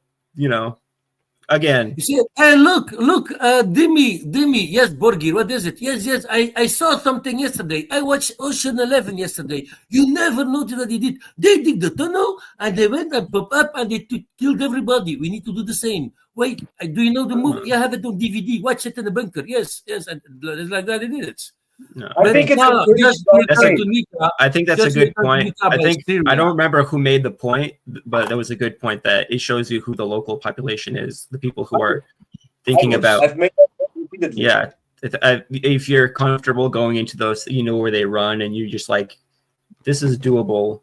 And then not only that, it takes a certain somebody to be able to go through that. You know, I'm sure you have to have some of the local population to be able to. Bradley, balls, a lot of balls. Well, that too, but we can see that both sides have enough of that, you know. Both sides They have are very ballsy. titanium, believe me, that one. You go in a fucking gas pipe, you know. I don't know if you ever worked in a gas plant, because I worked here in Fluxus, where you have the Jamal ships that's coming to here. I will build a new tank, storage tank for the LNG. It's like 100 feet deep under the ground, 100 feet above the ground. And I think it has a diameter of 200 feet, so it's a fucking big. We have 4 of these tanks. You don't want to know how dangerous gas is if something goes wrong with it, of even some leftovers. So you have these people going in like a tube of 1.5 meters diameter, and beginning with gas mask, smoking inside of the tube. I saw it also. Okay, it was out of service for a moment, but still you can have residues of gas because it's a pipeline that transported a lot of liquid. Yeah, but they destroyed. You forget that they destroyed the station that controlled those gas. The pumping stations. Yeah, the pumping station was destroyed by the latest bombing. Yeah. I encourage you, if even your deodorant bottle or something like that, it's empty, put it in a fireplace. Throw it in a fireplace. You did stupid deodorant bottle. It's going to explode. You always have a rest of residue, a leftover, in the form of gas inside of something. And I think gas is heavier than air, so it's going to float around. It's fucking dangerous. Are we speaking not about a pipe like they did in Adjevka of a few kilometers? It's lighter than air. Meters. That's lighter than air. It's lighter?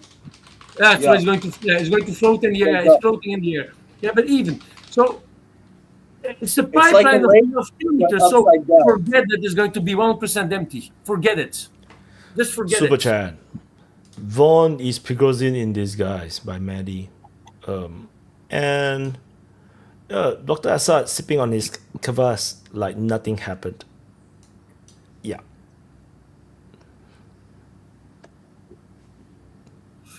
No, it's Toby left, but he's I understand his position that like war is always evil and ugly and disgusting and bad.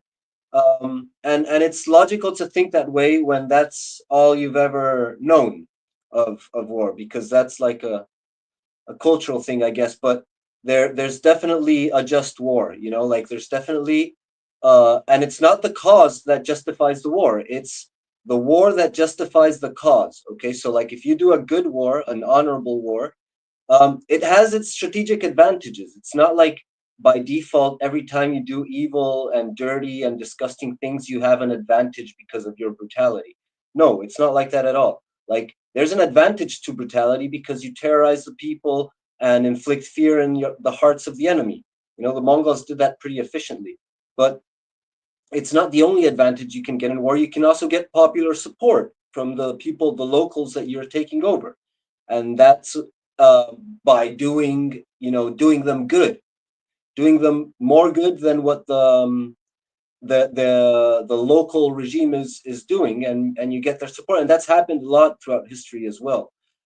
Sometimes you do it half and half. You destroy certain locals in favor of other locals and you get their support. That can also happen, you know, but that's to be seen case by case. But there's an advantage of being just and honorable, you know, and fighting with the greatest. You'll always have a bunch of angry and frightened young men with the habit of destroying and weapons to do so. But if your overall objective is, like your overall etiquette or doctrine is of reducing the level of harm to innocence, then it is going to show. It's definitely different to having as a strategic doctrine the destruction of the most amount of the enemy as possible. Total war. Yeah, which is like the strategic bombings in the Second World War. That doctrine is something that obviously increases the level of harm to civilians than if you focus on destroying the enemy, the combatants. And so it is possible. There are examples in war of that and of the gradients in that, like which is more like, I don't know, the war in Korea was absolutely devastating. It was a disaster. It was the clearest example of immoral war. I think it was even worse than the Nazis, but that's just my opinion. But the thing is, that's a strategy. There's also other strategies, and they also work, and sometimes they even work better. So it does happen, and it can happen, and we can see that pretty clearly on who does what on the world stage.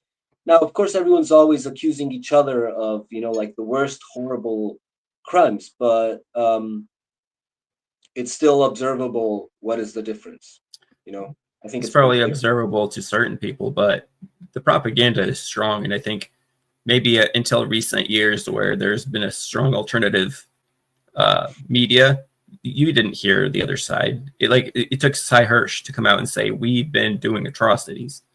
And like, it was a big deal. And it feels like they put a clamp down on that kind of reporting. Those kinds of reporters aren't there anymore, but there's what George Carlin called a bunch of people sitting around the kitchen table discussing how hard they're getting fucked. That's kind of what we're doing. And still, you can see a lot of this stuff because it's so obvious and so apparent if you just look at it.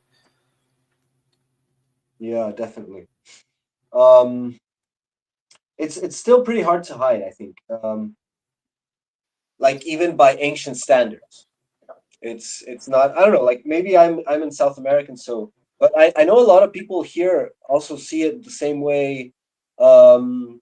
That like still believe the propaganda. It's very common for people who have been completely clusterfucked by certain powers to defend them vehemently.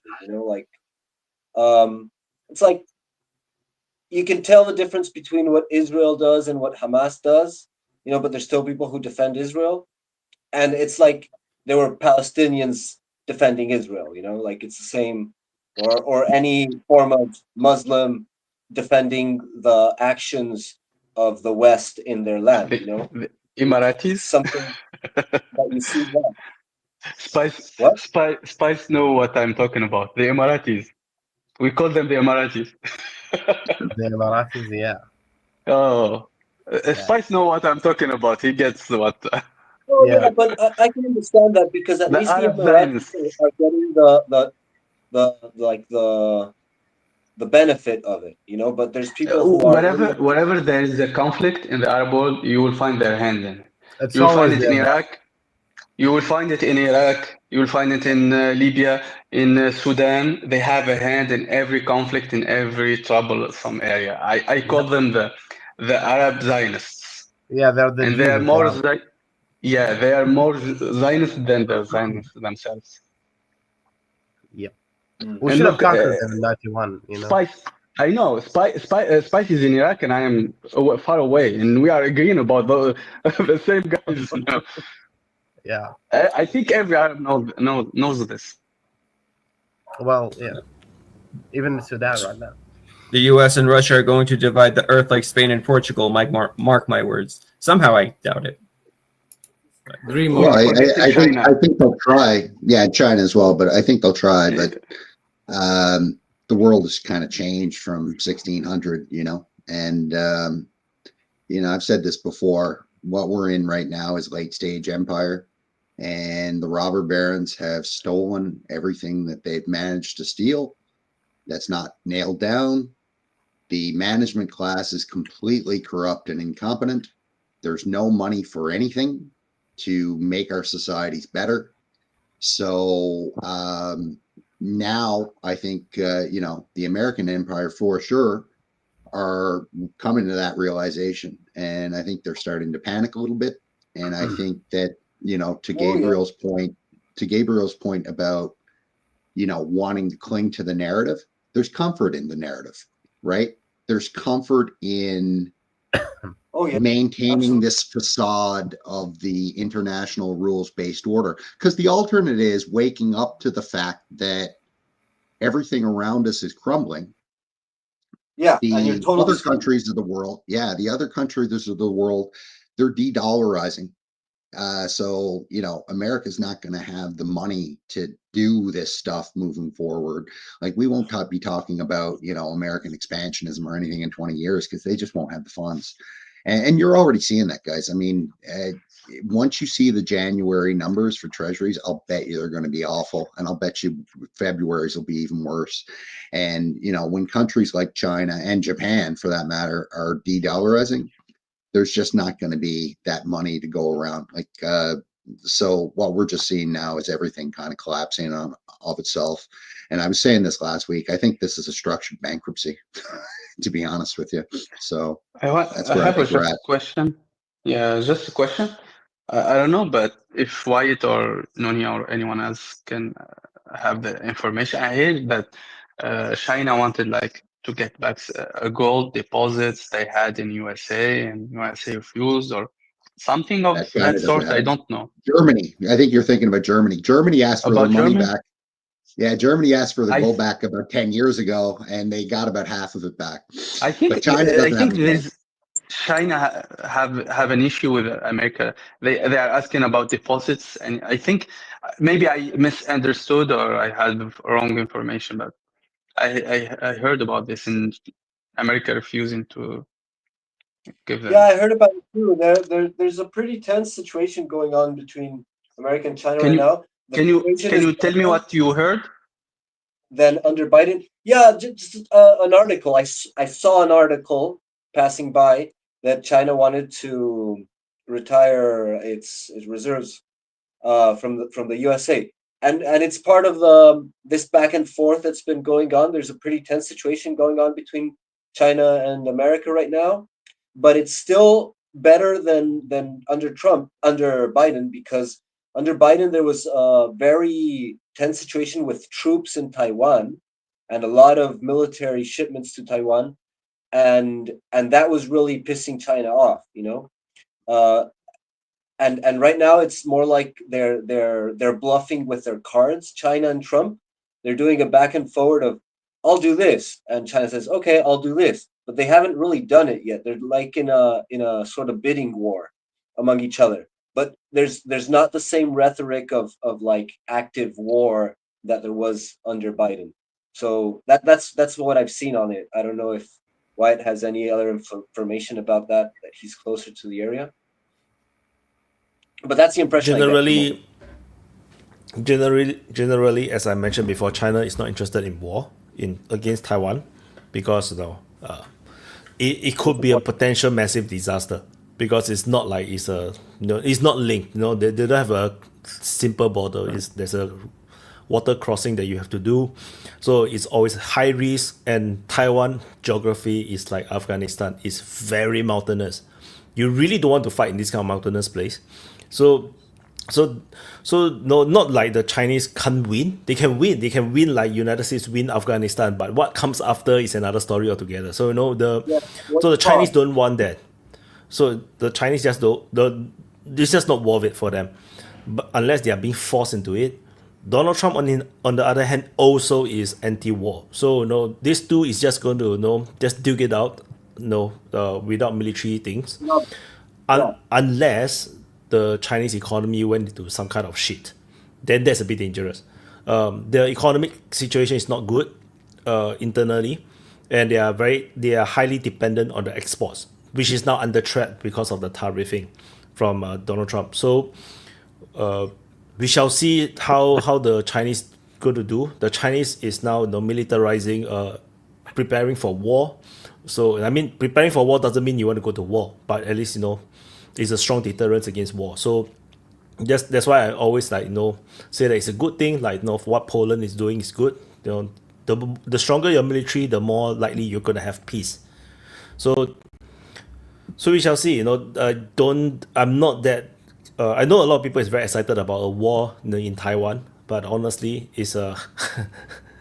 I've never thought there was. Never believed it. So many people told me that they are waiting for me to report on the war in Taiwan. I was like, please no, don't.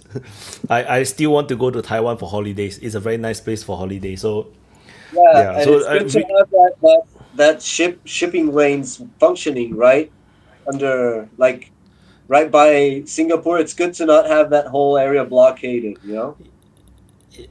It's going to put Singapore in a very difficult place. I just have to say, and Taiwan is becoming a very vague issue like now, because during the Cold War, should the Chinese attack Taiwan, the whole of Southeast Asia, Japan, South Korea is all going to help Taiwan, because that is an anti-communist thing.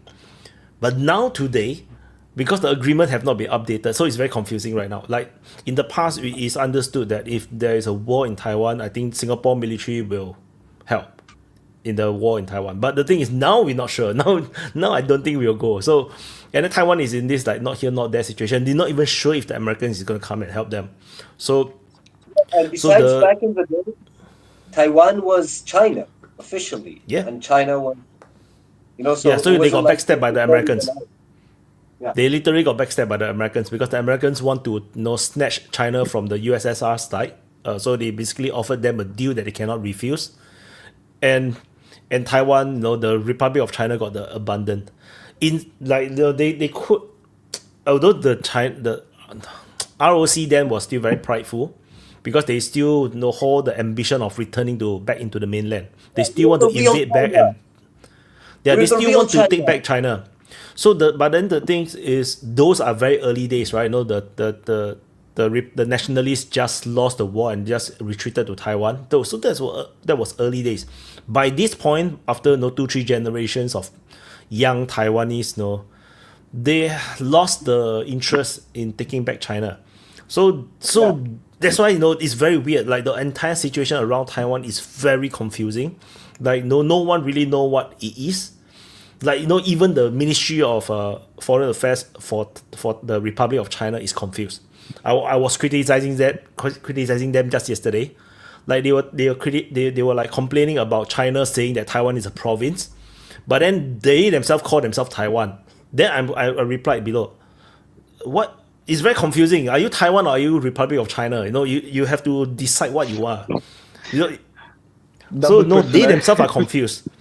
Like you cannot say that you are not a province of China, and then when your title, the building literally say province of Taiwan, like there's a Taiwanese province, then the official name is Republic of China, but then they officially call themselves Taiwan. It's like, come on, man, are you China or are you Taiwan?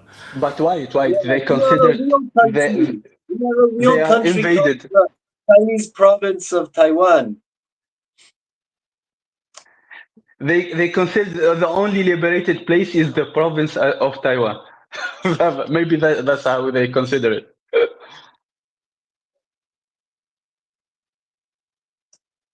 We are not hearing you. Why? You are muted. But the Taiwan issue is, like, I want to repeat again, it's different from a lot of other situations. Like it's a lot more closer to the Korean situation when you actually have two governments all claim the entire country, but then the war never finished. So North and South Korea both claim the entire Korean peninsula. So that's why until today they are still in the state of war. Officially, China is the same thing. No, there is still two Chinas. There is the Republic of China and the People's Republic of China. But the thing is that now one of the China is getting confused about their own identity. They're having an identity crisis. So are we China or are we Taiwan? Yeah. The Koreans don't have this problem. The Koreans just simply know that they're both Koreas. Although the name is different in Korean. One is Joseon, Chaoxian. In Chinese it's Chaoxian. It's Joseon. Then the other one is Daihan Mingok is a Hangok is a in Chinese is two different names. It's Hanguo and Chaoxian. It's two different countries. It's both name of former kingdoms, but they're different Korean kingdoms. But in Taiwan is a bit like they're totally confused because they call themselves China. So yeah, that's the main thing right now. Well, I think over time they're going to be less confused as the Americans aren't there to confuse them. And when I look at what's going on in North America now, it's pretty clear to me that the Americans have given up any hope of a military war with China. I think that dream, Biden and company, they were gearing for it because they knew that they were at the end of the rope. It hasn't happened, and now it's just too late. And logistically, it just doesn't make any sense. Like, you got to cross the sea to get over there, you're going to get destroyed.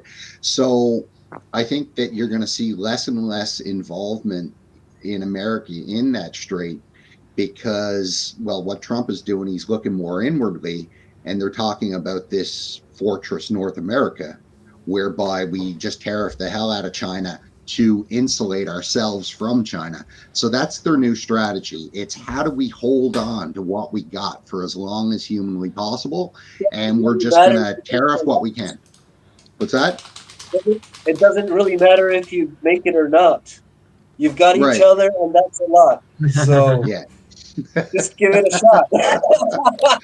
What's that? You gotta hold on to what you got. No, isn't that a sitcom? What sitcom is that from? No, but that'll be our North American anthem. I want to correct a bit on the Taiwan that's issue. Bon Jovi. Yeah. You got it doesn't make it different. Okay, yeah, we're living on a prayer, guys. So I want to correct a bit on the Taiwan issue. Maddie, you want to go first, Maddie? Yes, I want to piggyback off of what Nunya just said. He is completely right. If you look at the force structure, what would be needed, what the U.S. forces or Western forces would be encountering, there's just no way it's going to happen. The world has changed. Missile technology look at it. You'll be facing China's entire Navy, almost its entire Air Force, and all its anti-shipping missile defensive systems within the Taiwan Strait. Not to mention that the Russians and China, the Pacific Fleet, have been training and exercising together up north of the Taiwan Strait. That's been happening. If any move happens towards Taiwan, Russia's involved, period. All China has to do is say, hey, come hang out in the Taiwan Strait. What's the U.S. going to do? You can't send anything military over the top of them. They'll consider it an attack if you get within 200 kilometers of their their battle group. You know what I mean? It's the more you think of it, if you really put some thought to it and take your biases out, you see how stupid it actually is. We don't have the force to do it. We could never sustain it. We would never be able to logistically continuously pull it off for the amount of time that we would need to actually stop the incursion, take control of Taiwan, and then push the Chinese back from being able to do it again. How many people really think that the U.S. Western military can do that right now? Fewer. This is why I say that the Americans is not going to go for war as well. Like the Chinese themselves wouldn't want to, because the risk this amphibious landing may not be able to be put off, because no one knows how many missiles the Taiwanese have. Like, your ships can all be sunk, and then that's it. You declare war, and then end up you fail to even land your troops. That is a massive disaster. It would destroy the prestige of China. So it's not a sure win for the Chinese. That's the danger. But then it would just create this very weird Cold War situation around everybody. So this is why China will avoid war. The Americans will avoid war. The Russians were not going to get in because the Russians. Like, again, it's the same thing why China is not involved in the Ukraine war. Why do you want to get involved when two major powers is fighting? Let them fight, you can benefit. So the Russians will not get involved. So this, and the thing is, the Americans are not going to fight alone. The Japanese 100% will be joining the war because Taiwan is the direct national interest of Japan. South Korea not so much, but no, for Japan it's direct, like it's literally a danger to their national security. It's a bit like Ukraine and Russia situation. So the Japanese already declared that they're going to support Taiwan in the time of war. So I think that geopolitically unlikely we will reach a war situation, although it's very risky because the danger is always the Chinese is forced into it, be it something that Taiwanese do or maybe the Americans do, or it could be economical. Like they are like Nazi Germany, why they go to war? Because their economy is crashing because they overspent, and then it's like this, the only way to do is go to war. And I want to correct one thing about Nunya said that the Americans confusing the Taiwanese. I disagree with that, because if you really understand the Taiwanese mindset, especially in the 80s, 70s, 80s, they are 100% nationalist, and they are basically run like a authoritarian country. They are there's a dictator and whatnot. They really want to go back to China. They really want to conquer back. Their ego is very high because they used to control the whole of China. So it's a very the mindset of those days are very different from today. Today it's just that they're stuck with the constitution. They do not know what to do with it. And the Chinese don't allow them to be independent. Same thing here in Canada with the Quebec law. Like over time, all of these dreams of independent state that's spoken by old men in parlors over wine and shit, that all died, right? And nobody talks about it anymore. The same thing will happen with Taiwan. They just don't need somebody poking the bear constantly, and it'll change. I do believe that Taiwan may return to China one day, but not in the current state of China. Not the current China. The China would have to have some kind of reform, maybe some market correction that force them into changing their government systems and whatnot, and becoming more and more democratic, and more liberal. Then Taiwan may feel like it's safe. What about to Hong return. Kong? Hong Kong, because Hong Kong returns into a communist China. Taiwan is part of the deal. They have which is actually not signed with the Chinese. They signed with the Qing Empire. So that's the big scam, because the Qing Empire is gone. Like, imagine you sign a contract with a company, the company bankrupt and disappear. It's not you. The contract is gone. But the thing is that the British are a bit successor stupid. state. Well, they got duped. Many. But I was sorry. further. Okay, sorry, interesting. Lambo. No, but the Japanese, if they defend Taiwan, you gotta remember the Japanese have massive net suits. Just keep that in mind. No, but we I Japanese just are broke. They're not doing anything. I just don't want to see a world war with United States against China. If I'm really started to think about it's going to be nuclear at minimum, because now you just can't do a warfare type Second World War where you had like United States attacking Japan. That situation is going to be so difficult. Just imagine by air, you're going to fly your 63 years old, the most recent one, B-52s, to China to bomb the crap, and they're going to be shot down because they have missiles, anti-air missiles, that we didn't have in the Second World War. So you had air defense, but not that dangerous for the airplanes compared to now. It's going to be a disgusting one. The thing is that we just need to keep peace in the world. So it's very important, and do good negotiations with the neighbor countries, and just not search after a conflict. And I think people like Trump knows that we don't want to have it. It's like, it's going to be a very expensive one if you want to do that, and it's going to be costly. Don't forget, if you now losing a modern weapon, it's going to be very difficult to replace it, and it's going to take time. Not compared of if you have real world war, I can imagine they're going to start flying B-17s and B-29s and Mustangs again and Spitfires again, because they just don't have the money to build fighter jets again, and they need to build cheap and fast. So they're going to come with propeller aircrafts again. It's so fucked up. China need to take care of China. The problem with China is the evolution of the army is now very big, and if you wait 10 years more, it's going to be I think it's going to be the first army power in the world. Now they have a lot, but they are not experienced at all. So if you want to do a war now with China, do it right now, because they barely know how to pilot the carrier that they built.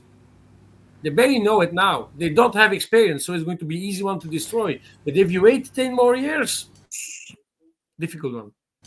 Very difficult. Well, one thing I'd like to mention, I think Nunya would know this probably the best, was that I believe the turnout of naval ships between the U.S. and China is 7-1. They pump out 7 naval ships to our 1. No, and China, I think their ratio is way higher than that. It might. Like well, a lot whatever. higher. You see the Yeah. problem. You know what Yeah. I mean? Is that they already have in place the ability and capability to ramp up even further. We haven't even begun. I live 40 miles away from Bath Iron Works, where the Zumwalt was built. That colossal failure. You know, it spent years in R&D and stuff like that. Our military industrial complex is just it's so out of hand. Maybe, and there's so many reasons why it's out of hand. But just imagine, Mehdi, it's funny you mentioned that, because probably about 2 years ago now, I was watching an interview with an admiral, and he was talking about America's lack of dry docks. And he just said so matter-of-factly, he's like, yeah, we just don't know how to build dry docks.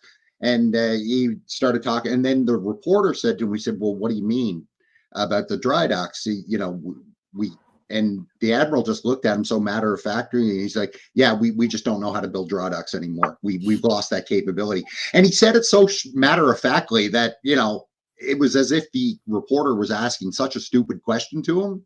And it just floored me that, yeah, they just can't make dry docks anymore. It's fucked up. Well, but you know, imagine that they another thing though. The support of the logistical support the fleets needed. Like, what was it? The only oiler, or one of the only oilers for the Pacific Fleet, had problems. This is the oiler that the fleet would need to have available to it to be able to remain on sea. The fucking thing broke down. You have just 2 of them in total, I think. But imagine, Mehdi and Nunya, if China says we're going to full war and we're going to put all our production, all our dry docks and our shipyards that are building commercial ships to military, you don't want to know how fast they can ramp up their building. They are building the biggest ships in the world for the moment. The biggest container ships are built in South Korea and I think also in China. These are 400 meters long. These are bigger than the carrier. So imagine how many ships you can build in one dry dock. Yeah. At one time, And we would use cruisers, those ships. destroyers, submarines. What do you want? It's crazy. If China really want to, if you have a third world war coming, and China says we're going to ramp up our naval industry, nobody can follow them. Only I'm not South fully, but the thing is, I'm not fully. That works in World War II situation. But now today, I'm not so sure, because all these ports is going to be hit by nuclear weapons. They'll be nuked by 100%. So no one will be able to be. So no one is able to go to build ships unless you have a strong missile defense. So yeah, but the problem with nuclear is that I'm never going to believe it's going to be nuclear war. If we have a big power, like I take the example of America and Russia, because that one is easy. These are the 2 biggest nuclear powers. If one shoot at the other going to shoot at the other also. And these 2 countries are capable to destroy the whole planet 3 times. So they know for each other, they're never going to hit each other, because it's going to be the end of the world. That's it. That's easy. They're not going to destroy a city. They're going to destroy everything. They both have submarines next to the borders. Both. Nuclear is going to be the end of the world. That's easy. Well, at the start of the new war, I am thinking I'm thinking more logically, not nuclear. No, but something interesting about the Gabriel, I was waiting. Please go ahead, Toby. My mistake. Okay. So what makes the point we're not in a World War II scenario? It's like China building up a massive navy to go and do a landing somewhere is probably like a really good way to build up a massive navy to go and sink a lot of ships somewhere. It's not just the nuclear capabilities. It's the ISR with satellites. It's not like you're going to surprise anybody with your huge fleet sailing out of China. The missile tech that's available, satellite-based missile tech as well. Navies are pretty vulnerable these days, even before you start talking about the capabilities of submarine fleets. So I'm not sure that like we should go too far down this idea that China is going to be able to project power very easily. And as White said about Taiwan, they would lose a lot of prestige. Just crossing the Taiwanese Strait there and taking Taiwan would be a huge risk of losing a lot of boats and losing a lot of prestige. What would be the point? I think that the much greater danger of warfare breaking out is because of a breakdown in global trade. And one of the things that's so interesting about the world today is the way that America is trying to deal with a debt that is ridiculous. Their debt situation, the sheer scale of it, defies belief. And it seems like, everybody's criticizing America because America is withdrawing back, becoming isolationist. But on the other side of it, America cannot keep going the way that it has been going. It just can't, right? Because the amount of money they're spending servicing the debt just recently in the last few months has risen above the amount of money they spend on their military. And there's a historian, Niall Ferguson, who makes this rule, which is that once a great power starts spending more on servicing its debt than it spends on its military, it's not going to be a great power for very long. It's like you can track this equation back through history, and it's kind of the end of the road for empires. And so America is in deep water. It is trying to save itself. And if we go into a multipolar world because America retreats, right, it's less likely we'll see a nuclear confrontation between China and America than we'll see a whole bunch of regional confrontations. And Wyatt has talked about this for years now, and I think he's absolutely right. In a multipolar world, you're going to have all these different poles of power establishing dominance in their region, right? And that will lead to all kinds of wars. Now, they may be proxy wars. Arguably, we're already seeing this in Ukraine. There'll be proxy wars. The large nuclear powers will avoid direct confrontations, but they will try and establish the dominance in their region. And so it's kind of interesting. Who's going to dominate Europe? Is it going to be a union of European states? Is it going to be the OECD companies based in America? Is there going to be a new rapprochement between Russia and Europe, where Russia has much more influence in Eastern Europe? Turning back to the Cold War era. Is China going to survive in a multipolar world? That's the question I'm interested in hearing Wyatt talk about, because China has risen to power on the back of American power. If America retreats and global trade diminishes, can China survive and can China thrive? I want to add one more point. Like, everybody talks about United States debt. No, nobody talks about Chinese debt. Chinese debt situation is worse than America. This is why, when I do videos, I try to talk about Chinese economy, and people, see all the comments that people are also pro-China because they are pro-Russia. It's like they're all turning stupid. China's economic situation is very bad. Their debt situation is worse, by relative terms, worse than United States. They are already spending more on servicing their debt than their military spending already. So now we are shocking. Oh, United States is now spending more on debt servicing their military. The Chinese have already done that, and they continue to spend on their military. This is why I say it's a bit dangerous, because Chinese is preparing for war.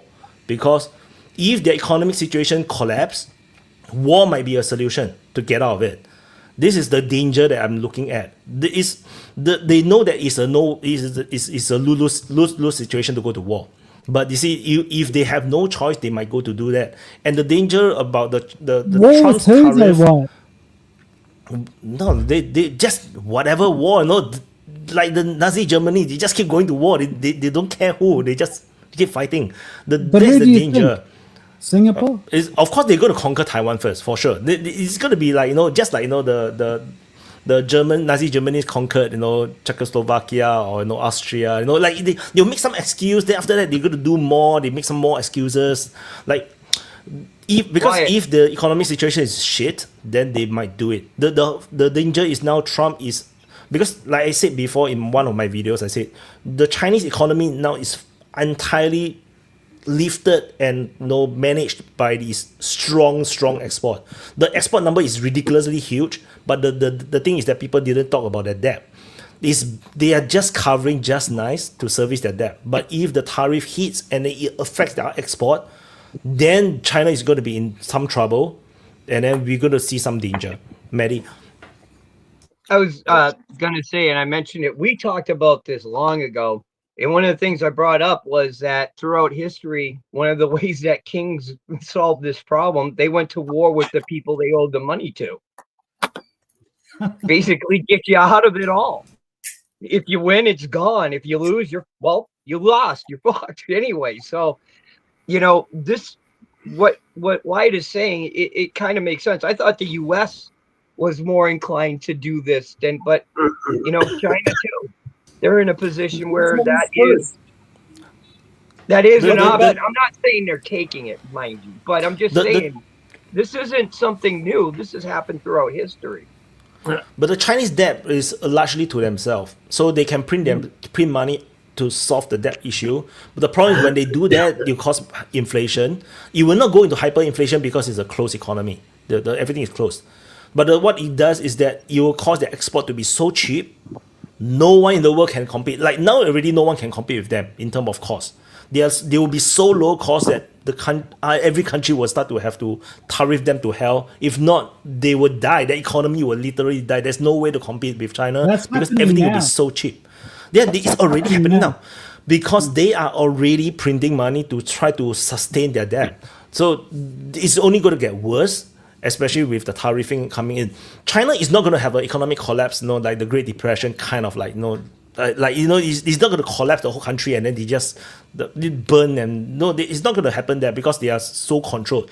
And that's also the reason why they need this control. They cannot open up the economy because if they do that, they will destroy themselves. There will be massive capital outflow, then they will go into poverty.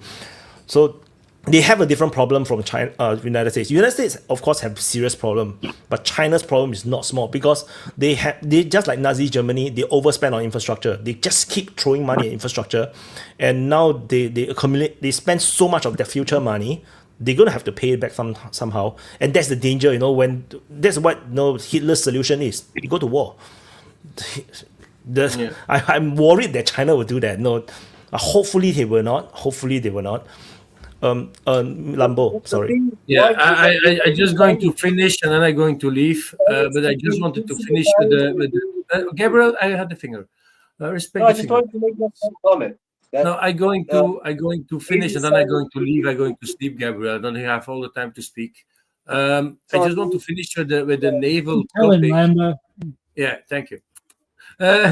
I just want to finish with the naval topic, and you made a good point, Toby. The future is going to be not so good for naval warfare, but there are things that are going to need to change and going to change.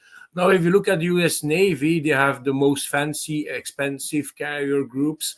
And actually now, we saw it from the Black Sea with the drone attacks, with the sea drones, and they started to be very vulnerable. And there's going to be very dangerous to have billion-dollar carrier that's very well protected, but not good enough for the future. You see it already with the Houthis, how they are trying to attack and then they shoot their own planes down.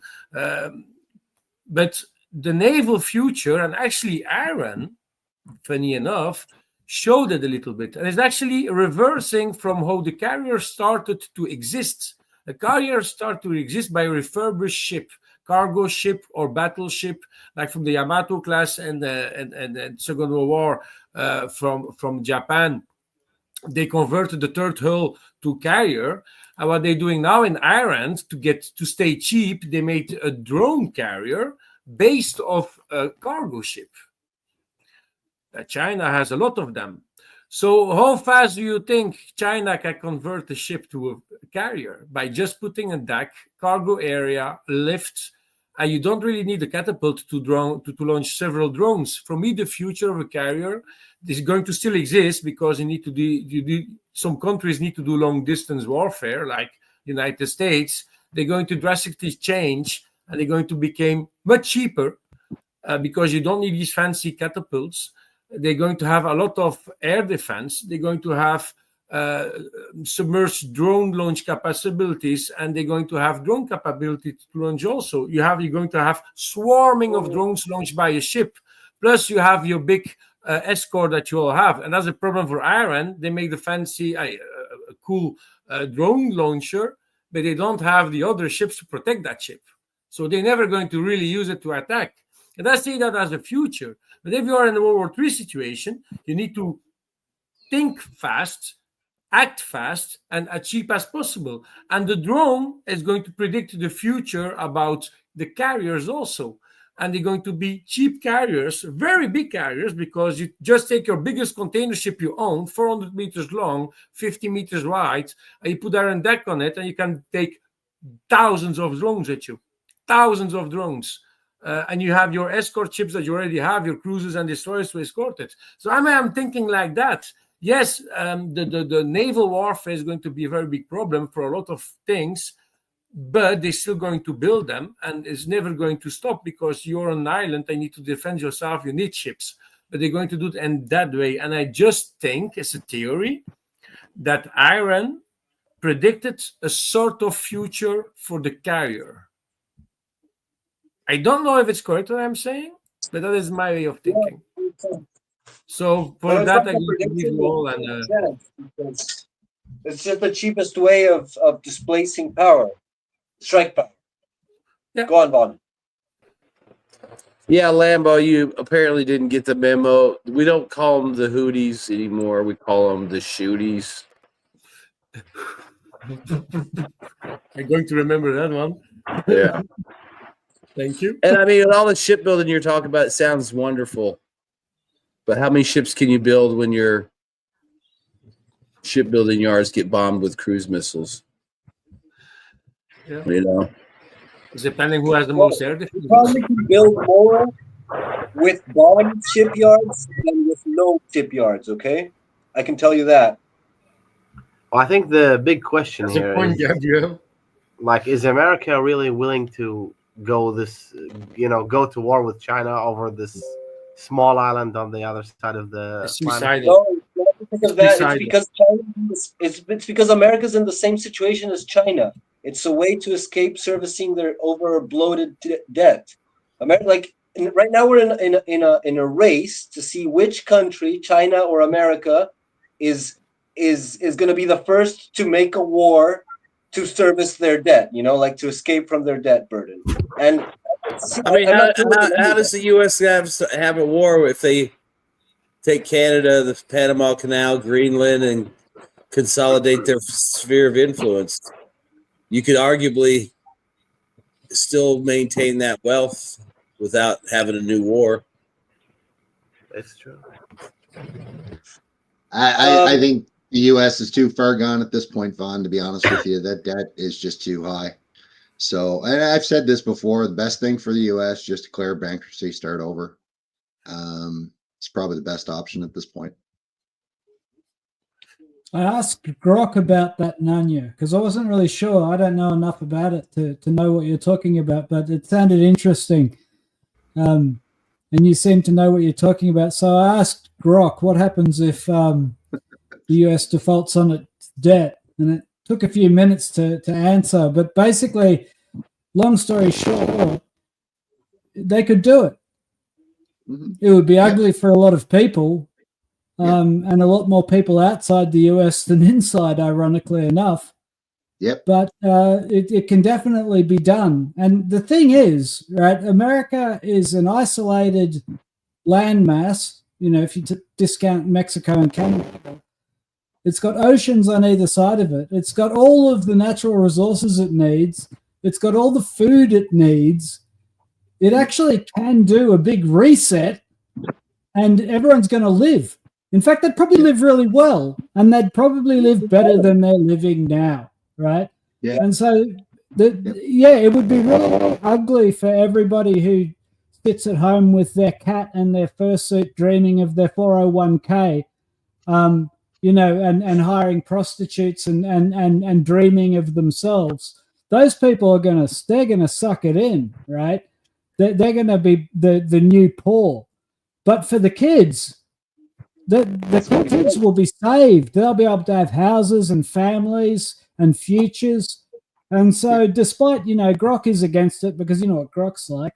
But I was really cheerful about it. It almost made me give up on the idea of nuclear redemption. I was thinking, maybe you could just get rid of the debt.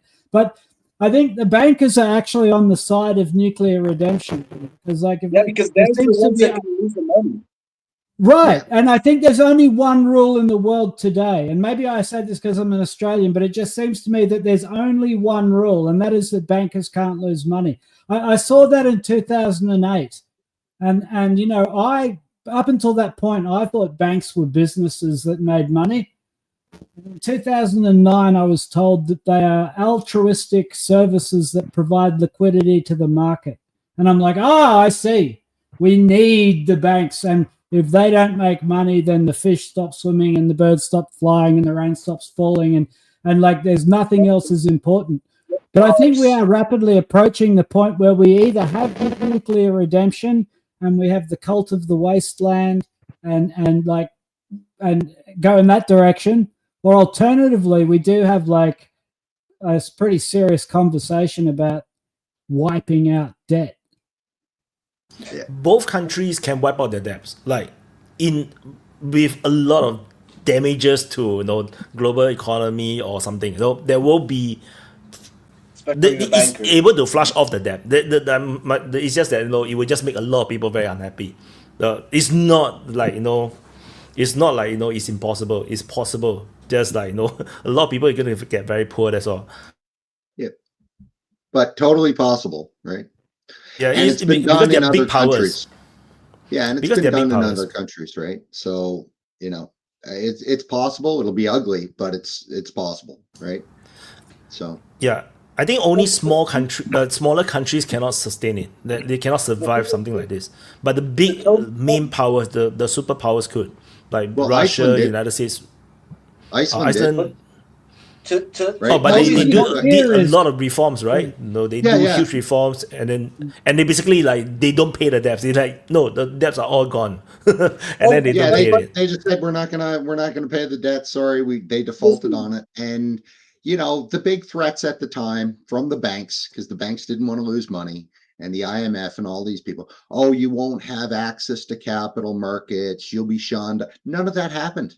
All the capital markets were right there as soon as they started issuing new debt.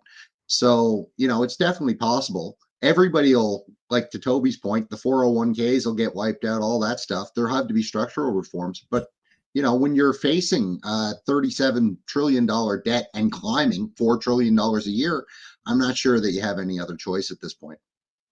Well, also, smaller countries, the fear is that the Marines arrive, right? Historically, if you don't pay your debt to the Euro bankers, then the Marines arrive and you have regime change and it all goes bad. But America doesn't have to worry about the Marines arriving. They're already there. So as long as the Marines are in on it, then it's groovy. Yeah. Well, but Toby, to your point, and to Nunya and Wyatt, Iceland is a good example because they actually imprisoned the bankers. They went to jail. They had, and what America did is they wiped out the debt to the bankers. They bailed them all out, and I think that has a lot to do precisely because the Marines are already there. Since the Marines are already there, what are you going to do? You're going to wipe out so a lot of people are going to get, or I don't think that's really the case. Like in Iceland, it wasn't catastrophic. Now, Iceland is a very isolated place. So it's hard to use it to extrapolate it as an example. But the idea of wiping out the debt would be more like wiping out the fiscal debt, which is basically the people's debt, because it's the taxpayers' money. So it's something that is extracted from the average population. While as if you wipe out the debt from those people are going to get poorer.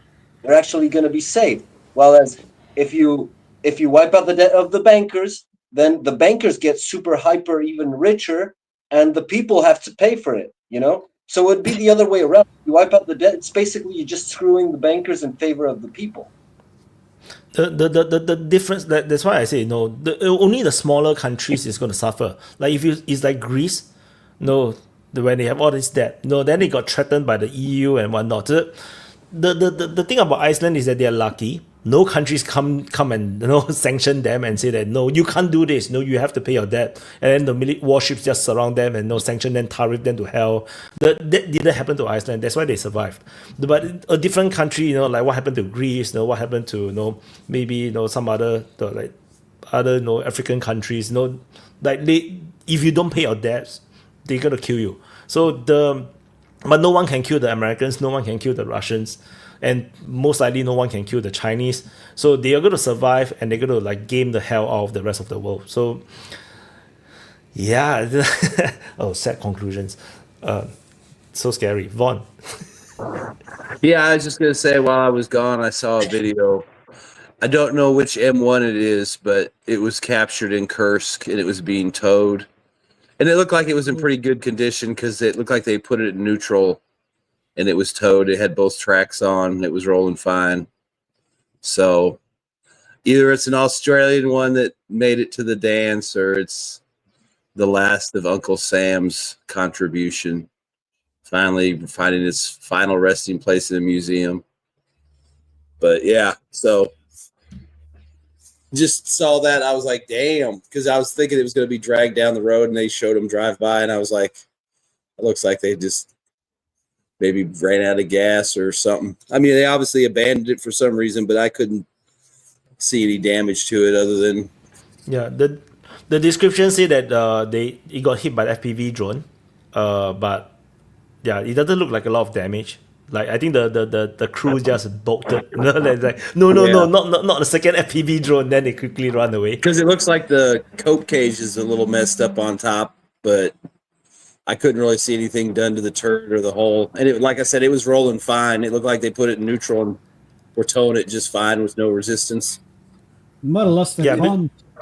Because if you get hit one time, means you're spotted. You're not going to get run away. It's going to be one FPV drone after another FPV drone, and still you don't die, the Lancet is going to come. So I think that's what they are afraid of. They just quickly run. I think it's more dangerous to be in a vehicle than be, as a person running around. Hey, got a question. Did you, Vaughn, to you, did you see these videos of the convoys getting hit? What was that? It looked like artillery because it was pretty harsh strikes and they were burning up. I think they got hit by drones. Because some of those bridges, supposedly the story is the Ukrainians rigged a bunch of them to blow, and then the Russians saw this, and then they flew those FPV drones and blew up the bridges behind the Ukrainians. They came down that road and they saw, I guess they were going to try and get out of Sudza, but the bridge was down, so they got stopped.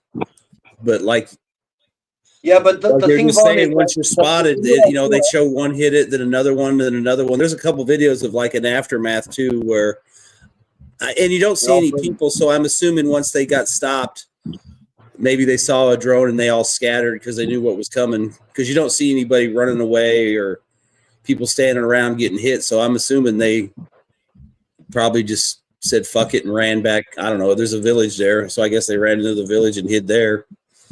But yeah, I mean, it looked like drones got them, and that's what they were saying. But that whole pocket's completely under their control. They can hit you with the Air Force, artillery, or the drones, or if it's a bad day for you, all three. I mean, yeah, I couldn't tell because the quality of the image was pretty poor, but it looked like the tanks were just bursting into flames like an upwards explosion. Like if it were an artillery hit, and also the buildings on the side were also there. So was the people there getting wiped out? A lot of those vehicles were vans and cars, so that might have been why they went up so quick with the drone hit.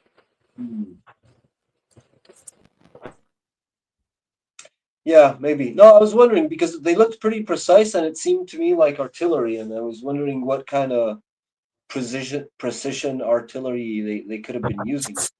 They could have used Krasnopol's, but I think with those cars, one of those would have done the job because they were all civilian vehicles. I mean, if they could have landed it right in the middle of them, it probably would have took them all out. Yeah, but I don't know if they waste those on targets like that or if they look for fixed targets, like when they know there's a bunch of guys hiding in the house running drones or something.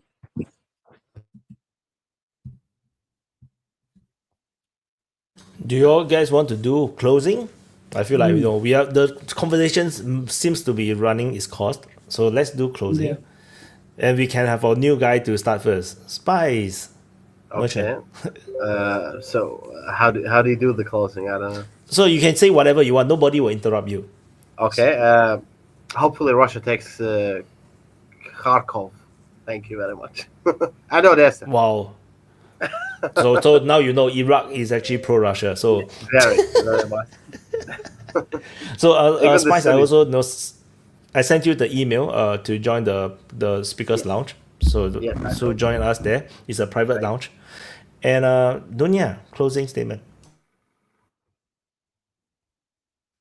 Yeah, sorry, I was on. I was on mute there. So yeah, thanks, Wyatt. This was another great chat as usual. I think the big things that are coming out now. I'm just reading an article as we speak. So this whole Romania thing with Georgescu, I think, has the potential to blow up. They're already out on the streets rioting tonight, and the excuse that was given by this elections body, whatever they were called, I'll quote this now from the BBC. The BEC rejected his candidacy on Sunday, saying it, quote, doesn't meet the conditions of legality as he, quote, violated the very obligation to defend democracy. So that's the reason they gave that they rejected his candidacy. That sounds really, really flimsy to me, but maybe Toby can comment on that. It doesn't seem to have much legs. So they've rejected this guy. The Romanians are going to be out in force as they should be, and as they have been since December. So I think the coming week will be really interesting to see what goes on in Europe as they try to contend with this mess that has been created in Romania. The other thing that seems to be really big in the news right now is what's going on in Syria.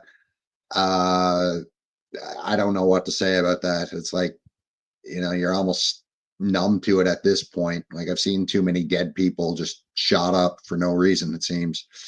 So I hope that something can happen there. What? I'm not really sure. And other than that, have a great week, everybody, and we'll see you next time. Cheers. Thank you, Dunya. Vaughn.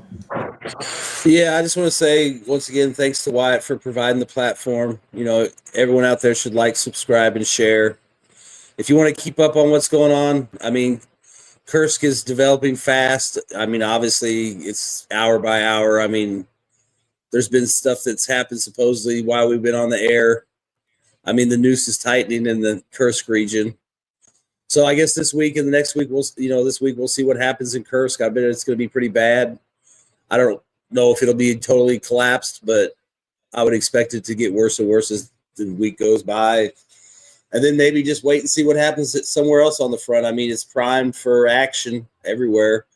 The Russians have all the cards, so to speak, as far as where they want to start and not start. So I just kind of wait and see what happens. Maybe around Zaporizhia, maybe Kherson, maybe Orkiv. There's that whole big pocket on the south side of Pokrovsk. So there's plenty of places for lots of action this week for the Russian army on the ground.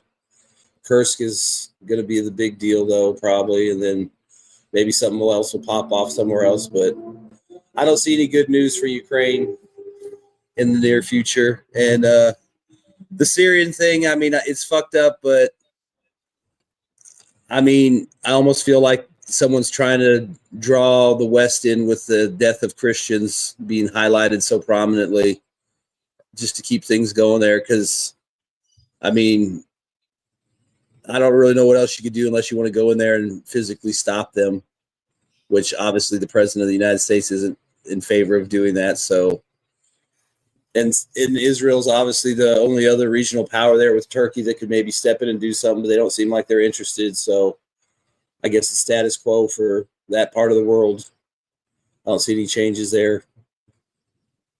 But y'all have a good week. Take it easy. It was good to see everybody.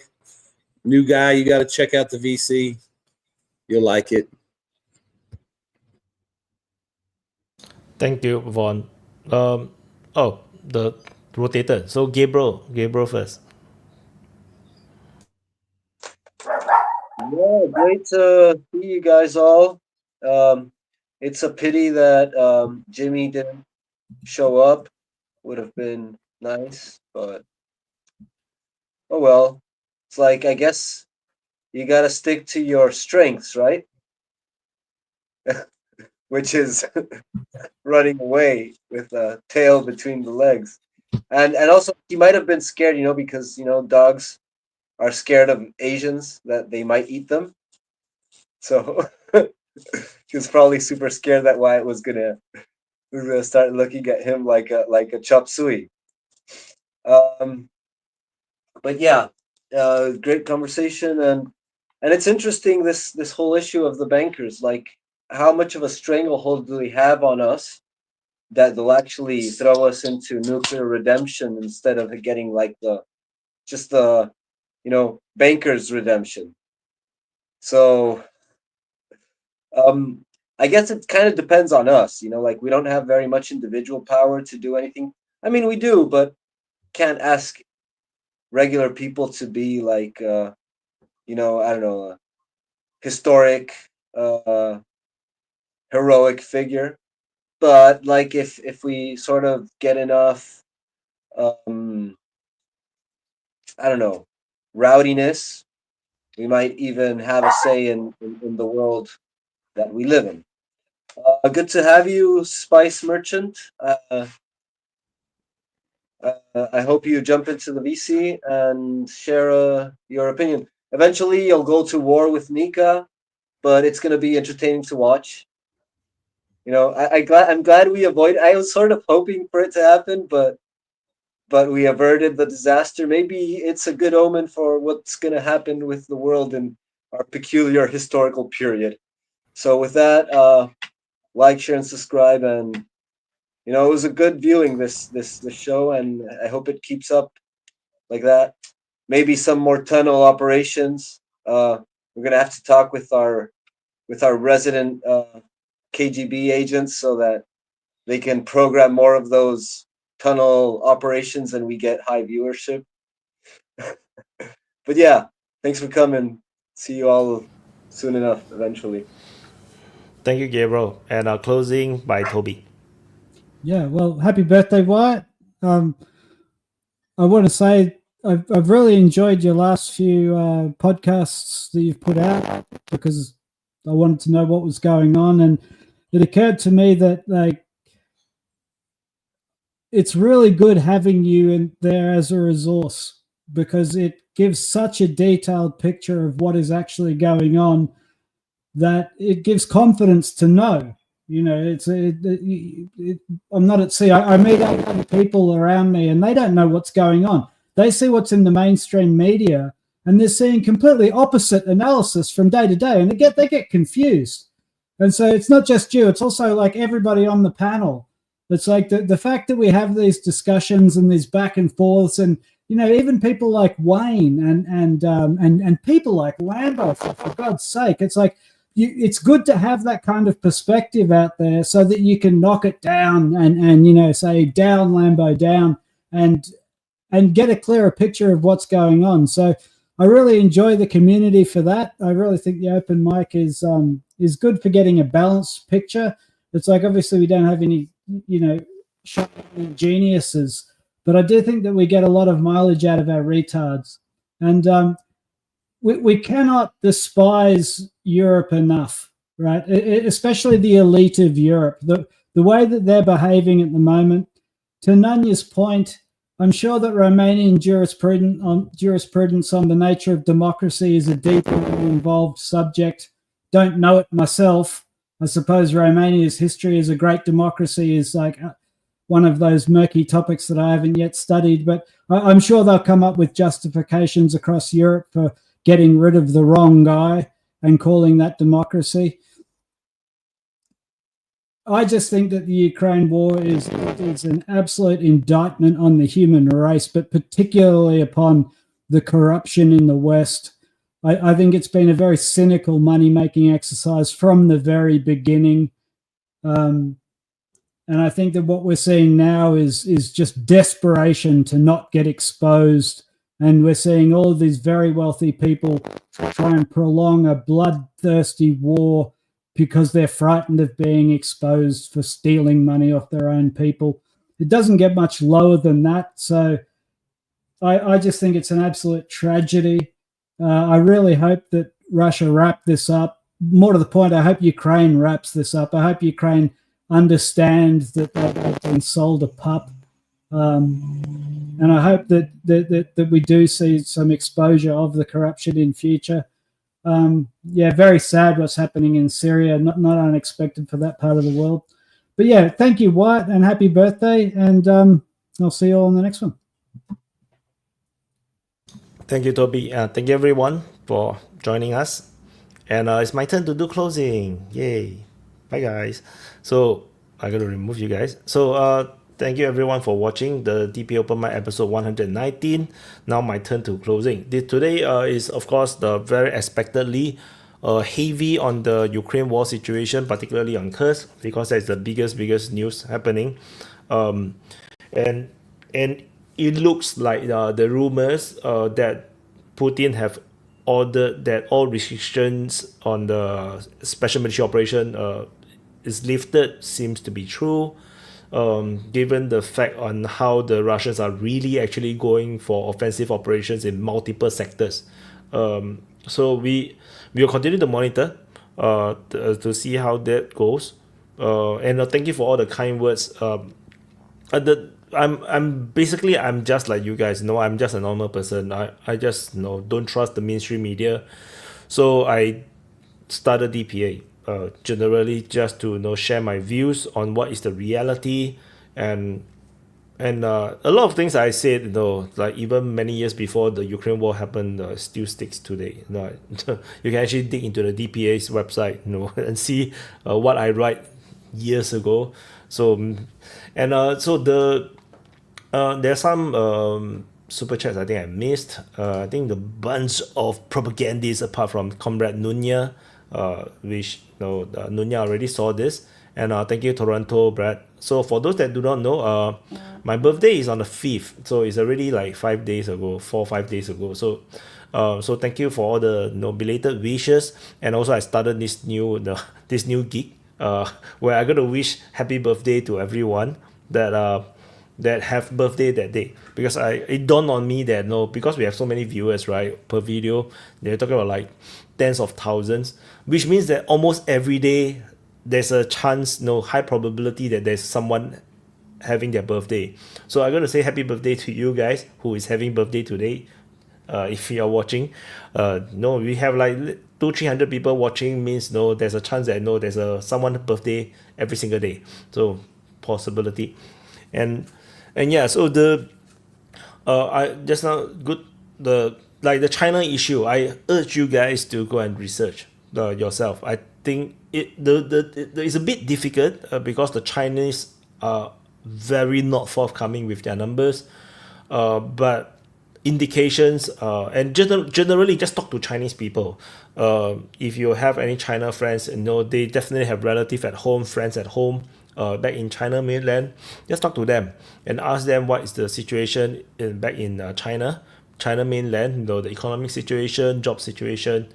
I literally talked to someone in Singapore who is who used to be from China, who still have friends and family in China, and basically shared exactly the real situation as per what I seem to have read online, is that the employment situation is very bad, job situation is very bad, and a lot of people lose their jobs, a lot of pay cuts. So it's the economic situation in China is really not that good.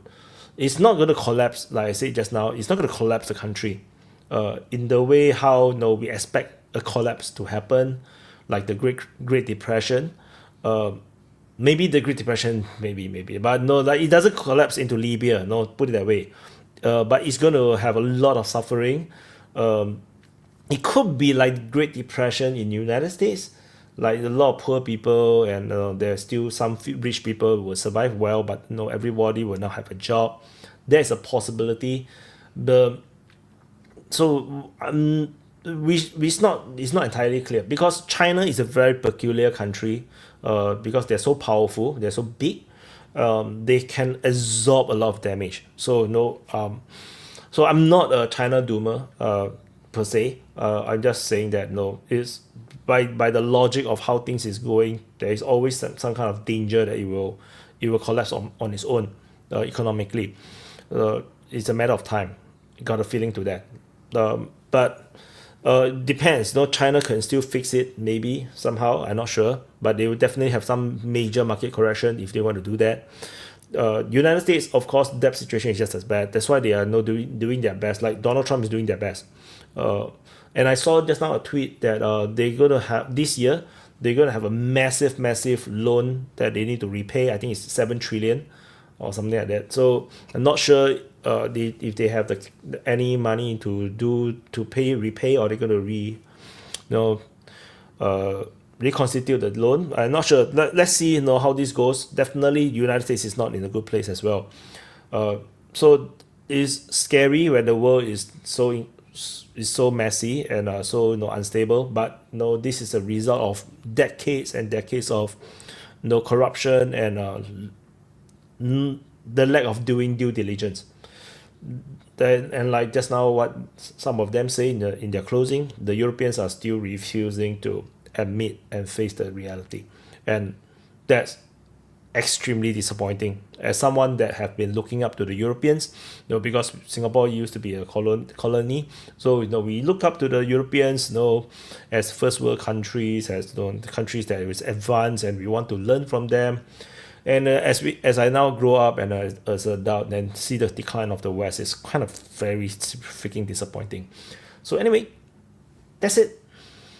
Thank you for watching. Press the like button, subscribe. I will be doing the Frontline Changes report very, very soon. Check it out. There will be some massive updates. I already saw some. I already mapped them in already. So shocking Frontline Changes.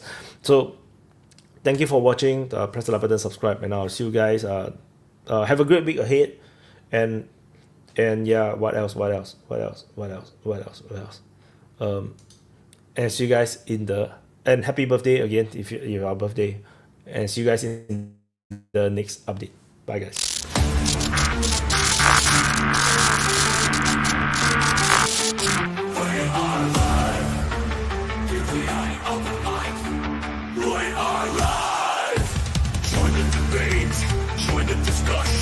Share your voice, share your opinion, swallow your ego, expand your mind. DPA Open Mic, free speech zone. DPA Open Mic, we are live.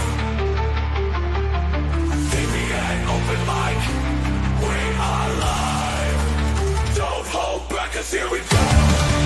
Let's go, let's go. We are live. Let's go, we are live. DPA Open Mic, we are live. We are live. We are live. From every corner of a spinning globe, gathered voices, the stories they grow. Ideas like rivers, they ebb and they flow. In the meeting of minds we grow. Together we stand, diverse yet alive.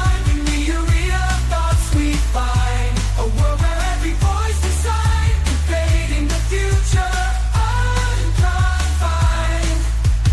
Opinions like colors, vivid and bright, clashing, merging in the light.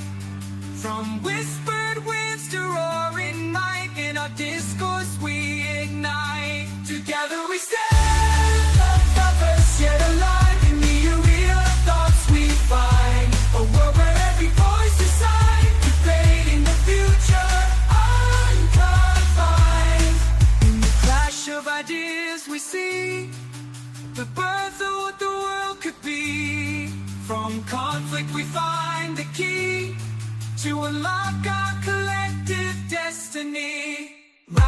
table, the world convenes, every culture, every scene.